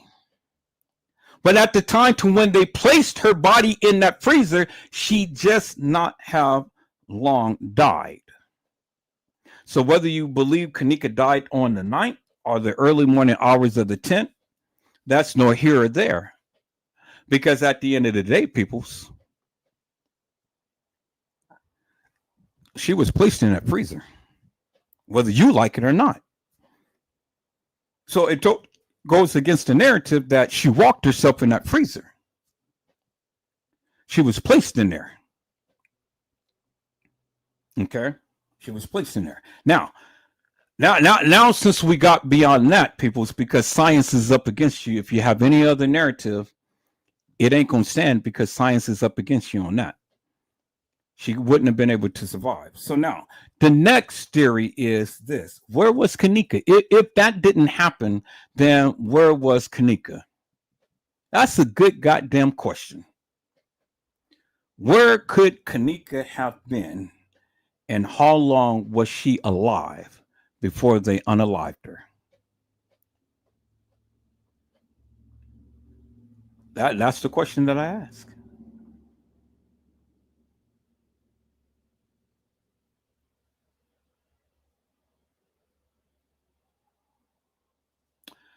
Hello, Gwendolyn Thomas. How are you, ma'am? It is a blessing to see you on today. Now, you say leave Kenneka alone. It's been years. Well, I'm not leaving it alone. I mean, I'll give you opportunity to come up and speak your piece, and you tell us what you think happened to Kenneka. Because if you go along with what T. Slay say, and Kenneka has never been at the establishment, well, goddamn it, you must be so fucking crazy. Because if the Crown Plaza go through all of this and staging and putting on all of these people saying that she was there, they got in the reports that she was there. The mama said that she was there. The kids said that she was there. Everybody said that she was there. How in the fuck could T. Slay say to the people that she was never there? She don't have no fucking proof. She have absolutely no proof whatsoever. She has no proof that Shemaya, Munifa, Brevery, Irene has ever been at the Marriott. Show some goddamn proof. You know, stop flopping the goddamn gums and show some goddamn proof. Don't come over here and tell me that I need to stop talking about this when your ass can't even show no goddamn proof. You can't show me shit. You can't tell me a fucking thing of what happened to Kenneka because your ass is sitting over there listening to a goddamn little mouse rant and rave about Kenneka ain't never been to the Crown Plaza. How in the fuck can she tell us that Kenneka never been to the Crown Plaza when every goddamn body, the medical examiner, the establishment, the mama, the attorney, the kids, every goddamn body said that she was at the Crown Plaza? How in the fuck could anybody believe a little rat that goes squeaky with the little voice? Oh, well, I'm just telling you, Kenneka never made it to the Crown Plaza. Well, if she never made it to the Crown Plaza, who in the fuck did they take out of the freezer? Who in the fuck did they put on the gurney? Who in the fuck did they take down to the medical examiner's office in the hospital? Who in the fuck did they have the autopsy for? You know, that's stinking thinking. And see, the thing is, you suckers, y'all can all the time sit and open up your goddamn mouths and say, oh yeah, well, Kenneka this, Kenneka that. But when you try to break this shit down like I am doing, and I'm showing you, you ain't got shit to say because you can't show shit, because you don't know shit. So now, don't fucking come up in here and tell me what the fuck I can do on my own goddamn live. I'm trying to be nice. Now, either your ass is going to come on here and explain to all of the lovely people out there what you feel happened to Kenneka and show some proof to whatever degree that you can, or you just sit your little black ass down and shut the fuck up and watch what I'm doing. Is that all right, ma'am? All right, peoples. Now, since we have already covered that Kenneka could not have survived in that freezer for any great length of time, the question becomes, where was Kenneka and when did she die? Now, we can examine every conceivable narrative. If we say that Franz Kabe had commandeered Kenneka, well, then if Franz Kabe commandeered Kenneka, how in the fuck did she get carried? Did Franz Kabe carry Kenneka in the goddamn freezer? Because when we look at the pictures, peoples, the pictures indicates that Kenneka was carried. The pictures shows she was carried. It shows she was carried, peoples. It doesn't matter how you look at it. The pictures clearly shows peoples that Kenneka Jenkins was carried. Okay. Look at her legs, peoples. Look at her legs. This leg is swooped down. This leg is hovering over the other leg. And the way her arm is, peoples, is that, and let's look at a different picture.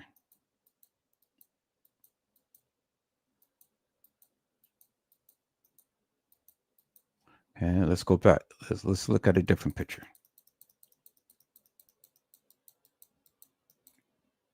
Now,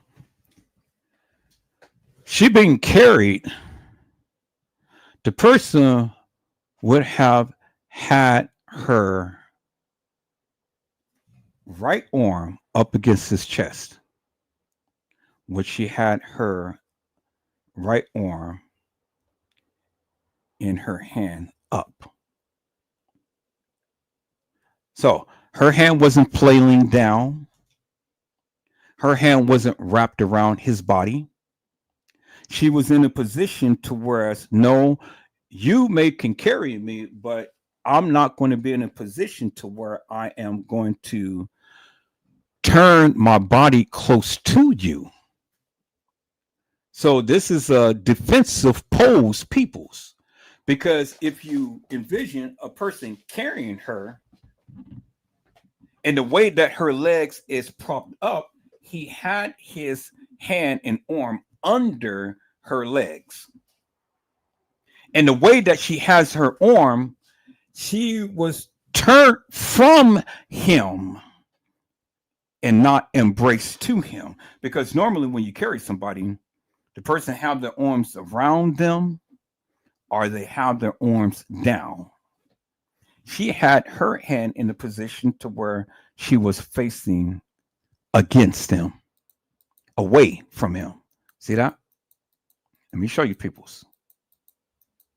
See, nobody thought about that.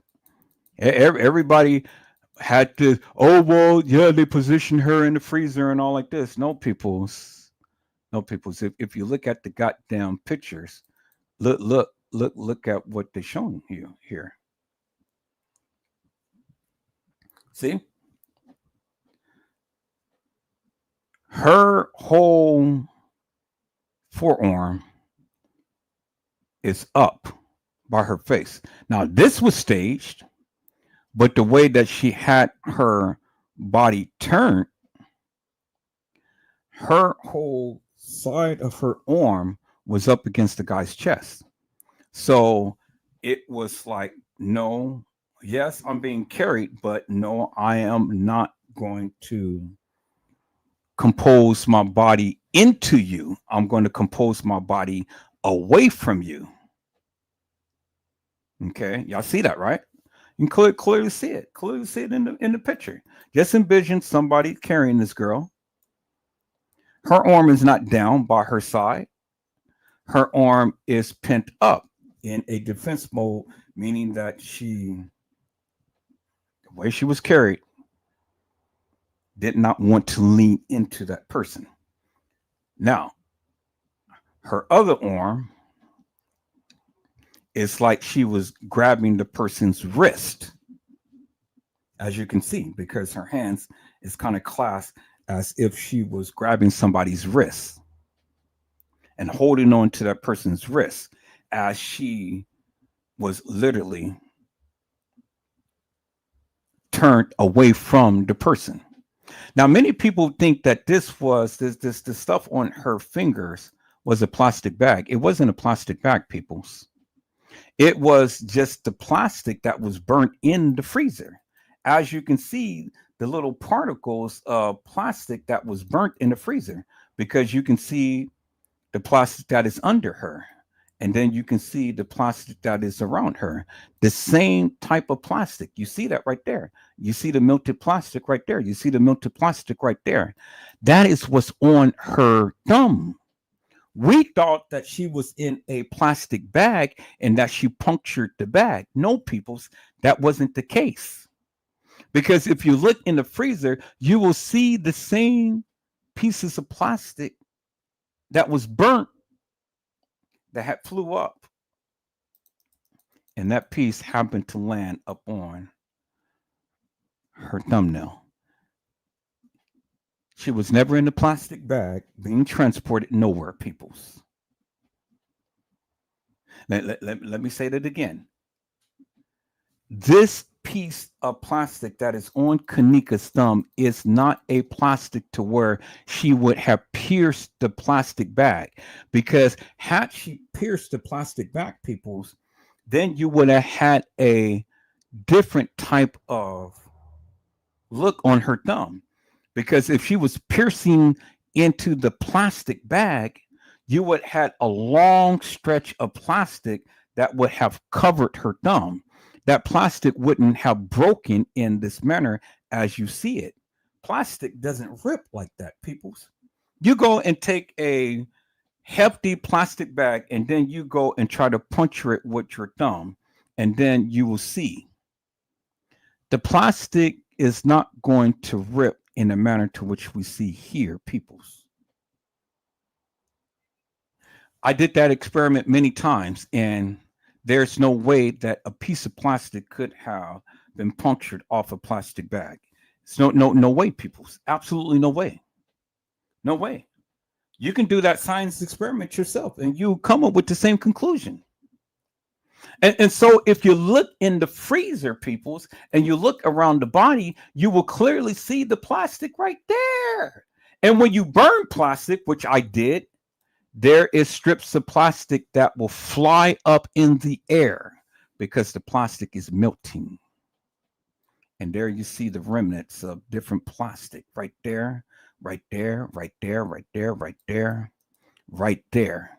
And if you look closely at that piece of plastic, the burnt plastic, it has the same characteristics as the plastic that is on her thumb right there.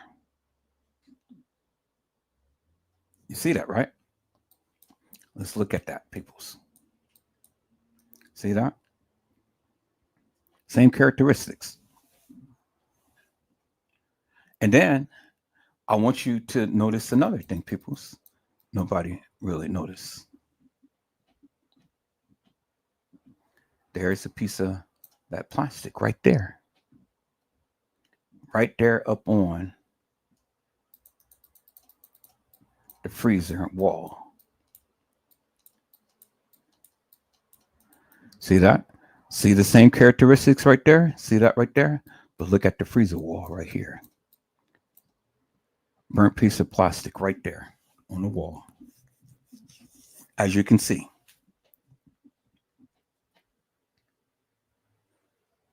Now that's indicative of the fact, peoples, that if Franz Cave had did something to Kenneka and put Kenneka in there, well, is Franz Cave up in there burning plastic?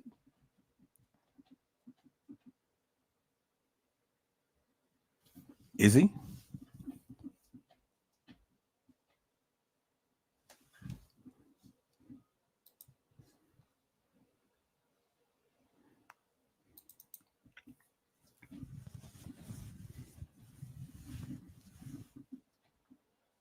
See all that burnt plastic right there, peoples? So did Franz Cave put the did he take the pictures? Did he put the hair over her face? Did he? Did Franz Cave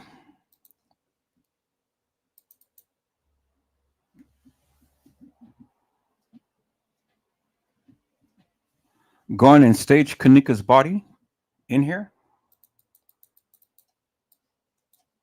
Because see, there's the burnt black plastic right there, peoples. There it is right there, burnt plastic. And then there's pieces of it right there and right there, peoples. Did Franz Cave kill Kenneka and put Kenneka in the freezer? Because as you can see right here, peoples, look, let's look. See, there is pieces of the flooring. This is the floor. This is the chip. And look at little pieces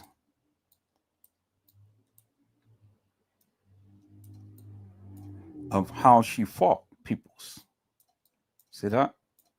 See the little scratches right there? See the little scratches right there on her knuckle?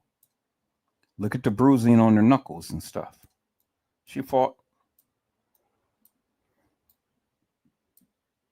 See little pieces of the flooring in the kitchen, in the freezer, had adhered to her finger. And then look at the time, peoples. Look at the time. Okay, this is the 12 o'clock hour. 1, 2, 3, 4, 5, 6, 7, 8, 9, 10, 11, 12. Okay. So we're coming to the 3 o'clock hour, peoples. Coming to the 3 o'clock hour. Well, actually, it's beyond the 3 o'clock hour. It's about her watch stopped at about the 3:15 hour. That's what time the watch stopped. Because if you look at it, this is the second hand. This is the seconds. This ticks tick, tick, tick, tick, tick, tick, tick, tick, tick, tick, tick, and it goes all the way around, right? Y'all see that, right? But you can see both of the hands are together, which indicate that it is at 3:15 or 3:17 because the big hand is right here. 3:17 in whatever time. So whatever time it was 3:17 right here is when this watch stopped. So if the watch stopped at 3:17, well then what happened? I mean, there it is right there. People, it's in your face. It's right there. You can see the seconds right here. The little hand is aligned with the big hand right here. You see that, right? Because see, on a watch, you have three different hands. You have one long hand, which spins around and gives you the minutes. You know, it's the big hand. The little hand shows you the hour. And then this long hand right here shows you the seconds. Tick, tick, tick, tick, tick, tick, tick, tick, tick. I have a watch on, peoples, and I'm looking at my watch. The big hand all the time shows you the minutes. The little hand shows you the hour. So it's the third hour and it's the 17-minute because right here it's 12 o'clock hour, 5, 10, 15. And then two spaces after that is 17. And both the little hand and the long hand is together. So it was 3:17 is when Kenneka watch stopped. 3:17. There it is right there. Clear as daylight in your face, peoples. 3:17. Her watch stopped. So we know that Kenneka wasn't in no freezer for no 24 hours, peoples. We know that. And so the question is, can the watch give us any understanding as to the time of death? Well, maybe not, but it does reference something so significant. That watch stopped at 3:17. That's undeniable. You can look at it, peoples. You can look at the watch. The watch doesn't lie. The watch stopped at 3:17. I said the watch stopped at 3:17. There it is. It's in your face. See that? 3:17, peoples. Because there is the long hand that counts the seconds. And then both the short hand and the long hand that counts the hour and the minutes are both adjoined together. And it's at the 3:17 hour. That's what time her watch stopped. Okay. So my question is, if Franz Cave had commandeered Kenneka,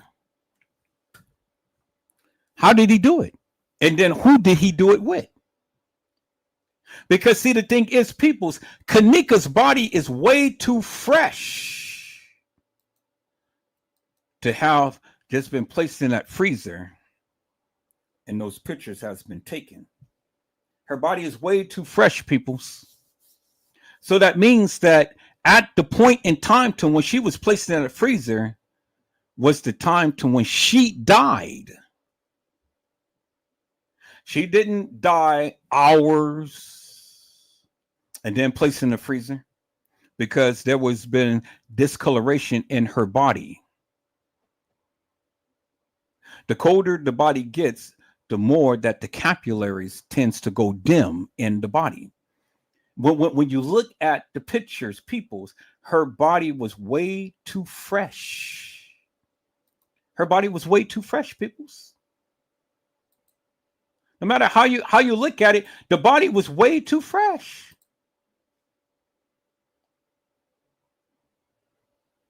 And it wasn't that long after she died that she was placed in that freezer. Because if she was cold, yes, but if she was frozen, people look at the pictures. There is no way that she could have been frozen and still had blush lips. Her lips was ruby red. So a frozen body wouldn't look like this, peoples. A frozen body wouldn't have pigmentation in her skin. There's no way.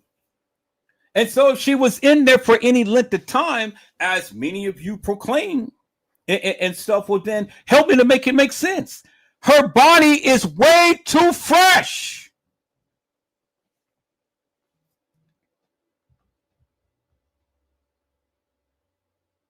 to be in a freezer for any length of time.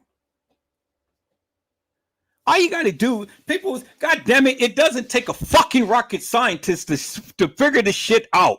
All you got to do is open up your goddamn mind and look and see. Do your own fucking research. Go to the medical examiner's office and stuff and look up the time frames of what happens in the different stages the body goes through when a person dies.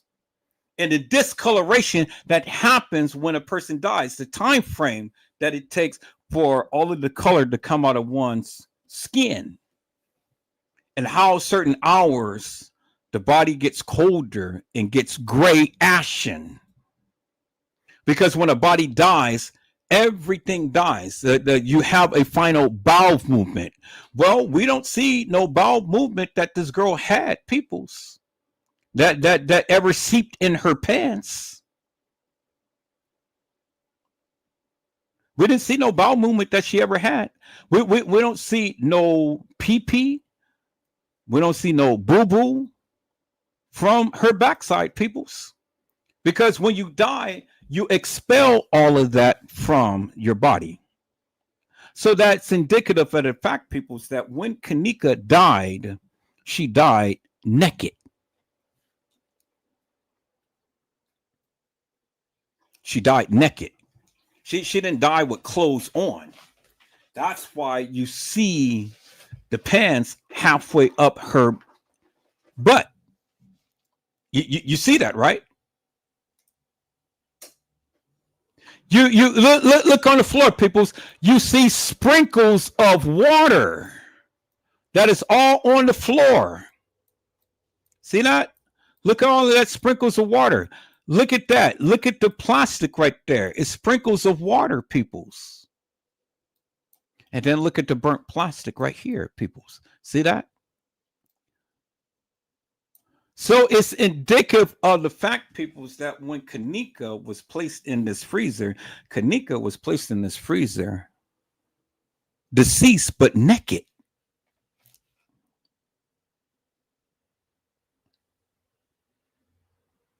At least her bottom part was naked. She didn't have her pants on, peoples. Because see, the thing is, and I ain't gotta make it up. I ain't gotta make it up. Let me go prove my point, peoples. Let me go prove my point. Because see, stupid people will still don't get it. When a person dies, there are certain things that happens to the body when a person dies, peoples. When a person dies, let's go and let's do the Google search. What happens when a person dies?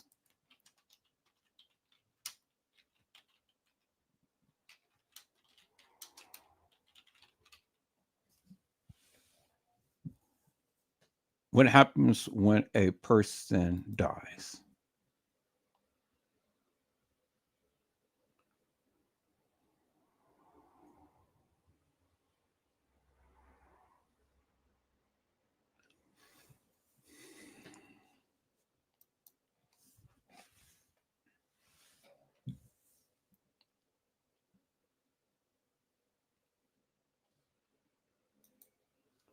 I don't want a biblical sense. I want a scientific. What happens when a person dies? Give me a scientific.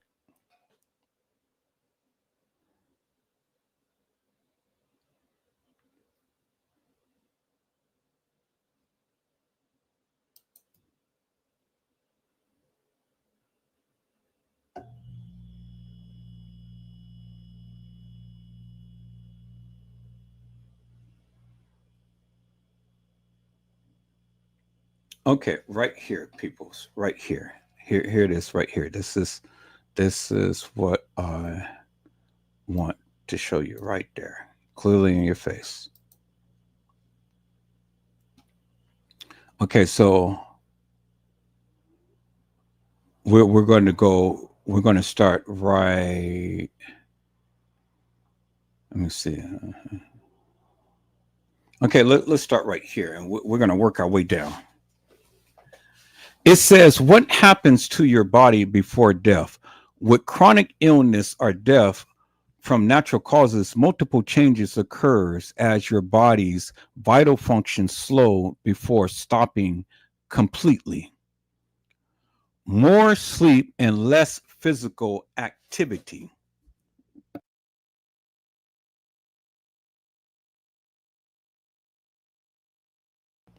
When you are dying, you don't sleep to recharge your mind and body. Instead, you sleep because your body doesn't have the energy for activity. Your heart becomes less able to pump oxygen rich blood throughout your body. Without oxygen, your body cells don't have the energy needed to keep you awake for active or keep you awake and active for long periods. Rest is an important part of dying. A decreased appetite and thirst. A dying body doesn't need the same amount of nourishment as the body that isn't dying. Your appetite may decrease dramatically in the days, weeks, or months before death. Your digestive system may have a harder time processing the food you eat. Eventually, you may lose your appetite. From the time you were born, we learned from our caregivers that being nursed or fed is an act of love and well as survival. For this reason, your loved ones may insist that you eat. Your care provider can provide guidance on when it's best to use artificial feeding devices like a feeding tube and when food may be too much for your digestive system to handle. Now, this is an important thing right here. Inability to control your bowel and bladder. As digestive system slows, you may find it difficult to pass stool poop. Constipation is a common symptom amongst people who are dying. You may have less control over your pelvic muscles that allows you control when you pee. Incontinence. Stool softeners can be Stool softeners can help relieve constipation. Medical devices that help you pee, like Foley catheters and supplies like incontinence pads, can keep your bed clean. Breakdown of your muscles and skin. It's common to lose weight and mass when you're dying. Positioning yourself in bed or even talking may stress your muscles to exhaustion. New cells don't replace dying ones as rapidly, causing your skin to thin. Thin skin is more susceptible to bruises and cuts and bed sores. Okay, so what is it that we don't see on Kenneka? We don't see major bruising or cuts or even sores, peoples. We don't see it. Remember, she's dying. Your care team and loved ones can monitor your skin infections and reposition you to ensure your skin doesn't stay in contact with your bed for too long. They can moisten your skin regularly to help prevent injury. Withdrawal and detachment. It's normal when you're dying to express less interest in activities you used to enjoy. You may prefer being alone over visiting with others.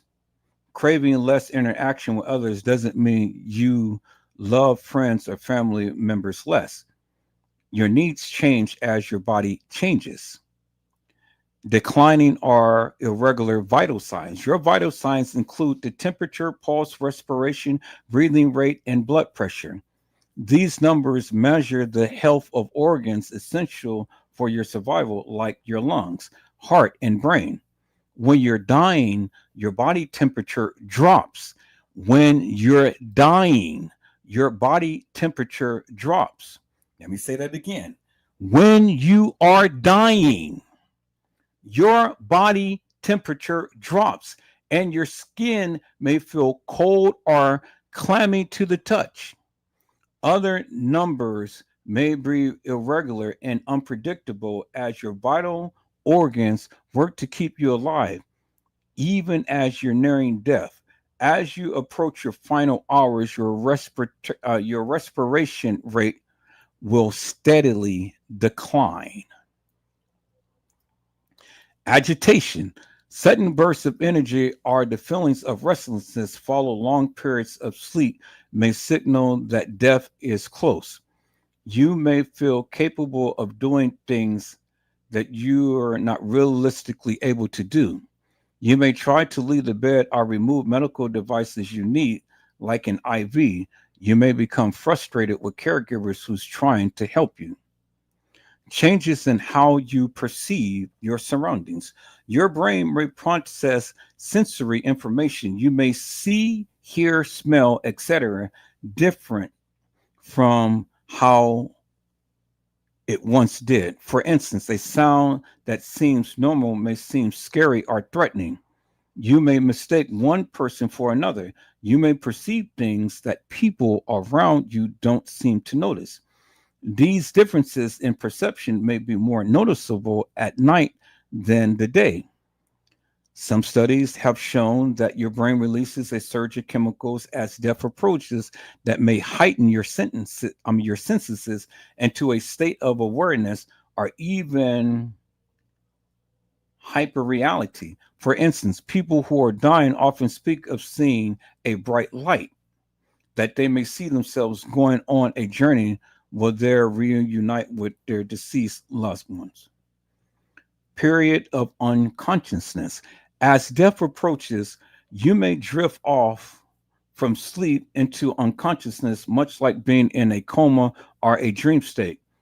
You may wake up later unaware you were unconscious. Towards the end, you'll remain in this unconscious state of extended rest. Research suggests that even as your body transitions into unconsciousness, it's possible that you'll still be able to feel comforting touches from your loved ones and hear them speaking. Touch and hearing are the last senses when we die. Changes in breathing. Your breathing patterns can signal how close you are to death. While regular steady breaths are a sign of life and good health, unpredictable breathing is often a sign of failing health or death. A death nears you when for longer periods without breathing. If there's saliva building up in the back of your throat because the muscles in your throat aren't strong enough to swallow, you may make rattling sounds when you breathe. This sound is often called a death rattle. Eventually, you take your final breath. What happens to your body during death? During death, your body's vital functions stop entirely. Your heart no longer beats, your breath stops, and your brain stops functioning. Studies suggest that the brain activity may continue several minutes after a person has been declared dead. Still, brain activity isn't the same as consciousness or awareness. It doesn't mean that a person is aware that they died. Signs of death: no pulse, no breath, relaxes that don't respond to testing, pupils that don't shrink, constrict in response to bright light. What happens to your body after death? Your body undergoes a series of changes after you die as it adjusts to its new state. These changes unfold quickly over a few days. The muscle relax. Your muscles loosens immediately after death, releasing any strain on any bowels and bladder. As a result, most people poop and pee at death. Okay, let me repeat that again for the people who just don't get it. What happens to your body after death? Your body undergoes a series of changes after you die as it adjusts to its new state. These changes unfold quickly over a few days. Your muscles relax. Your muscles loosen immediately after death, releasing any strain on your bowels and bladder. As a result, most people poop and pee at death. Let me say that again. Most people poop and pee at death. Your skin may also sag, making it easy to see your bone structure beneath. Your temperature drops. Your body temperature gradually decreases about 1.5 degrees Fahrenheit, 0.8 degrees Celsius per hour. Eventually, your body temperature will match your surroundings. Let me say that again. Your body temperature will match your surroundings, meaning that if you are in a freezer, and whatever the temperature is in the freezer, depending on how long you've been in the freezer, your body temperature will match that of the freezer, people's. Meaning that if the freezer doesn't freeze, she couldn't have been frozen. You're not hearing what I'm saying, peoples. I said, if the freezer doesn't freeze, she couldn't have been frozen. Your blood gets pulled downwards. Gravity pulls your blood downwards towards the earth. Your skin may look purplish red in the spots where blood pulls. Your body stiffens. First, your face and neck. The stiffening is progression and the trunk of your body, and gradually radiates outwards to your arm and legs, and then your fingers and your toes. Your body loosens again a few days after death. Your body tissues break down, causing the stiff parts to relax again. Okay, y'all see that, right? Yeah, see that, right? I don't want to go into does dying hurts and all like that. But the main part that I wanted to show you guys, and I've been telling you guys for the longest time, your muscles relax, loosens immediately after death, releasing any strain on your bowels and bladder. As a result, most people poop and pee at death. Your skin may also sag, making it easier to see your bone structures beneath. Your blood gets pulled downwards. Gravity pulls your blood downwards towards the earth. Your skin may look purplish red in the spots where the blood pulls. Your body stiffens face first and neck. And then the stiffening progresses to the trunk of your body, which is your chest, and then gradually radiates outwards to your arms and legs, and then your fingers and toes. And then your body loosens after a few days as the tissue in your body breaks down and the stiff parts relax again. Okay, so what did we see in the case of Kenneka? Okay, right here. Let's look at this, peoples, because it already told you what happens when a person dies. Now, for all of the stupid people and all of the naysayers and stuff, well, what is it that you don't see? You don't see any pee and you don't see any poop. And why is it that you don't see any pee and any poop? Because of the simple fact that at the point to when she died, she had peed and she had pooped. And that's why we see the pants being halfway up her butt, because she was naked and she was dead. She was naked and she was dead. And when she died, people, she died in the position to where you see her in. And so when she died, the pee and the poop had came out of her body. That's why they had to wash her body. And they didn't wash her body in the freezer, peoples.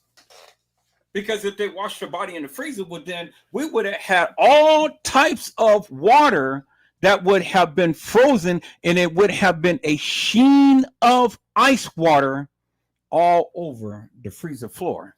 But we didn't see that. But what we did see, peoples, is this right here. We seen a ice cube that was frozen solid. But we seen the same piece of ice cube that was under her toe that was frozen solid, but then it had melted. And then it turned frozen solid again, but in a different manner. Let me show you, peoples. This is how they played the game with you. Let me show you, peoples. Let me go back to what I have been saying forever and a day. Right here, peoples. Clear as daylight, and I've been showing you guys this forever and a day. Nobody wanted to believe me. Now I had to just bring the dogs out. And I have to show you, people. See, this is why I don't listen to every goddamn body under the sun when they talk about the Kenneka Jenkins case, because many of you don't apply science to reality. And I've told you, I filmed bodies for over 20 years. So I should have some sense of what happens when a body dies and things, have some knowledge of it, peoples. And have some good, wholesome common sense, peoples, to know that, you know, when stupid people want to give a narrative and they want you to believe the shit that they're saying, well, then I'm fighting back. Well, God damn it, that couldn't make no sense, because you got to apply science to that of what you're saying. And here it is right here. This is the science. The science says that when Kenneka died, she had a solid piece of ice cube under her toe. And then later on, the ice cube became a puddle of water under her toe, as you can see in that picture right there. And then under her toe became a frozen puddle of water right there. So it took time for the ice cube to melt. And when the ice cube melted, it was a puddle of water. And then the freezer was turned back on, and then look, the frozen puddle, the water turned into a frozen puddle of water, which is indicative, peoples, that this girl has been in that freezer for some time, because it takes time for an ice cube to melt. Now, what is the ratio for this ice cube melting? How hot was it in the freezer? Well, it was hot enough that this solid piece of ice had melted. Now, was it an hour, 2 hours? Somewhere around there. Because see, the thing is, peoples, and this is what you have to understand. If the freezer was off and it was hot as hell, well, then she wouldn't have been looking in the manner to which she's looking. The blood in her feet wouldn't have been so plush red, ruby red, peoples. If it was hot in that freezer, she wouldn't have been looking plush, peoples. She wouldn't have been looking so vibrant. Did you read what I have read to you? Did you understand what I have read to you, peoples? This is Science 101 right here. It takes time for a puddle of ice to melt. It takes time for the melted puddle of water to turn a frozen puddle of water. And so between that time and that time, peoples, the question is simply this: when was these pictures taken? Because if they taken those pictures after that frozen piece of ice had melted, she wouldn't have been looking like this, peoples. Because it takes time for the ice to melt, and it takes time for the ice water to freeze. Did you understand what I'm saying, peoples? It's called science. When you put ice in an ice tray and it's just water, it takes time for that to crystallize and become a solid piece of ice. When you take that tray out of the freezer and you crack that tray and you put that ice in a glass of water, it takes time for the ice to melt. So if Kenneka was in the freezer, peoples, and placed in the freezer, and these pictures was taken at the point of her death, well, then it had to be right after the point of her death, and it could not have been a great deal of time later than that, because like I just gave you the illustration, the ice takes time to melt. And because the ice takes time to melt, the ice takes time to refreeze again. And as I have shown you in the science, they said that every hour the body loses temperature. And at a certain period of time, the body will match the same temperature of that it is encased in. So she's in the freezer, and the freezer was at a certain temperature. The body will cool down to that particular temperature. Do you understand what I'm saying, peoples? So in essence, peoples, she couldn't have been in that freezer that long at the time to when they have taken those pictures. It's impossible. I said it's impossible, peoples. I've just shown you, peoples. I've just told you, peoples. What happens, it says right here, peoples. It clearly says right here, peoples. And let me show you that again, people, so you can see it for yourself. It says, peoples, your temperature drops. Your body temperature gradually decreases about 1.5 degrees Fahrenheit, 0.8 degrees Celsius per hour. Eventually, your body temperature will match of your surroundings. So if she's in a freezer and the freezer is at a certain temperature, her body temperature would have matched that of the freezer. And this is just, it's not to say that her body is gradually decreasing 1.5 degrees Fahrenheit every hour, because again, it depends upon your surroundings. It depends upon what you are in. She was in a freezer, so she will start to cool down rapidly, peoples. If she was out in a field or something, she will cool down not so fast. So it all depends upon where your body is at the time to when you die. Is how fast your body temperature will cool down. And so it doesn't take a rocket scientist to figure out that had Kenneka been in that freezer for such a period of time, and then they took those pictures later after they had put her in that freezer, she wouldn't have been looking in the manner to what we see her in those pictures. Do you understand what I'm saying? So which is indicative of the fact, people, is that it totally debunks what a lot of you people say when you say, oh, well, Kenneka died at this time, or Kenneka died at that time, or this is what happened to Kenneka, or this is what happened to Kenneka. No, peoples, no, because if that be the case, well, then, God damn it, you got to help me to make this make sense. Where was she? She wasn't in no fucking freezer.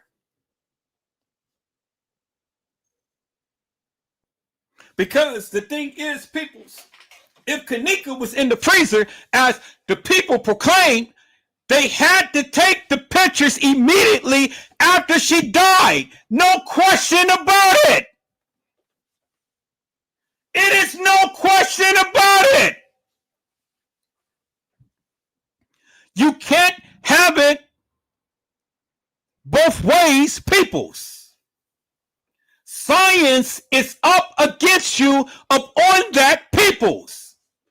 So when you give your narrative has to follow by what we actually see. And if France Cabe or any other goddamn person unalive Kenneka, well, then your narrative has to match up with that of what you see on the body. And so you got to give a good, wholesome explanation as to how it happened. You just can't tell me France Cabe, the beverage manager, the kids, TM, or anybody killed Kenneka without first giving me a good, wholesome synopsis as to how and why the body is looking the way that it is in the freezer. If you can't explain that, you can't explain shit to me. Because you can't tell me somebody unalived this girl and you can't even explain how she got into the freezer, why she is looking the way that she is in the freezer, and the things that I just shown you about the ice cube in the freezer. Because I just read to you unequivocally and undeniably, peoples, what happens when a person dies. So that explains why her pants wasn't all the way on, peoples. That explains why she was all wet, because they had to wash her down. She pee-peed, she boo-booed. You don't see no pee-pee and boo-boo on her pants, or on the back of her pants, peoples. It's dry as, you know. It ain't no stains. So you can't tell me that X, Y, and Z happened until you can explain to me how she got into the freezer, why she's looking the way that she is in the freezer. You see, all of that stuff goes hand in hand. They can manipulate the pictures and videos to look like, okay, well, this person was over here at this time, that person was over there at that time, and so on and so forth. They can make and manipulate everything, which I just showed you with Killer and the supposed Kenneka in the hallway. They can manipulate all of this stuff, peoples, which they did. I told you, you can't put someone in where they never been. So you can be hell bent upon somebody unaliving Kenneka, but that doesn't work for me. You got to give me more than that. You got to give me a good, wholesome, complete synopsis as to how you believe and think or come up to the conclusion that Kenneka Jenkins got killed by X, Y, and Z. You just can't stop there. You got to give me the full platter of the plate. I need to be fed and I need to be full. Just taking certain pictures don't give me a good, complete, wholesome synopsis of what happened to Kenneka. Because the pictures, peoples, like this, doesn't match up with the narrative that you're giving. The case files doesn't match up to this. The autopsy report doesn't match up to this. And it doesn't match up to your narrative. Well, when you try to single down and try to put a timeline upon the death of Kenneka, you can't do it because you cannot explain to me and break it down in the manner to which I did with you what happens when a person dies. See, peoples, I got experience with death because I seen death. I seen people die. I videotaped funerals for over 20 years. I've been at the funeral homes. I see what they do. I got a good handle and understanding of death. You don't. That's experience I have that you don't have. So when you give me a narrative, I'm looking like, well, God damn it, I got to look at the overall picture, not just a couple of frames, not just a couple of pictures, not just a narrative or this some summation that they gave me, not just this theory that they gave me. I got to look at the overall picture because if it doesn't line up, peoples, I'm not going to believe it. I can't believe it. And I can't sit here in good faith and agree with what you're telling me when I know within my hearts of hearts that what you're telling me cannot be because it doesn't match up. It doesn't match up. And if you can't explain it to me the way that I'm explaining it to you now, you ain't got shit to say to me. Because what you perceive and what you believe is bullshit and nonsense. And it couldn't have happened in the manner to which you think. And that's why I'll always stand 10 toes down with what I say, peoples. And until you can come to me and prove to me and break it down just in the manner to which I just shown you, well then, I mean, what do you want me to believe? You ain't giving me nothing. You're giving me bits and pieces as to what your theory is. But I'm looking at the actual evidence, peoples, and I'm applying science, forensic science. I'm applying that of what they said to that of what is being shown. And it tells me, peoples, that this theory that you guys keep trying to develop and keep trying to narrow down, that Kenneka Jenkins walked the halls of that establishment and she got commandeered. Well, that shit doesn't make no sense. Because if she got commandeered, what, they're going to let her go to continue to walk the halls? Because all of the pictures and videos that I've seen ain't of the same girl walking the halls of that establishment. You got different weights, you got different heights, you got different tracks in the people's hair. The light, it tends to shine up on people's hair, and you got different looks and different different pants and jackets and shirts and everything. It's so many different varieties, peoples in this of what was being shown. I understand. I know you feel so strongly about what you believe, but that's good. Stay with that. Feel with that. And if that's what you believe, that's what you believe. But that's what you believe. It ain't what I believe. And I'm showing you, and I'm taking my time out to show you why I say that of what you believe, it don't make no sense to me. And I keep showing you, and I keep showing you, and I keep showing you, in the hopes that one day that you will really seriously take an understanding and see what I'm trying to tell you. And not say that you have to believe me, but at least understand what you're saying doesn't make no sense. It doesn't make no sense. See, France Cave can kill Kenneka. The beverage manager can kill Kenneka. Carl Nesbitt can kill Kenneka. TM can kill Kenneka. The kids can kill Kenneka. Man or Mike can kill Kenneka. Anybody can kill Kenneka. But what does that mean when you say they killed Kenneka? Well, what does that mean? And when you say that this is what actually happened to Kenneka, well, what I just shown you and what I just expressed to you, it doesn't match up to what you're telling me.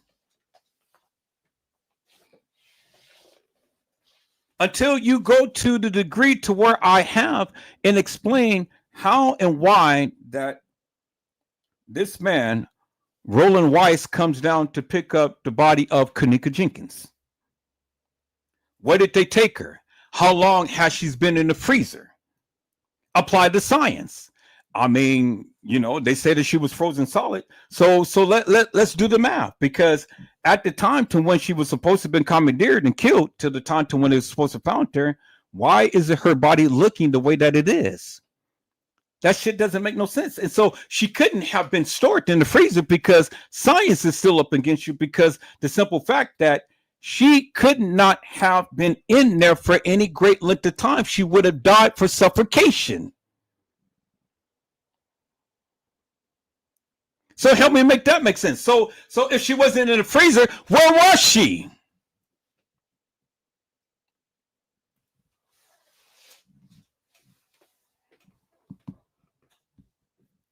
And that's the thing that I ask the people. And it ain't no getting mad at me because I don't agree with your narrative. I just don't agree with your narrative. Because your narrative, you're not applying every single iota in every single thing in this case. You sit and listen to Trey Gay's ass forever and a day. Now look, a person was supposed to send him a letter explaining to him what happened to Kenneka. France Cave was supposed to send him a letter explaining everything. France Cave, well, very well may be involved, but peoples, what power did France Cave have? What power did he have? Did he kill Kenneka? And if he did, how did he do it? So what if he left the country? So what if he looked suspicious? What power did France Cave have?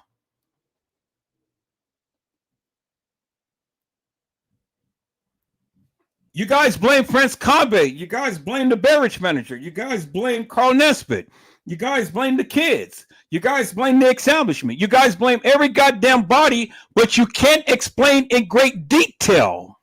You only can give me, to a certain degree, what you feel happened to Kenneka, but that doesn't work for me. And I keep trying to tell you guys that. It doesn't work for me. Because you can't take it all the way through. You can't take it all the way through. And that's the difference. Now, I hope that you guys got a greater understanding as to where I stand, because again, you haven't given me much of anything. I know different people feel so strongly about different individuals unaliving Kenneka, but you got to go further from there. It just doesn't stop there. You may be satisfied in your mind, and so if that be the case, well, let me give you a biscotti. Let me give you a dog biscuit and send you on your way. Peoples, if you want a good, wholesome understanding and clarification upon things, this is the right channel to go upon. Because again, you ain't got to believe me. I'm not asking you to believe me. And I hope I can get that through you guys' thick skull. I never said believe me. I just said take from what I am telling you, you do your own research and come back and have a conversation with me. Why is that so difficult for the people to have a conversation with Edward Joseph? Why? Because I make you feel inadequate. I make you feel stupid. I make you feel ignorant. Would that be the case? That's good. You should feel that way. Because if you only stop at the person killing Kenneka and you can't take it any further than that, well, then you stupid. You're only doing yourself a disservice, because again, everything that's in this case has to coincide with something else. There's always a cause and effect to everything. And that's just how my mind works, peoples. That's just how my mind works. There's a cause and effect to everything. What was the cause of this happening? And then what was the effects behind that? And that effect causes something else to happen. And then that cause has an effect to it. And then that effect causes something else to happen. And then it goes on and on and on. And that's how I look at this case. Many people, you guys have visions. You guys have theories. You guys have commentaries. You guys have mantra. You guys have a whole lot of stuff. And it sounds good. It sounds good. But when you put it in practicality, it don't mean shit. Because it ain't telling me nothing.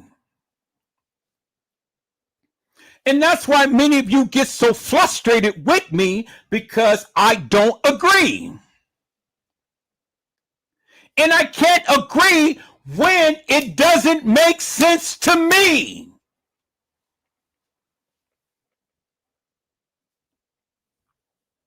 And so that's why I stand 10 toes down with what I say and do what I do. And see, the difference is, peoples, is that I prove my stance. I walk this shit down. And I apply science and common sense. So where one only focuses upon and thinks about one little thing and stuff, I'm looking at the overall picture, and I keep telling you the same thing over and over and over again. And each time I talk about this, I go a little deeper, and I go a little deeper, and I go a little deeper. I don't have to have France Cabe to send me no fucking letter to express and explain what I need to say. And every goddamn body that Trey Gang is mentioning ain't got shit to do with the analyzation of Kenneka. It may have to do with the overall organization that they are affiliated in, but it doesn't have nothing to do with the death of Kenneka. And for 7 fucking years, this sucker has been literally licking on a goddamn lollipop, filling your ears with a lot of bunch of bullshit and madness. Now, see, I haven't gotten off of Trey Gay yet, because I'm letting the sucker continue to keep talking. Because see, I'm building up, because I am going to really expose Trey Gay for the bullshit and nonsense that he's been saying.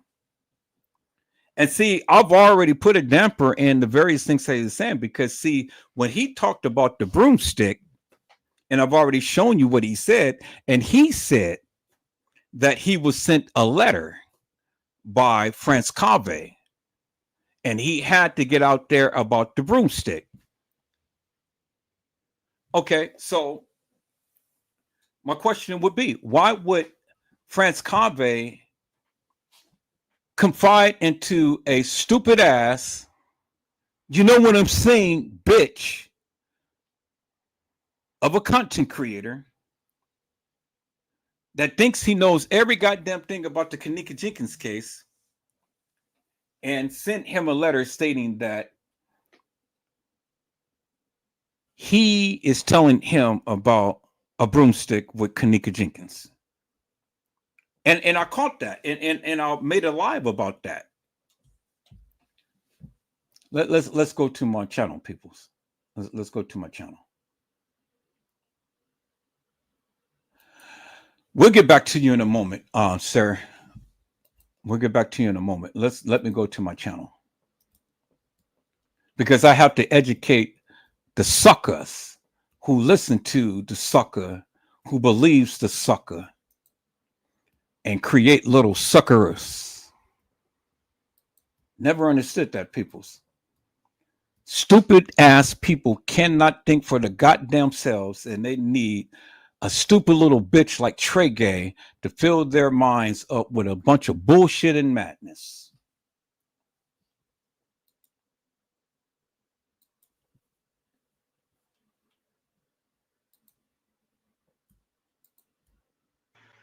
Reference to the anus. And then I'm gonna ask you this. When Trey Gang got that letter from French K, when they said they stuck a broom in that girl bottom part, and then French K said the Royal Order Jesters was there that night, and they got members at the hotel, and then you got these people with logos with the images.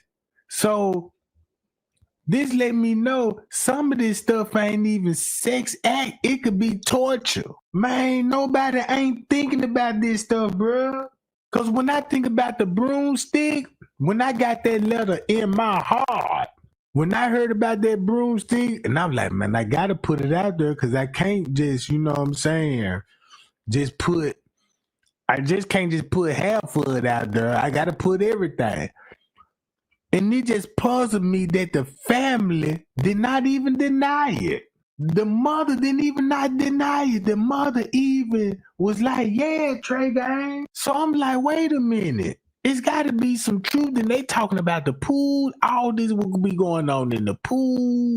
And then I'm looking at the family reaction. I'm like, something ain't right, because if that's the case, that would be going on. The family would have been like, man, you did your research. I'm finna bag you up on that because you done figured it out, and let's do this. None of that. I'm like, wait a minute, something ain't right. Can you do a click on a dick? Shit, how the hell you think you got here? Reference to the anus. And then I'm going to ask you this.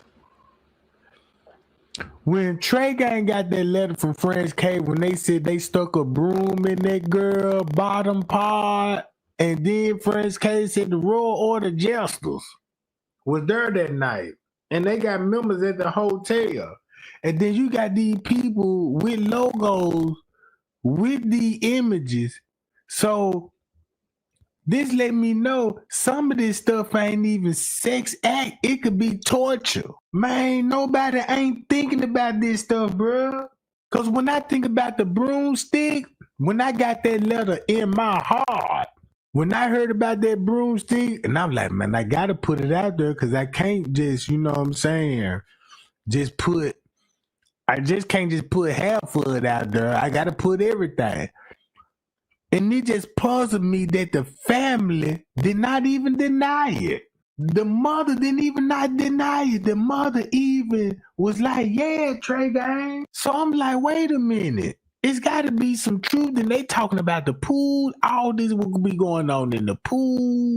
And then I'm looking at the family reaction. I'm like, something ain't right, because If that's the case, that would be going on. The family would have been like, man, you did your research. I'm finna bag you up on that because you done figured it out and let's do this. None of that. I'm like, wait a minute, something ain't right. Can you do a click on a dick? Shit, how the hell you think you got here? Reference to the anus. All right, so people, so help me to make this make sense. Hello, Carla Henry. How are you, ma'am? It is a blessing to see you on tonight. Carla Henry had says, greetings, Edward, in chat. All right, so people, help me to make this make sense. If Kenneka's family was involved, well, then why all of the references to Kenneka's family not being involved? Why the reference to the people who is on the one hand tried to make it seem like Kenneka's family wasn't involved in, it was a big mystery to them and stuff, and they had to fight this and fight that and the other. But then on the same token, that they were involved in, they didn't do this, that, and the other. Either they were involved or they wasn't. It's just that simple, peoples. Either they was involved or they wasn't. You can't have it both ways. You can't say that Kenneka's family wasn't involved and they were involved.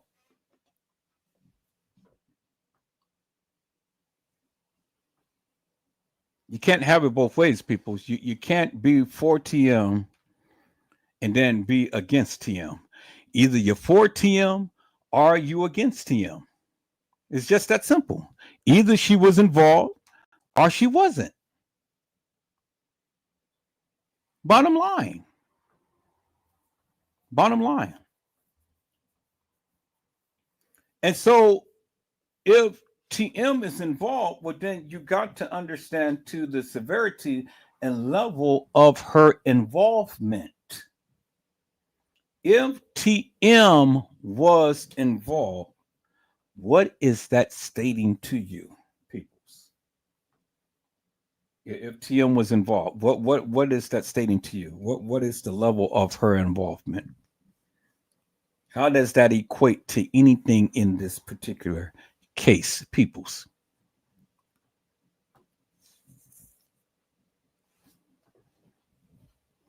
And to what degree did she politic with these people? And then you got to ask yourself the question: why Kenneka? Why Kenneka? Well, see, peoples, if you really look at this case in the overall picture, understand the politics of this case. Understand the connections TM had and who she had connections with. Understand the relationships she had, the connections she had. All of that comes into play, people. All of that comes into play. And then understand the dynamics that happen in her family. Look at all of the people who got killed. Okay, Ken Sr. got killed. Her brother got killed. Friends got killed. Remember what TM said in that little sour post that she had made and stuff. She was crying over her sister when her sister supposedly had died of natural causes, but it's the same type of bullshit that was happening to Diddy's ex-girlfriend or ex-wife, the kid's mother.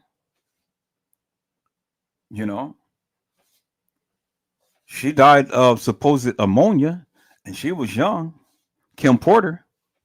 But the same shit happened to TM's sister.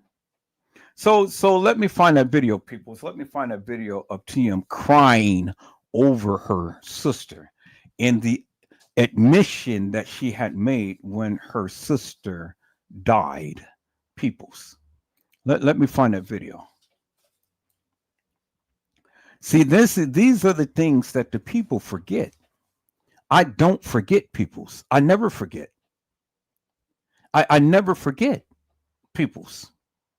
And see, that's the thing, because when you go back and you look and listen to that of what was stated, and let me see. Okay, so my drive is not connected. Y'all hold on.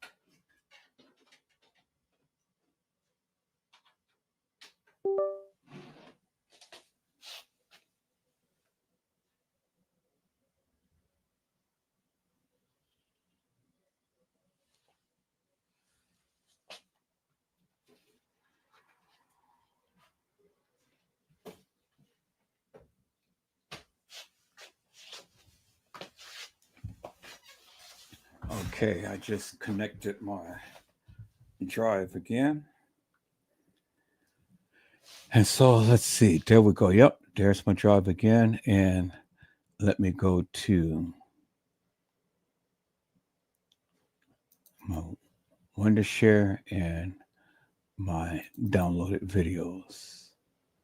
Okay, our converted videos, our recorded videos. Okay, they're somewhere. Download it. No. So they're somewhere. Okay, so I'm in Wondershare 15. Let me see. Compressed videos. No. Converted videos. Downloaded videos. They're somewhere.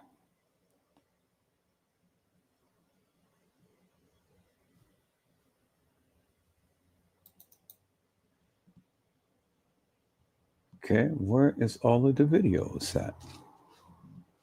Merge videos recorded. All right, so let me see.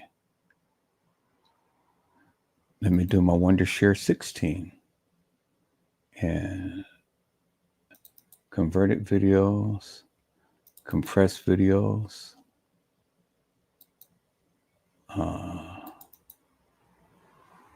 Oh my God, where's my videos at, peoples? That's not good. That's not good.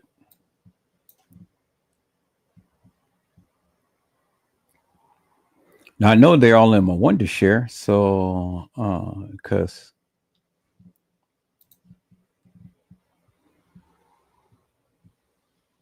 let's see, Wondershare, converted, compress.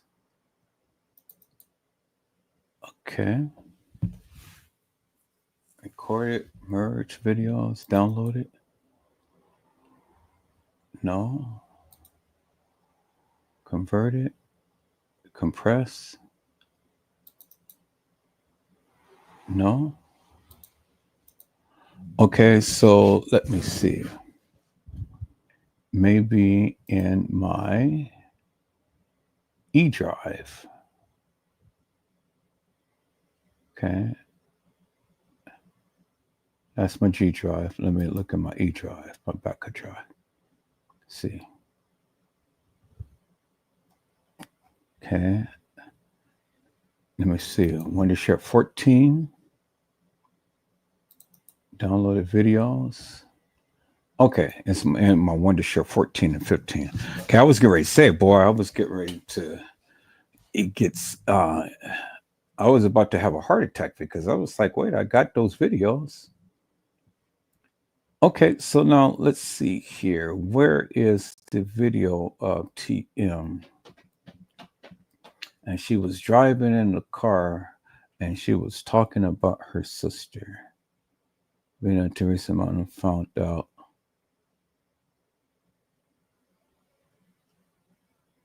Wait, video after found out Kenneka was. Let me see.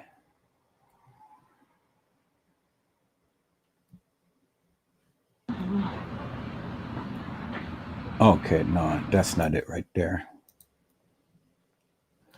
Okay, so let's see. I know I downloaded that video.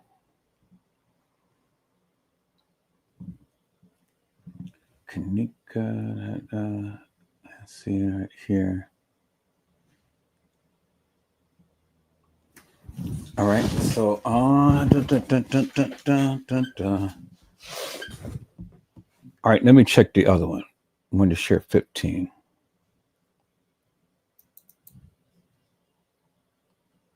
Okay, download it and see if it's in here.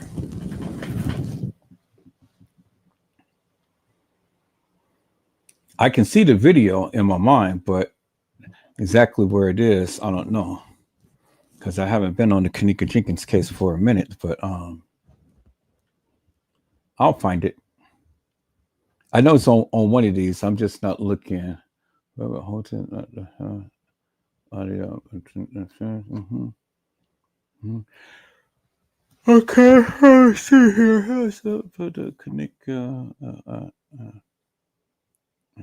So okay, so it's not this one. So let me go back to 14.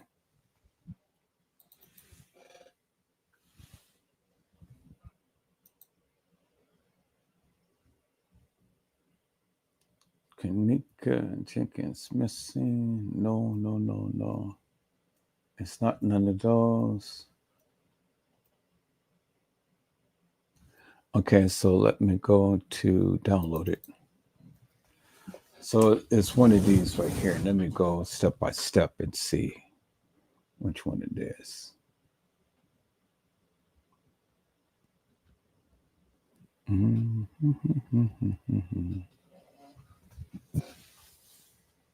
There it is, right there. Hey, Lon. I don't own the rights to this music. I'm talking to the ones that know us and know my family. The newcomers that had met us, or the kids that came within our lives, you know, cross paths or whatever. I just want to tell y'all, the devil is a lie, no matter what. When you're doing the right thing, the devil come at us in all kind of shape, form, and fashions. I don't own the rights to this music once again. Y'all, I lost my baby sister.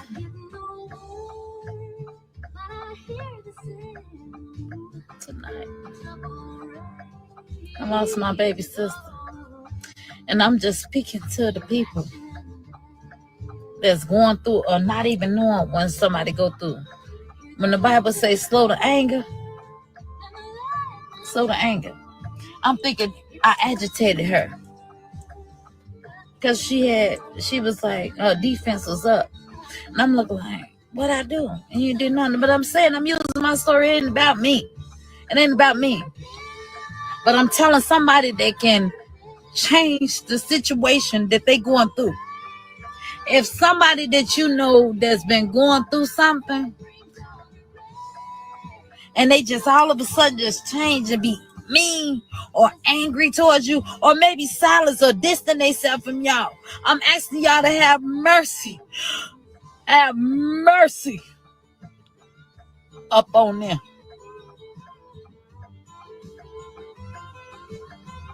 My sister, ever since the death of my baby, and then we couldn't rejuvenate after that. Then it was my brother, then my other brother. That's not including the friends with them. But it messed her up. She hurt it so bad. Now, peoples, she's given a confession, and you guys need to understand the confession that she's given, because, God damn it, what the fuck does her sister dying has anything to do? What the fuck of her sister dying has anything to do with anything? Huh? What the fuck of her sister dying has anything to do with anything? Help me to make that make sense. Her sister died, and she's over here crying about, well, her and her sister had an alt with each other and stuff. Her sister got very angry because Kenneka died. Her sister already knew the play. Her sister knew exactly why Kenneka died. And she didn't want to go through that any longer, peoples. That's why her sister got killed. And TM is sitting up here and she is confessing, peoples. She's confessing.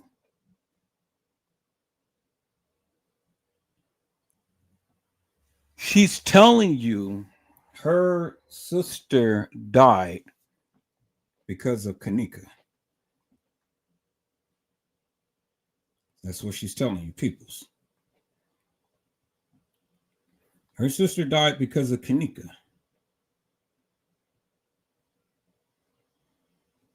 Listen to what she's saying. Her sister did not like, and she could not accept what was going on any further. And she all of a sudden changed. Yeah, she changed because she heard my live when I said that I was going in hard and heavy on Teresa Martin. And when I made that live, I can't help but to think that her sister heard my live and said, okay, I had enough of this shit. Because after I made that live, a couple of days later, her sister died. After I went in hard and heavy on Teresa Martin, her sister mysteriously died. And I got the facts to prove it, people. I got the facts to prove it. Nothing ever happened until I made that live about TM and her sister died.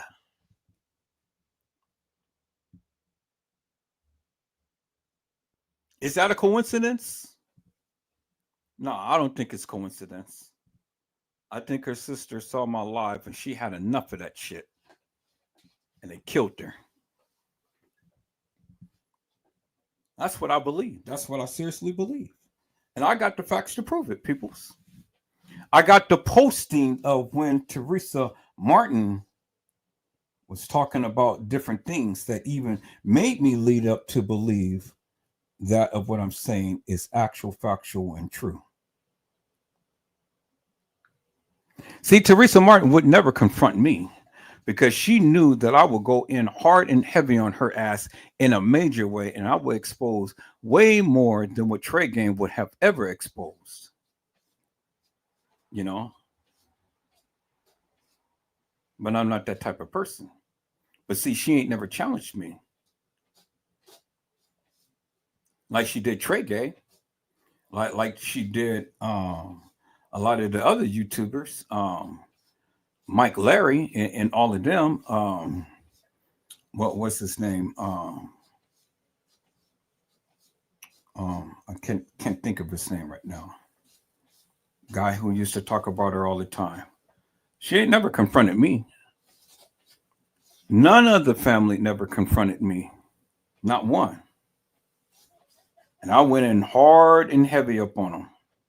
But see, now I'm coming a different route. I'm not being as hard and heavy as I used to be upon them, but I'm coming in and I'm challenging every narrative that was given. And I'm showing you peoples that a lot of the things that you guys have believed couldn't have been. And I understand you believe it, but that's good. You believe it. But what you believe couldn't have been. And I'm showing you. That of what you guys have been saying and stuff about certain people, it couldn't have been. You got to do better than that. You got to explain to me in great detail how they played this thing out. I get it. I hear all the time Franz Cave killed Kenneka. He did this, he did that. But the proof is not in the pudding. You guys are not explaining to me in great detail how that could happen. Now, he may have had an opportunity or did something, but again, I'm still not convinced that Kenneka Jenkins walked the halls of that establishment. I'm not convinced.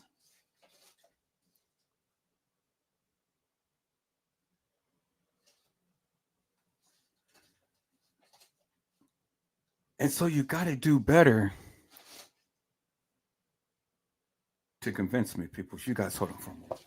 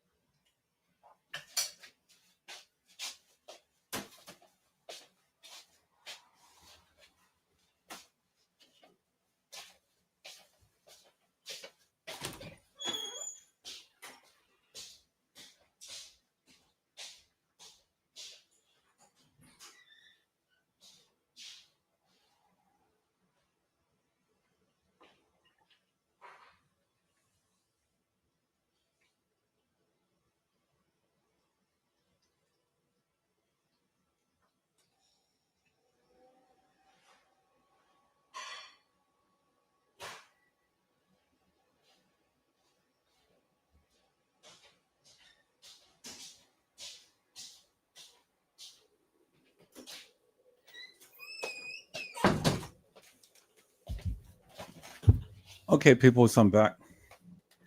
I'm not convinced, peoples. I'm not convinced.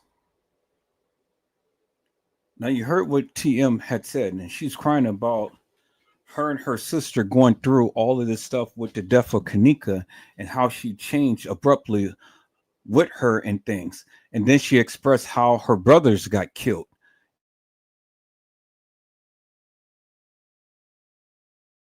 Much tragedy happening in one family. What in the fuck are these people doing to get killed? See, people just don't get killed just up on GP, peoples. People get killed because they are involved in some shit. And then Kenny Sr. end up getting killed.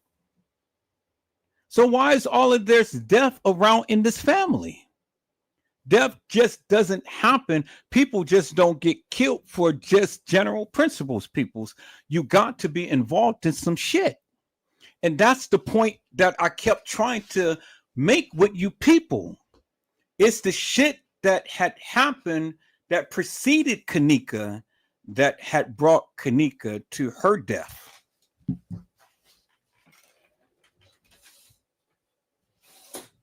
Now, many of you guys don't believe that, and I don't give two rat's asses if you don't, but the evidence is right there. It's in your face. You can't deny that. Y'all, hold on.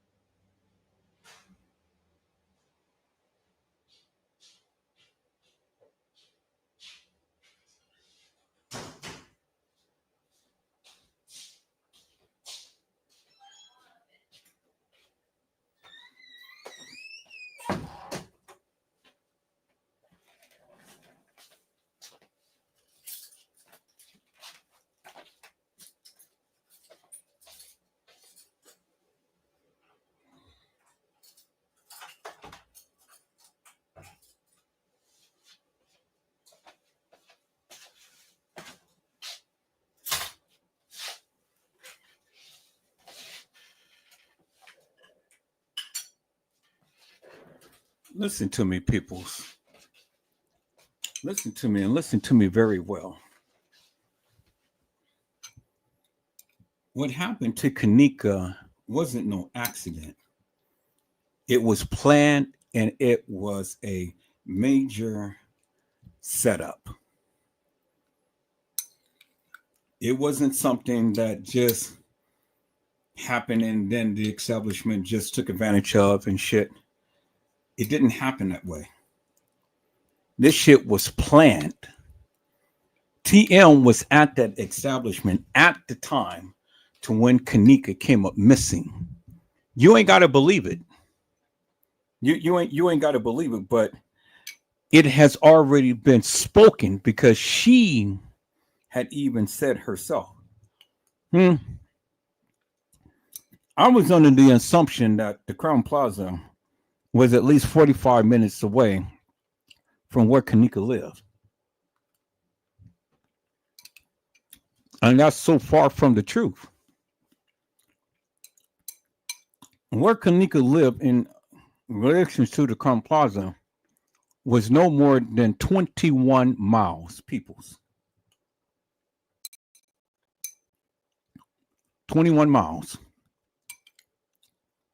And that equated to about 18 minutes.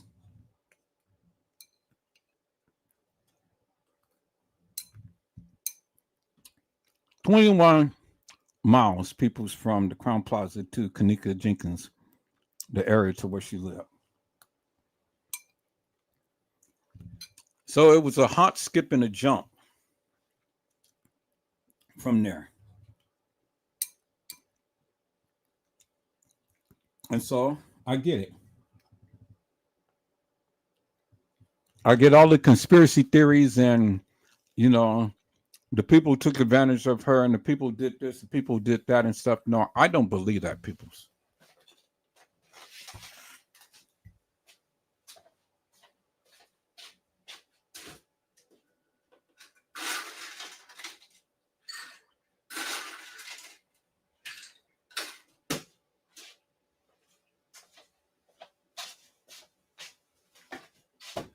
You can't sit here and tell me on one hand nothing happened to Kenneka and all of this was because the establishment had some horny men there.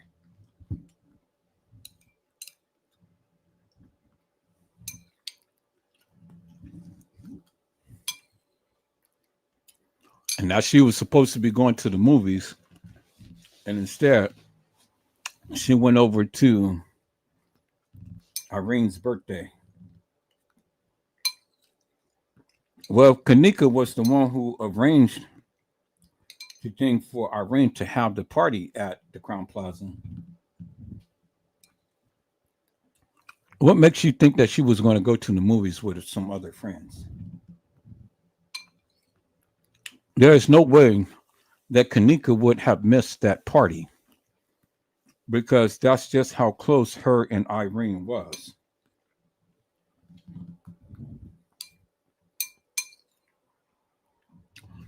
She trusted people who stabbed her in the back.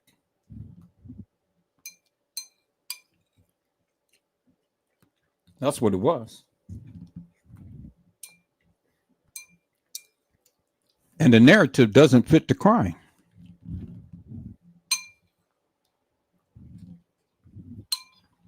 The narrative, it doesn't fit the crime, peoples. No matter how you slice it or dice it, the time frame that you guys are given for Kenneka to be in the hallway and be roaming the halls of that establishment, and then all of this stuff was supposed to have happened to her, and she ended up getting commandeered and all like this. You got a time factor here, peoples. And from the time, and that's set in stone. She was supposed to have been to the establishment at 1:13. And then about 3:25, she was supposed to come up missing, according to the narratives. So between 1:13 and 3:25, that's about a 2-hour window. So all within the 2-hour window, people, is what was supposed to have happened. Irene's live, TY's live was supposed to have happened. And then you look at the logistics of all of this stuff. You look at the time frame of when all of these people were supposed to have been coming to the establishment. And then you look at the number of people that's in TY's live. So everybody had to come into the room, sit down, relax, get it crunked up and all like this. And then once it's crunked up, it took some time for the people to leave. So you think that people came up and crunked up just for about 5 or 10 minutes just to only turn around and leave the establishment, peoples? Look at the time to when all of these people was coming.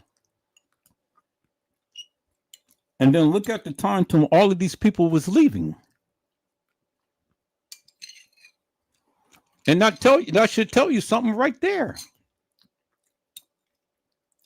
I mean, the evidence is in your face. It's all on surveillance video footage, peoples.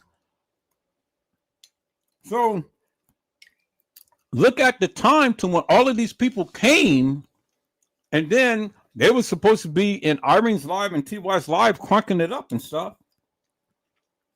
And then look at the time to when everybody was supposed to be leaving.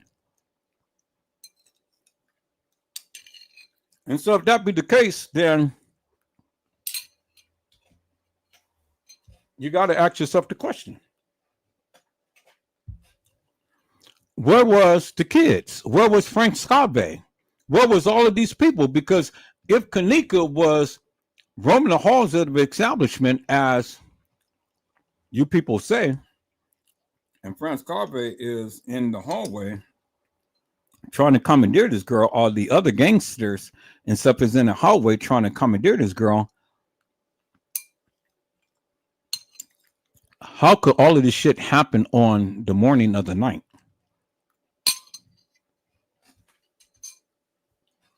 It's impossible, peoples. So when we talk about this,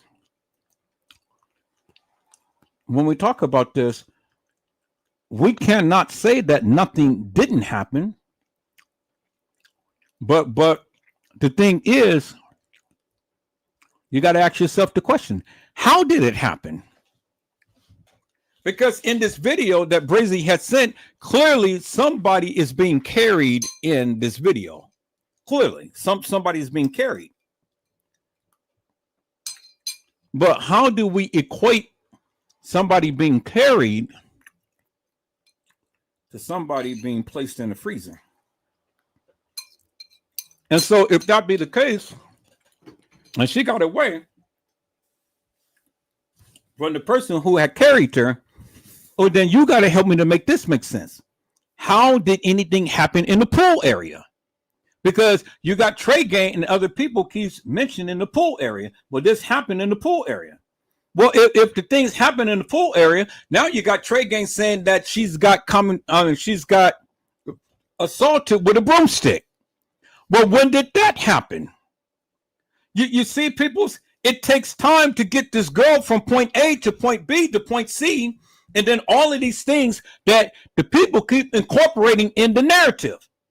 And you only got a time frame of 2 hours. So how could all of this stuff happen in 2 hour window? When did the pool situation happen when the kids was supposed to have left the establishment as you seen on the surveillance video footage? When did the pool thing happen? When did they carry her body to the freezer? When did they carry her body down to the pool area? Remember, if the pool area happened, then how did Prince Cave's situation happen? How did the assault with the broomstick happen? How did the guy in the black hoodie carry her? And we've seen the kids leave. How did all of that happen? And that's the thing that I need the people to explain to me. I mean, I see the video footage, but You got to incorporate all of this other stuff of what the people were saying. Either it happened or it didn't. Because everything, the pool, the broomstick, France Cave, the beverage manager, the kids, the guy in the black hoodie, everybody couldn't have done shit all within no goddamn less than 2 hour time, peoples. That's impossible. Do you understand and do you see the dilemma, peoples? And then we haven't even mentioned Andrew Holmes. We haven't even mentioned him yet, peoples. Because that's a whole nother series in itself with Andrew Holmes, peoples.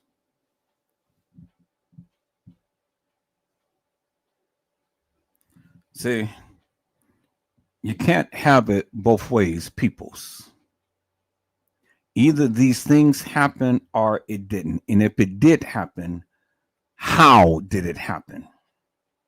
How could she be commandeered by France Cave, the beverage manager, or any other fucking person in that establishment? And yet, you guys say she didn't walk in the freezer. Well, how did it happen? Because if they placed her ass in the freezer, well, then I've already gave you the science as to she couldn't have been in that freezer for any length of time because she would have suffocated and died.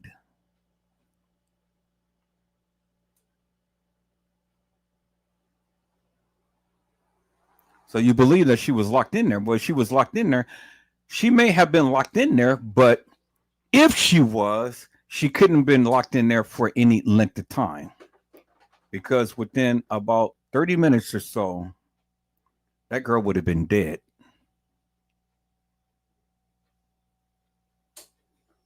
She wouldn't have been dead.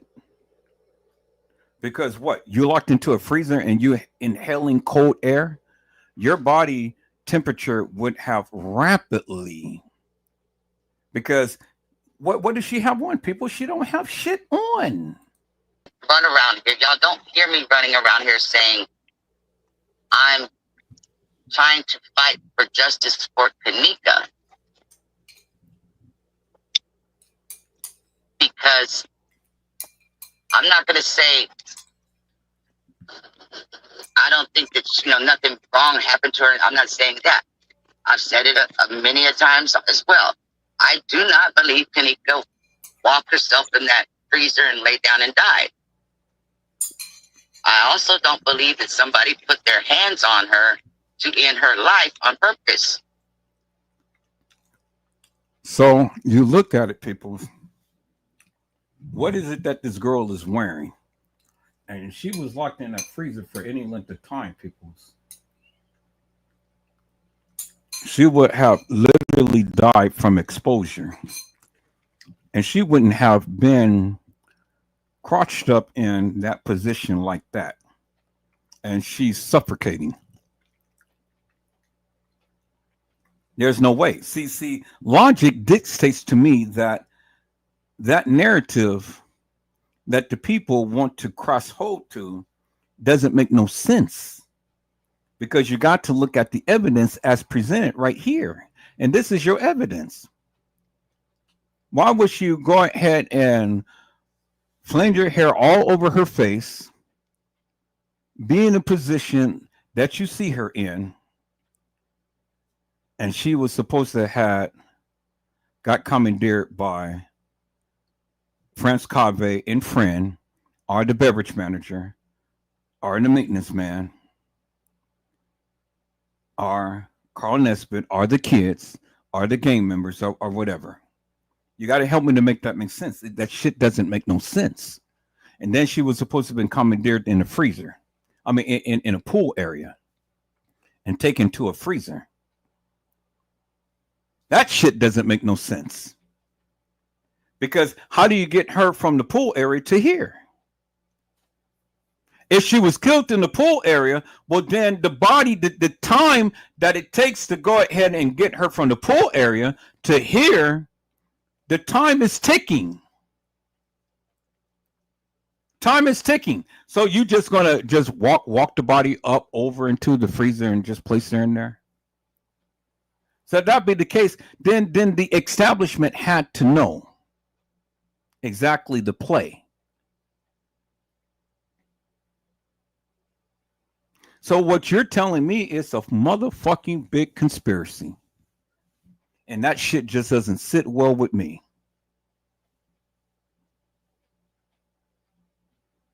You see how I broke down the narrative and broke down how people are saying and thinking and stuff, and then they want to convince you this and this and this happened, but yet they can't even explain this right here, which I have already explained earlier, peoples.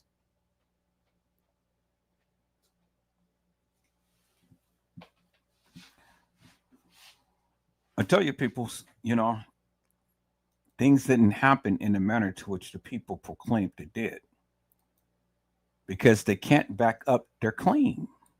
You can't do it. It's one of the reasons why the people can't come live on my live to really hash out that of what they believe happened to Kenneka, because again, peoples, it didn't happen in the manner to which they had stated. It doesn't make no sense. Now, let's go back to what Brazy had shown. Let's go back to what Brazy had shown. He's shown the video. This one and this one. Well, not this one, but it was another one. We'll get back to you, TM. So I've shown you the 3 pictures of the young lady that was in the hallway. And I've shown you the same picture that Killa was in, peoples. I've shown you the same picture. Okay, showing you the time, showing you the same picture and things. I've shown you that. No question about it, peoples. There. If you guys remember, I have literally shown you that, peoples. Okay. So here's the 2 right here. It's that picture. I mean, that video. Okay. And then it was this video. Footage they tried to clear up. Okay. So now, wait. Okay, let me see. Yeah, no. Oh, damn. I'm showing the same video on the same thing. All right, so let me do this one. Okay, that's Power DVD. And then let me open up this one with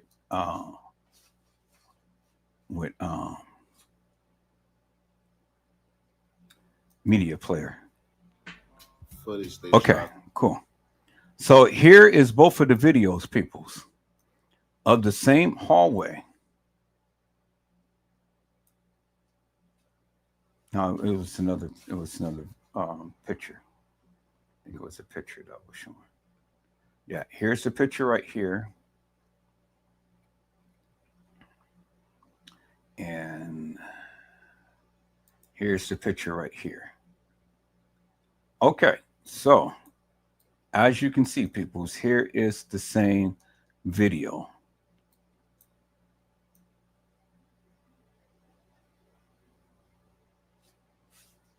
Now, it was another video that I think I believe I had.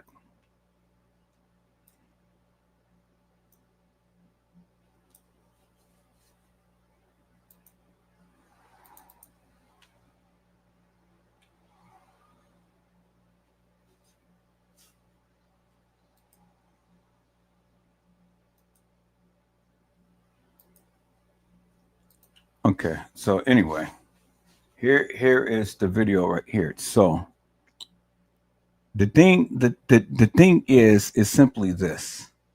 I think it's simply this. If we believe that that was Kenneka right here in this video that Brazy have shown, and she was being carried, because you can clearly see the young lady being carried. You got to help me to make this make sense. This is, I think I had a picture of the same. Yeah, let me go back to Facebook. Let me go back to Facebook because I know I had a picture of the young lady right there. And let me go back to Facebook. Yeah, here it is, Facebook right here. So let me go to Facebook. Let me share my screen.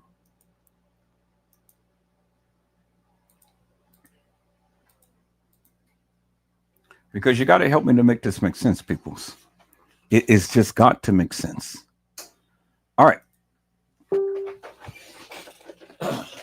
So let's go back, peoples, right here. Let's go back right here, peoples. Right here was the picture of the same video that Breezy had sent me. Same area, same video, right here. It's the video. This video, she was being carried. This the girl who was ever in that video was being carried down here by this stairwell. Clearly was being carried. Here is the picture of the young lady coming out from the back. From the back. Yeah, and I think it was another video that I had when the guy was expressing that. And I think it was this one right here. No, I don't think it was this one. It was another video that I had. Okay, I know I had another video. So y'all give me 1 second. I'm going to check I'm going to check my email right quick because I know it was another video. So y'all give me 1 second here. I'll be right back. Going to check my email real quick and I'm going to find that video. No, let me do this. Let me go to my downloads because I think I downloaded everything. I'm going to go back to my downloads because I think I downloaded everything. I think I downloaded all the videos. Yep. There it is right there. Okay. Yep. There it is right there. And so what was going to happen, people, is going to change. So I'm going to share my screen. And it's going to change that video. So let me share my screen. Uh-oh, what's happening here? Can I share my screen? There we go. Okay, let me share my screen. And so what's going to happen is going to change the video that we see. Okay, so so we have this video of her right there, but then we also have this video right here. So let's play this video of the young lady being commandeered or trying to get grabbed in the same hallway. You see that right there, right?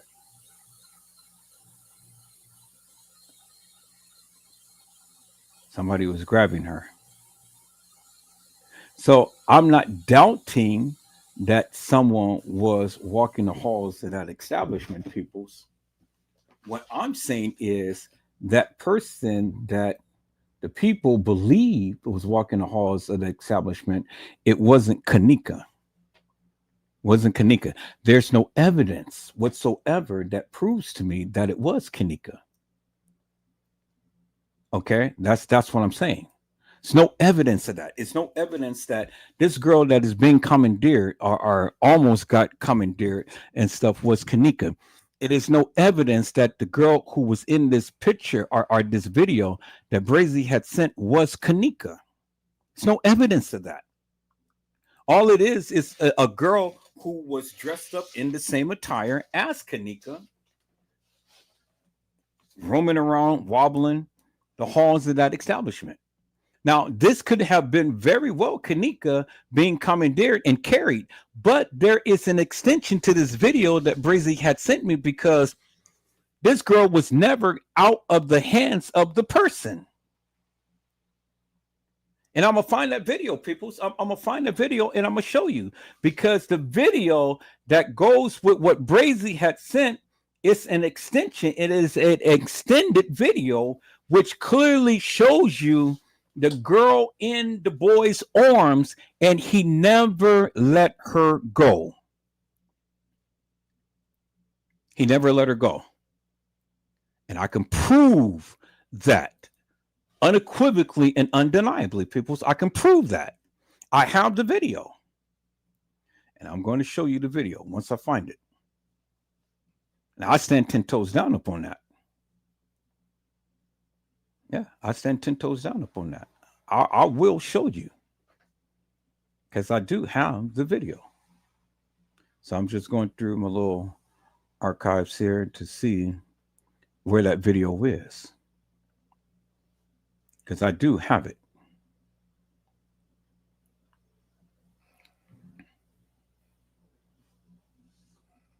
Now, with that being said, peoples,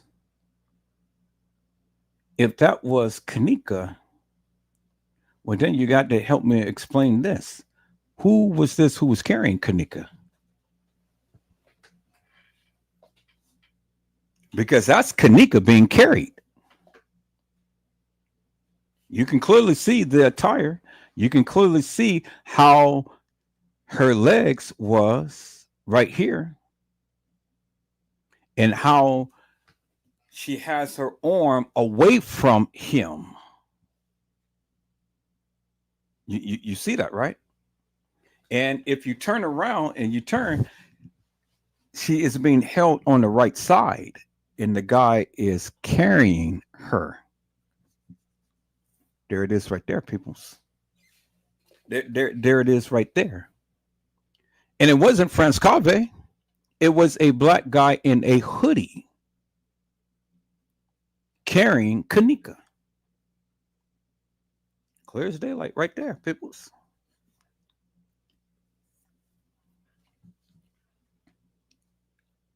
So you got to help me to make that make sense, because you can clearly see that clear as daylight. I mean, you know, it doesn't take a rocket scientist to figure that out. So now the question is, who was that in the hallway? Who was that in the hallway? Because see, people, when you look at this picture here, this picture right here doesn't look like that picture here. You see that, right? Look at the body. Look at the hair. This girl got a bit more hippier and rounded body than this girl right here. And then I'll go and show you the picture in the video of the girl who walked herself in the kitchen. Doesn't look nothing like these two right here. And I can show you by the length of hair where the hair was coming down to the butt. Different girls.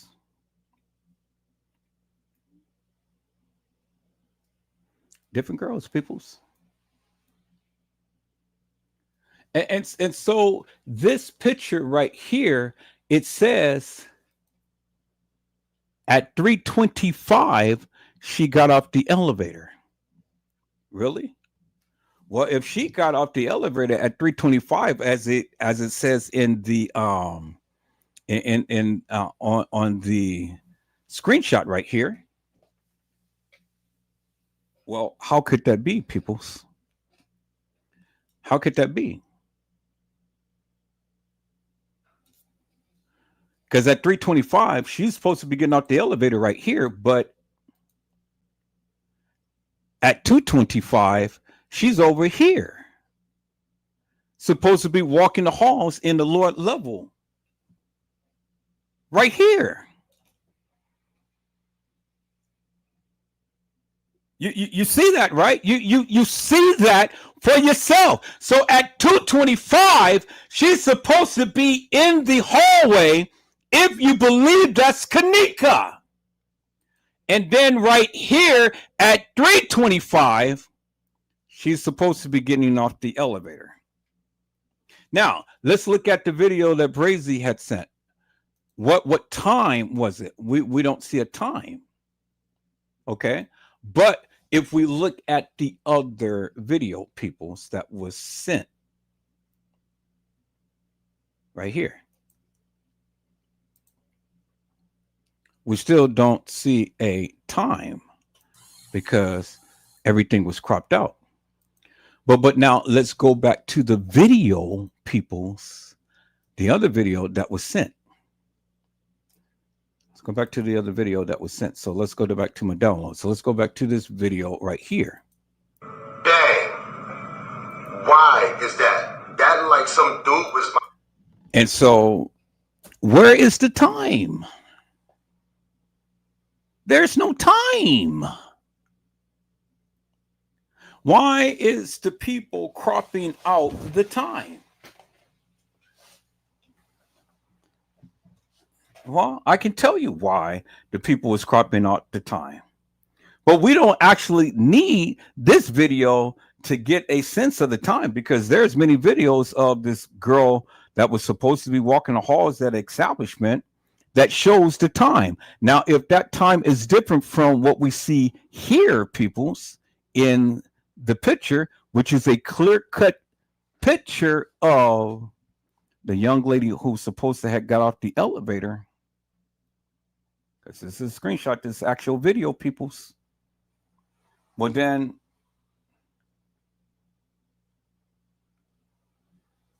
where's the time?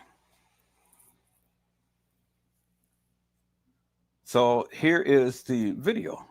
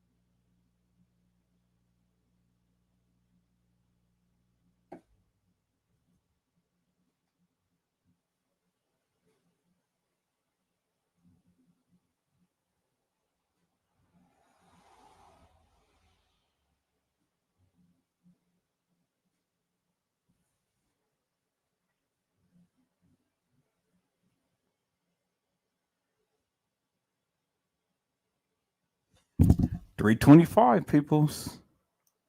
$325. It shows that this girl is getting off the elevator. $325. $325 is showing that this girl is getting off the elevator. So this right here is saying that she was walking the halls at 2:25. So how could she be walking the halls over here at 2:25 and she's getting out the elevator at 3:25? And then this video right here that Certified World Media had sent, it says 3:32. 3:32, she's walking. No, it doesn't. I'm looking at something wrong. Okay, yeah, that was killer. That was a different video right here. So it doesn't give a time frame as to when she was walking down over here. Okay. But then the question becomes is simply this. So if she's getting off the elevator at 3:25, where in the hell is anybody at?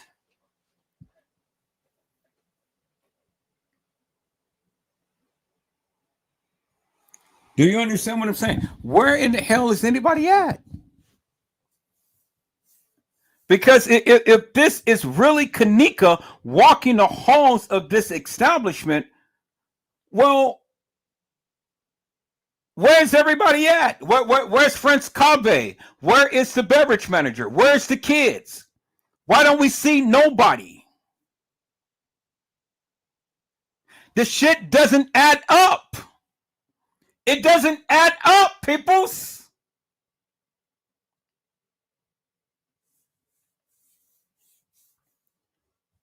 See, the evidence is right there. It's in your face.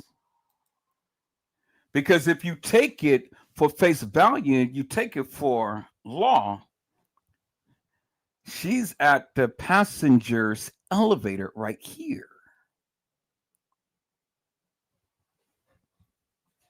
The main elevator that takes you up to the room. Right adjacent to that is where the pool area is. She's on the main elevator. But see, she didn't get off the first elevator, which is the service elevator. She got off the second elevator. And it's at 3:25. So if it's at 3:25, people, well then how in God's name able to get the card?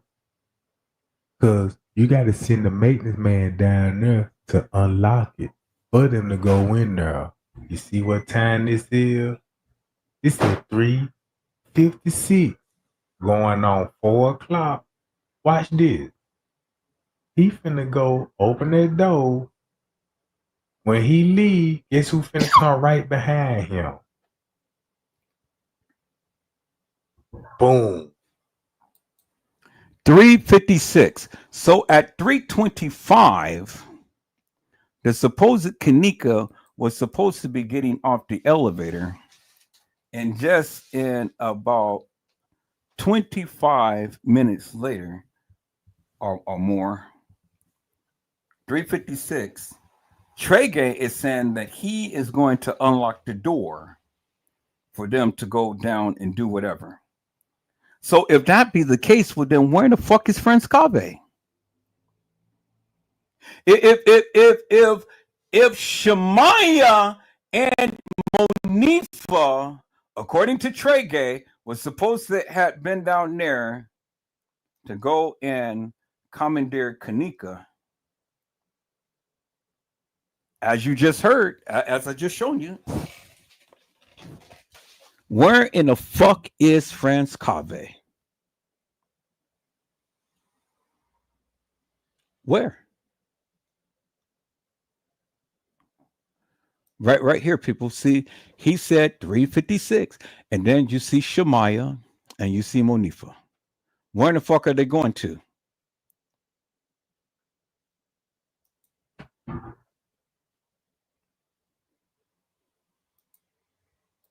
Payal. Man, that man opened that door for them, bro. Man, that man opened that door for them folks to go in now. Go in where? Able to get the card. Because you got to send the maintenance man down there to unlock it for them to go in there. You see what time this is? So the cart to go where? Where to the pool area? So it's at 3:56 that the maintenance guy is supposed to go open up some doors so Shemaya and Monifa can go in and get a cart to what? Put Kenneka in? So where in the fuck was Prince Kabe?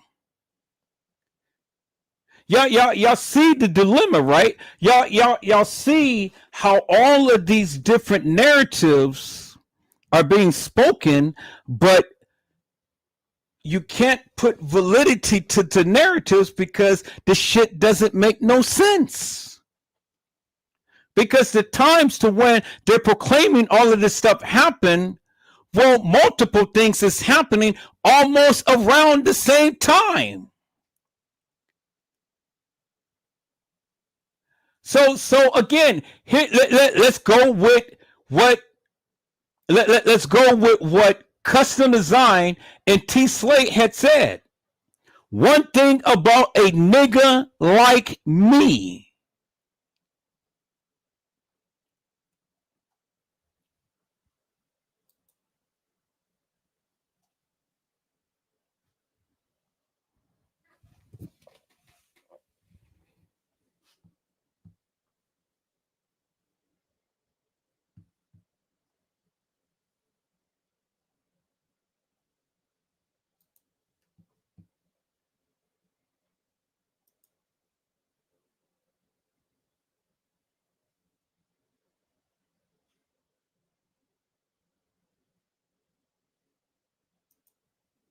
One thing about a nigga like me, I just pick everything you just said apart. And that's why you gotta go find the paperwork and all that shit to read exactly what it said, because you don't know what it said. Shemaya mother called the police at 4:15 in the morning, on the morning of the night, 4:15 a.m.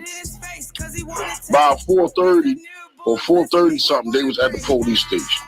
Shemaya mother called the police to report what Shemaya came back and told her what had happened. And a tidbit of information for what we're talking about.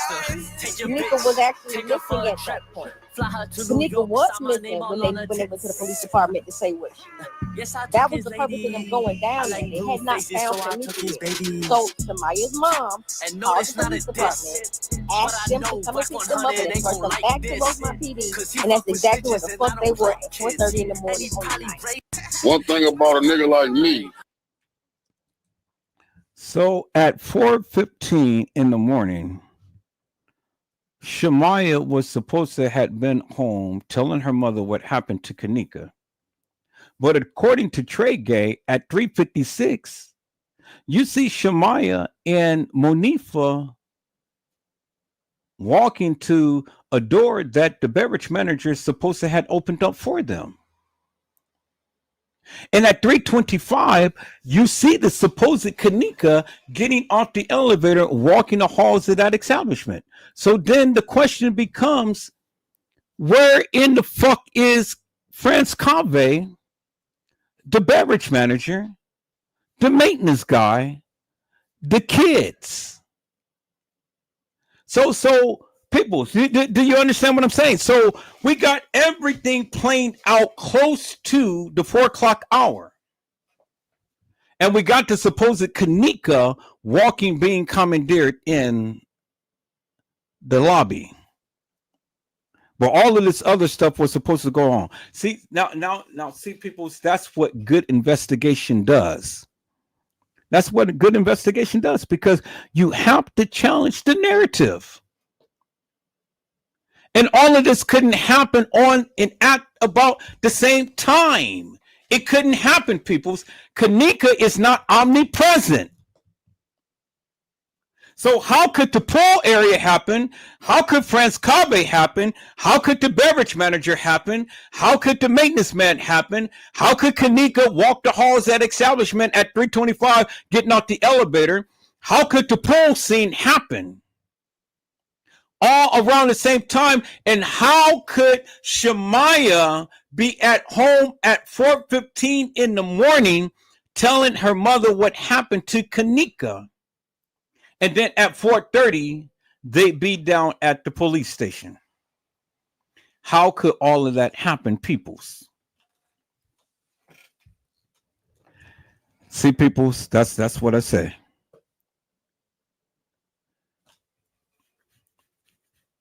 All of this stuff is on video footage. And all of this stuff is seriously in your goddamn face. And all you got to do is open up your motherfucking eyes and look at it. So, my question is simply this. How could all of the stuff that the people proclaim happen at the time to when they say it happened?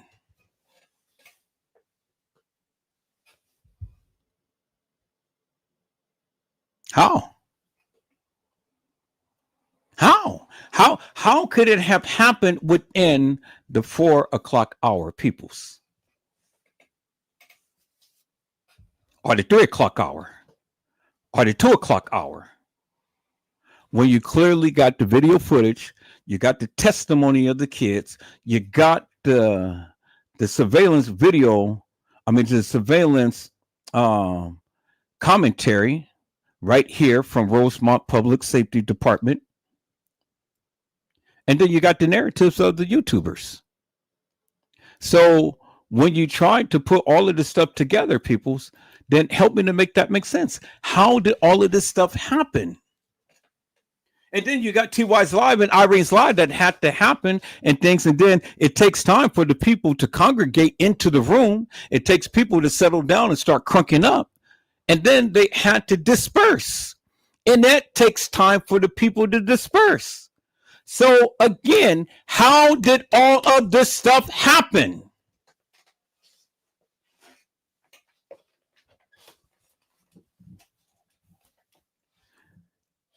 And then you got what I had read you about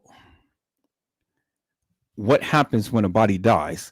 And then I have shown you, peoples, the ice cube that was under Kenneka's toe that was solid, and then it had melted, and then it turned to a frozen puddle of water. And that takes time for the ice to melt and the ice to freeze. It just doesn't freeze up that quickly. Now, if you say it does, people's come on now. I'm not stupid. No ice cube is going to freeze up like that. And the ice cube had to be in there under her toe. So it broke off on something solid, which was the ice cube that was by her person when she was laying in a manner facing towards the freezer wall. That little piece of ice that they threw in there had broken off, and it had sat itself right by her toe, which it takes time for that to melt. And I've shown you that tonight, peoples. See, what you suckers want to sit up here and want to try to discount Edward Joseph and call me crazy and stupid and this and that and the other. Fuck you. Fuck you. You can kiss my beloved black ass. Fuck you, your mama.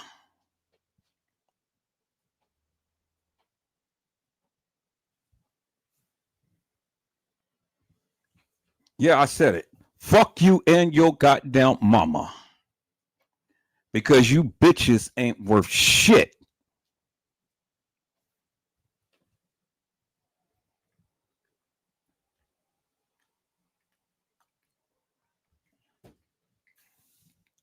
The only thing you motherfuckers can ever do is come up in here and wreak havoc. You can't come to my live and you can't break this shit down in a manner to which I do. And you can't bring clarity to confusion.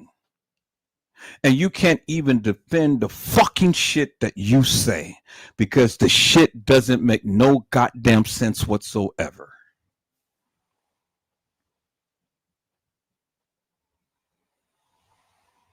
And that's why I've always stand 10 toes down with what I say. Because God gave me eagle eyes. And I don't look at it through the lenses as everybody else.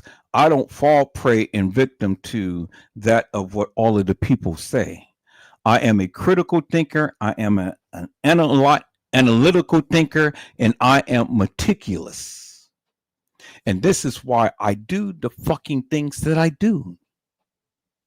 Because when you want to sit here and give me a narrative, and then you want to try to boost my mind up with all of this bullshit and madness of a goddamn theory that doesn't hold no motherfucking weight whatsoever, it will never hold no water.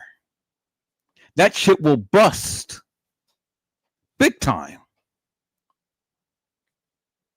So again, I asked the people, what the fuck happened to Kenneka? Because based upon all of the narratives that I got, it doesn't hold no weight. because you got to explain to me how all of these pictures and videos and stuff doesn't coincide with each other. And I've shown you the video with the timestamp on it. So you got to tell me, how in the fuck did Kenneka get from Irene's live down on that goddamn elevator and then walk in some halls of that establishment? And you got all of these different people who looks like are dressed like Kenneka. Because again, go back in all of my lives, I've shown you the different girls who played Kenneka. I've shown you the different body styles. I've shown you the different attires that they was wearing. Show you all of that shit. And the remarkable thing is, peoples, it's like you motherfucking people just don't get it because you can't see the goddamn obvious. The obvious in your motherfucking face, and you're still too blind to see the shit.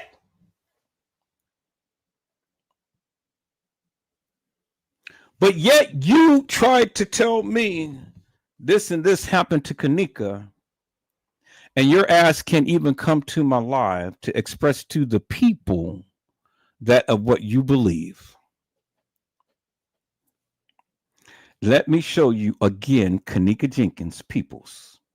And this Kenneka Jenkins do not look like none of these suckers that ever walked the halls of that establishment.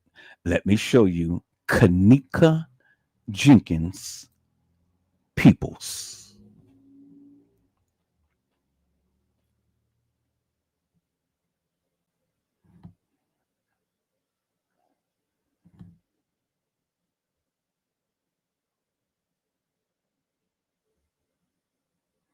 See, this is why when the suckers wants to come and try to jump bad in my lives and stuff, this is why I've always knocked them down big time and tell them to shut the fuck up and go and kick rocks with their mommy, because stupid people will never learn.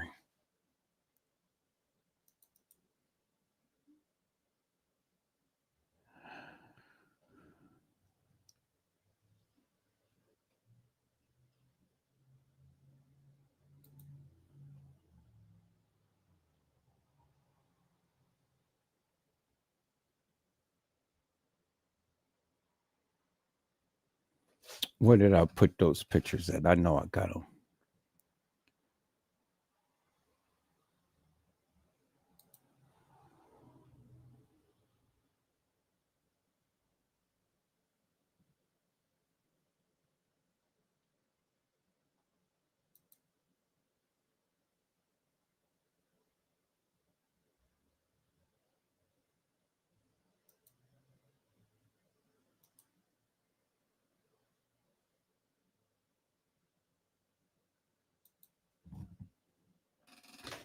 All right, where is those pictures of Kenneka?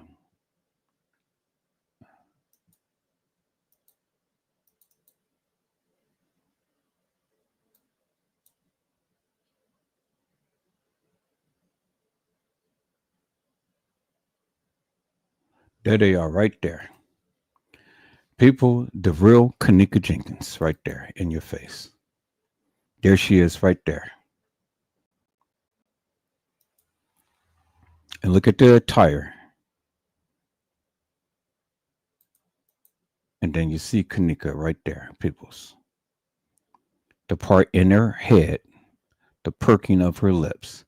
Look at Kenneka's face. Look at her jacket.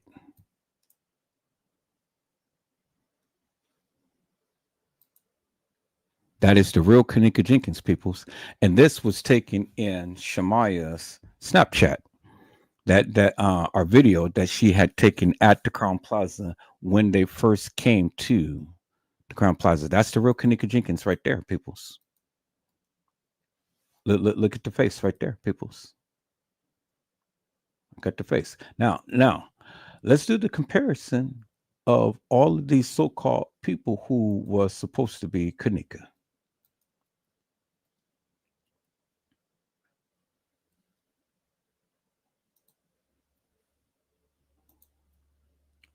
All right, people. So let's look at that. Do this look like Kenneka right here, peoples? This girl got a big head. Do Kenneka got a big head, peoples?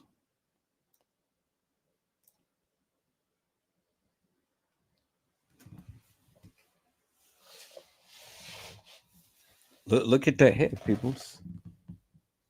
Does she have a big head like that? I mean, take a look, peoples. Y'all say that that's Kenneka.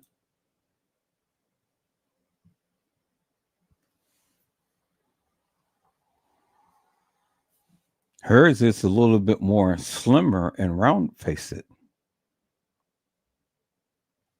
And when you look at this picture of Kenneka, peoples, she don't even look like how she was in other pictures because she looks a little bit more slimmer in this picture.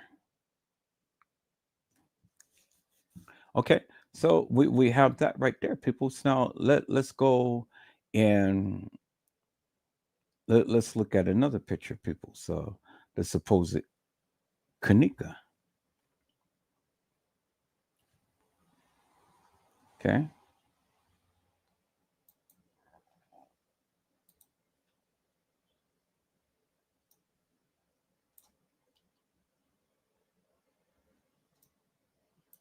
Fat face. Slim face. She has a part in her hair. She doesn't.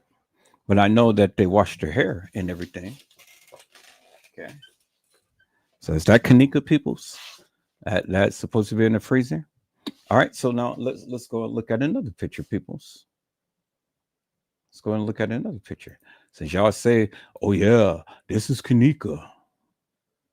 All right. So let's look at another picture, peoples. It's supposed to be Kenneka. Let's look at this picture right here.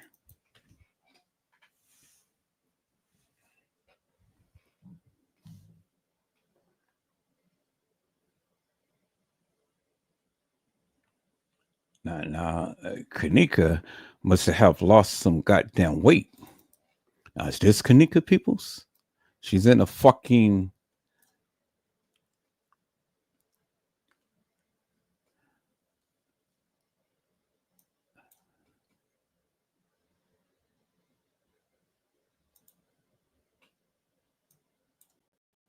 So do that look like Kenneka, peoples? Her hair is parted on the side. Her hair is parted directly in the center. Do that look like Kenneka, peoples?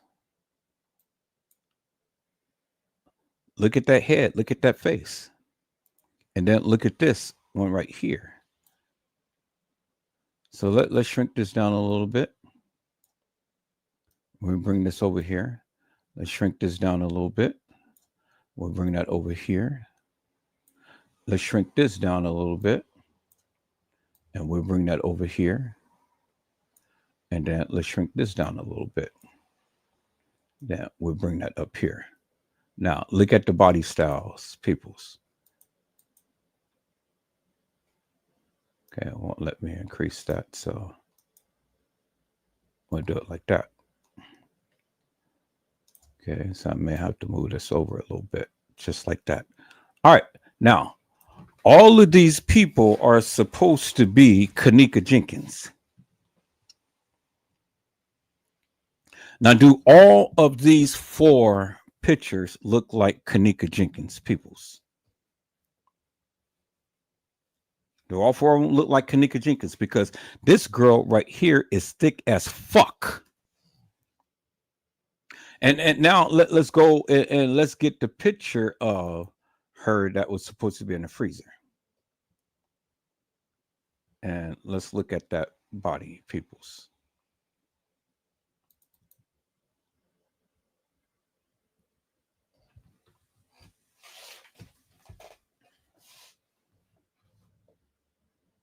Now look how slender this body is right here. Look at the hips. of this girl's body right here. Look at the hips. And even the pants is not form fitting, peoples. It's form fitting around the calves, but around the butt it's a little bit saggy. And I understand that the pants is not all the way on, but this girl doesn't look big compared to this girl right here, who is solid as a rock. Look at those big thighs, people. So how the fuck can you tell me how the fuck can you literally put your mouth to say that, god damn it, this is motherfucking Kenneka Jenkins? Look at those big thighs, peoples. And you saw those little legs that I just shown you. Come to the fuck on.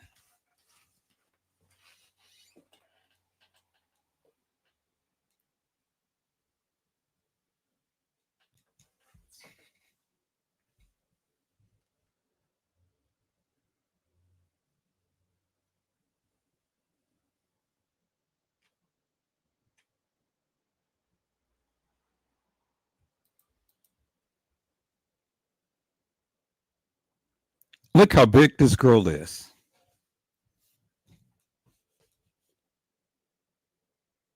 So how in the fuck could all of these pictures be Kenneka Jenkins, peoples?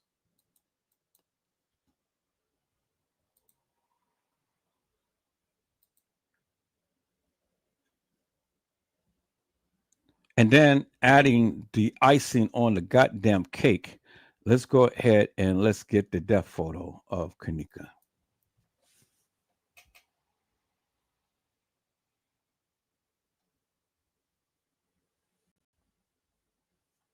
This is how my babe looked when I saw her at the funeral home.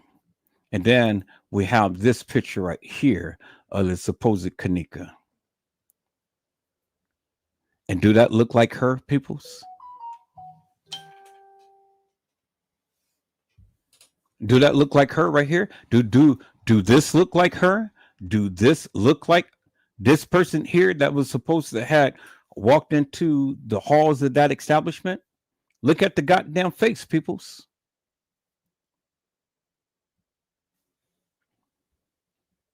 Now the icing on the cake right here. This is how my babe looked when I saw her at the funeral home. And then I'm going to rest my fucking case, peoples. For now, I'll be back.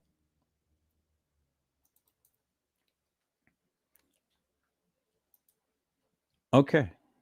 So this is Kenneka without the wig. This is Kenneka without the wig. This is Kenneka without the wig. And this is Kenneka without the wig.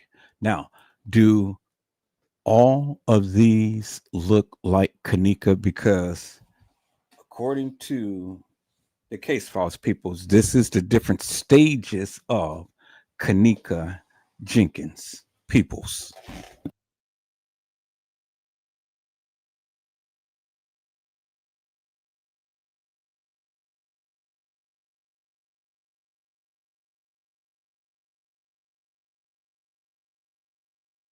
Now you be the judge. You be the judge, peoples. You tell me, does all of these pictures look like Kenneka Jenkins, peoples?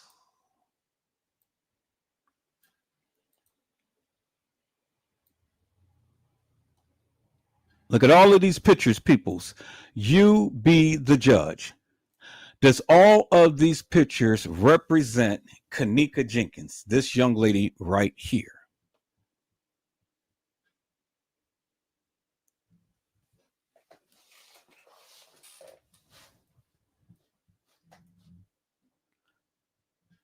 So if all of these girls are the same girl and they look so goddamn different,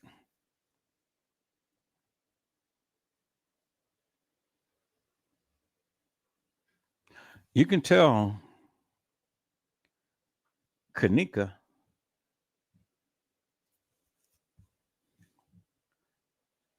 This is Kenneka right here, peoples. Right here. These three. This one, this one, and this one. You can tell by the nose. You can tell by the arch in the lips. You can tell by the side of her face right here. And even though that the wig was taken off, the still features are still the same.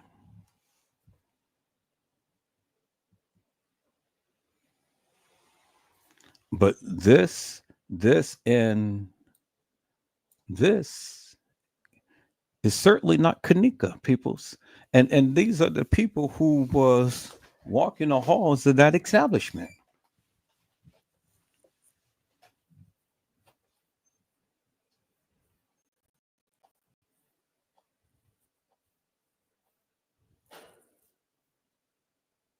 And the way that she has her hair, according to this right here, it's two different girls because you can see the different track. And the hair is a lot shorter because Kanika's hair goes all the way down to past her shoulders. Hers doesn't, people. Hers doesn't. Right here in this picture right here. It doesn't go all the way down to her shoulders, people.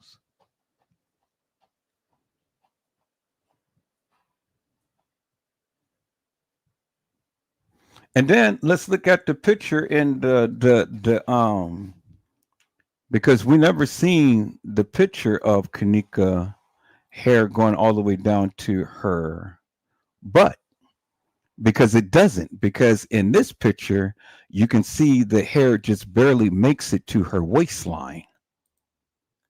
So if the hair is barely making it to her waistline, well, then that automatically tells you that these other motherfuckers who's imposters is not Kenneka because Kenneka did not wear her hair all the way past her ass. Like in the other photos, that hair was way down all the way to her ass. And that's not the way that it is in the picture here, peoples. See, it's little subtle things that as a videographer, photographer, peoples, you will learn and understand. And when you seen the girl who supposed to have walked into the establishment, that hair was all the way down to her ass when she had her back turned towards the camera. That hair was all the way down by her ass. But in this picture, it was down just barely hitting her waistline. And she's standing upright.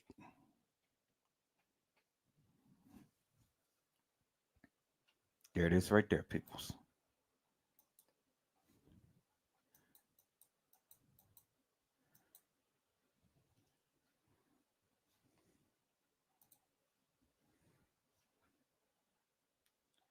So the next time you motherfuckers try to sit up here and tell me anything about the goddamn Kenneka Jenkins case, come again. Come again. And come with some receipts. Come with something tangible. Come with something real. Come with something that I can fucking work with.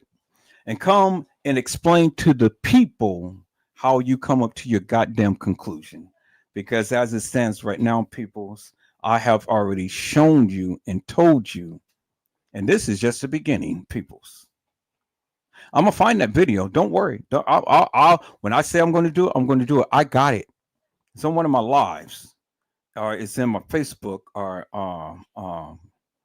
videos and things. I just have to go through it. It's an extension to what Brazy have shown. There is an extension to his video, and in that video, that guy never let that girl go. He laid her down on a bench or something. But you'll clearly see it. It's the same exact video that runs from what Brazy have shown all the way to the end. He took her out somewhere and he laid her down and he stayed with her. He did not let her go. I promise you that. So I'm sorry to say that that wasn't Kenneka, because the video that Brazy shown, I got the extension to that video, and in that video, that boy never let that girl go. He never let that girl down.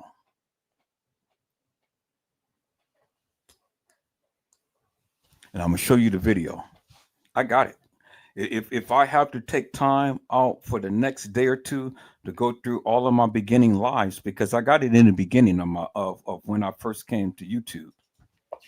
So I'm gonna scroll through my lives and I'm gonna scroll through my Facebook videos and pictures and stuff and find that video, because it is a video. It is a complete video of showing exactly what happened to that girl that was in that person's arms.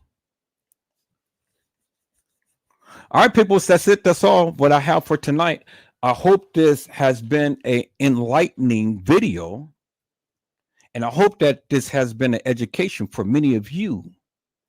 Because, see, again, peoples, I'm not going by what I think. I am going by what they said, and I am only telling you of what they said and what they have shown. So when the people get mad because I'm not agreeing with them fucking who cares? I don't give a fuck. I don't give two rats asses, because I'm not here to try to pamper or woolly neck any motherfucker. I don't agree with you. I don't agree with you. Who gives a fuck? If your ass can't come to my live and explain to the people in goddamn great detail what the fuck your stance is, well then who gives a fuck?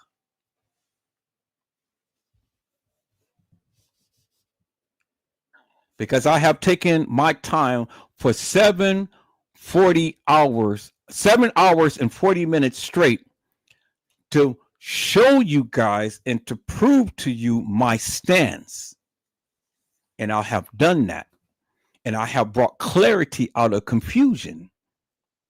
And see, all of these things that I put together tonight, right now, people, I'm going to put it together in a little special live so you can see from point A to point B to point C, walk that shit down and show you how all of the shit that is videos and the pictures and the narratives that was given do not line up.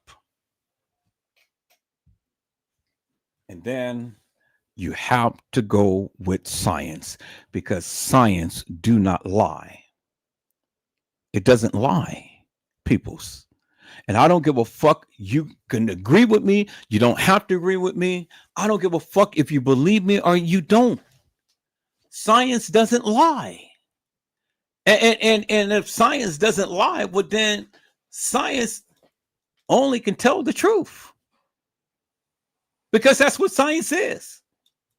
That's why they depend upon science in order to bring out the truth in these cases. So if you don't know how to apply science to your narrative, well then your narrative ain't shit without science.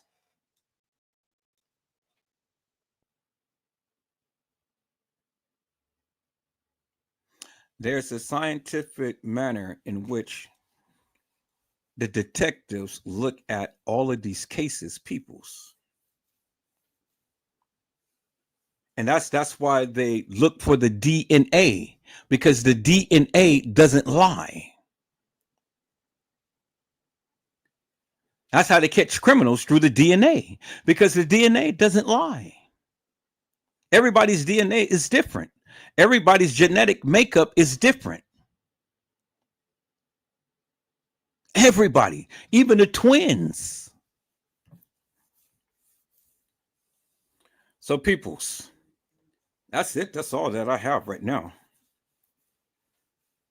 And to tell you the truth, I don't give two rats asses if you guys like me, if you hate me, if you don't talk to me, if you don't politic with me. I don't give a fuck. Because I'm not here to make friends and I'm not here to make enemies. I'm just here to shoot my shot and to tell you from my perspective what I see in this case. And I'm going to put these videos together, the points that I have made.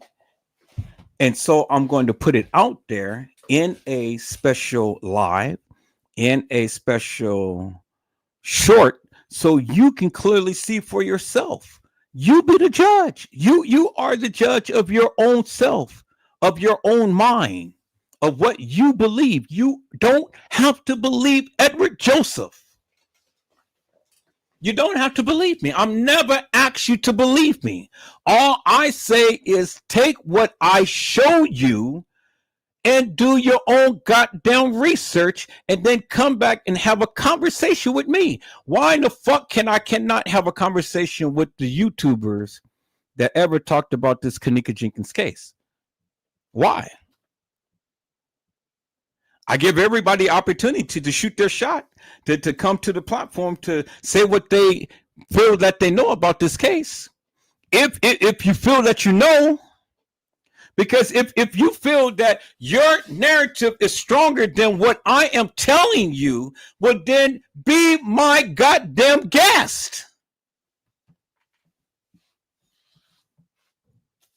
But if your shit stinks and it doesn't make no sense, don't come on, because don't embarrass yourself. Because you will embarrass yourself more so than I can embarrass you. Is that all right, peoples? Peoples. I hope I had said something to encourage your hearts up on today. Tune in again next time to when Edward Joseph Let's Talk Live, Edward Joseph Kitchen, Edward Joseph Gospel Hour, Edward Joseph's Blessings Giveaway 2025 will come to you with something wonderful. I love you with the love of Christ, and there's absolutely nothing you can do about it. Peoples, mask up and be safe. And again, peoples, if you feel that your narrative is stronger than what I am presenting, come to my live, be my guest, and you will have the floor, and I will allow you to explain to the people that of what your findings is. But be warned, because I will have some questions for you to answer. And I will be asking you that in front of the people. And I hope you're on your ace game, because I got some serious questions. And I'm not going to demean you. I'm not going to talk about you. I'm not going to do any of that. I just want to have a wholesome conversation to see what you know, so the people can grow. Is that all right, peoples? So I hope that everybody got a little bit of clarity out of confusion and things, because again, peoples, you ain't got to believe me. All you got to do is just believe the science. All you got to do is look and see for yourself, because things in this case has happened for a reason. But it didn't happen in the manner to which the people proclaim. And that is the point that I've been trying to make to the people. I'm not saying that my narrative is better to anybody. What I am saying is that this time around, the hell with what I say, let's go ahead and let's break this shit down with what they said and what they did. And then let's get uniformity, let's get conformity, let's get away from conflict and confusion and illusion, and come and look at this thing as it was presented. You know, the hell with what I think. I don't give a fuck of what you think. I want you to analyze what they gave and then give a narrative behind that. Not this so-called theory that you conjured up just because you feel a certain way just from what you're seeing. No, let me rattle your brain for a little bit. Let me shake you up a little bit. Let's keep the gates open and let's look at this wholesomely. And let's not deny that of what they said, because you can't deny that. It's what they said. It's a part of the case files. What Jeffrey Feiger said, what TM said, what Lenore had said, what Shemaya, Monifa, Bree had said, what Irene had said. We look at everything based upon what was said and what was shown.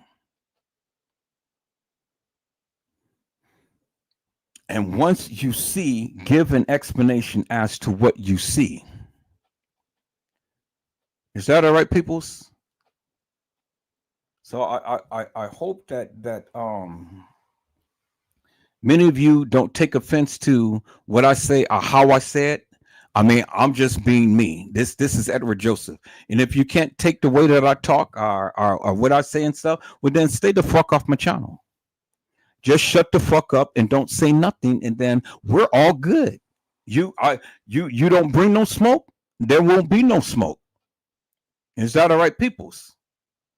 Because if you can't come into the live and be respectful and stuff and keep it up on the case, keep your ass out my chat.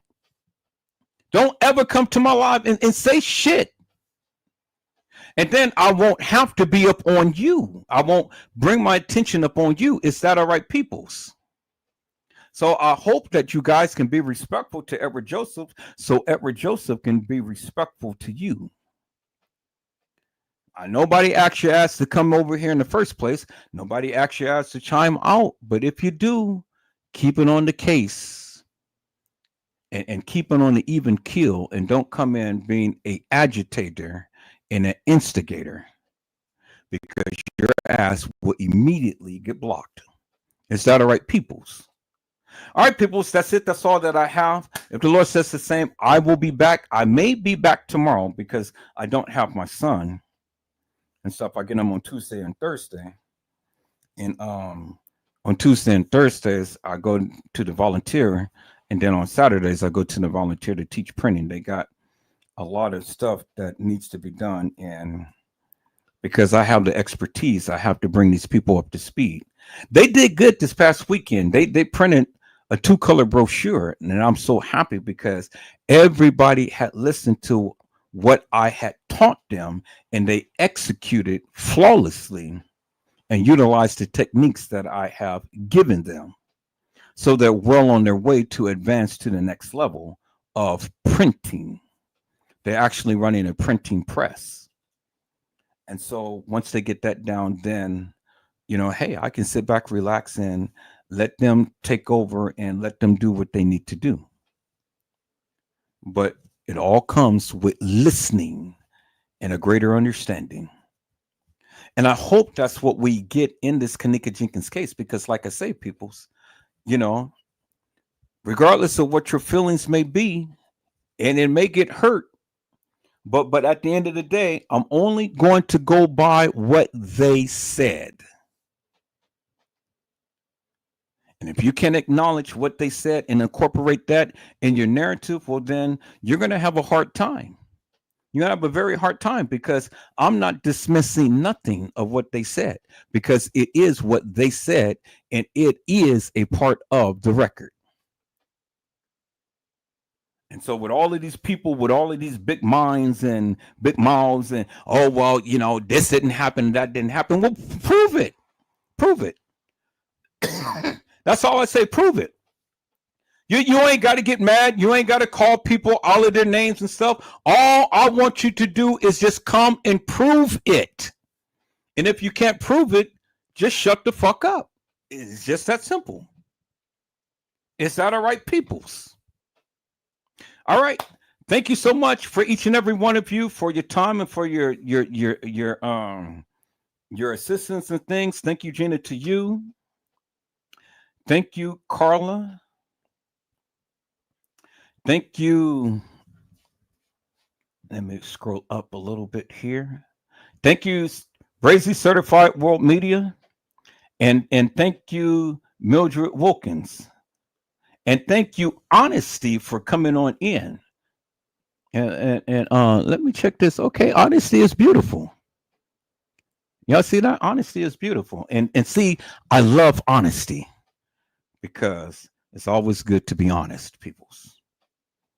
And don't sit here and bullshit with the people and try to give the people a false narrative. I mean, we all did that back in the day. We all did that. And thank you, Mello. And Gwendolyn Thomas, come in correct next time, Mel.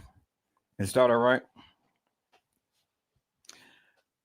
And so people, the thing is, we all did that back in the day, but I'm sure that we all have grown up, and we all wanted a little bit of fame and fortune and get our names out there and get noticed and stuff. But now I'm beyond all of that bullshit and madness, peoples. I'm beyond all of that. I got to look at this case for what it is. And that's just the way that I see it. And if you don't see it that way, well, then, tell me and show me and the people the way that you see it. Stop mumbling under your breath and become proactive and start shooting your shot. And then that way the people can understand where you stand and they can have a good, wholesome understanding as to what you're trying to convey. Because you can't tell anybody anything if you don't say anything and you don't show anything. And, we're always going to have a difference in opinion because, trust me, people, I don't think the way that many of you do. I really don't. I'm just a different person, just a different breed. But it doesn't mean that we can't politic, and it doesn't mean that we have to be at odds with each other. All I want to do is just have a conversation with the people. Is that all right? And I'll be back up on Jaguar Wright because I didn't know that she had two sons. I didn't know that one of the sons had died. So my condolences to Jaguar Wright. But on the same token, Jaguar Wright, God damn it, your son had literally despised the madness out of you. And for a child to despise his mama in a manner to which he despised you and talked about you, ma'am, you have no right to say anything about anybody. Absolutely nothing. Because you've been a bad mama. And that boy is just like, wow. My heart goes out to him. You are a habitual liar and your pants is on fire. And I hope you watch my live, and I hope you come and chime out on my live because I got some things to say to you, big time. I got some things to say to you. People said to me, Edward Joseph, you better be careful because she's going to come to your live. I said, well, let the heifer come to my live and let her say something because I got something to say. I got something to say. And I'm sure that she won't like what I have to say. Because what really got me irritated with Jaguar Wright is when she tried to vilify that girl who came on to try to express herself for what she said happened to her. Well, she's a part of why that girl had those things happen to her because remember, she said herself she had workers that worked at the Diddy camp, at the Diddy parties, and she was one of the workers was there too. She went to several, not just one, not just two, several. Several means more than two. And she said that she waited until the statute of limitations had literally fell off before she started to say something. So she already knew that she did something devious, devilish, and demonic.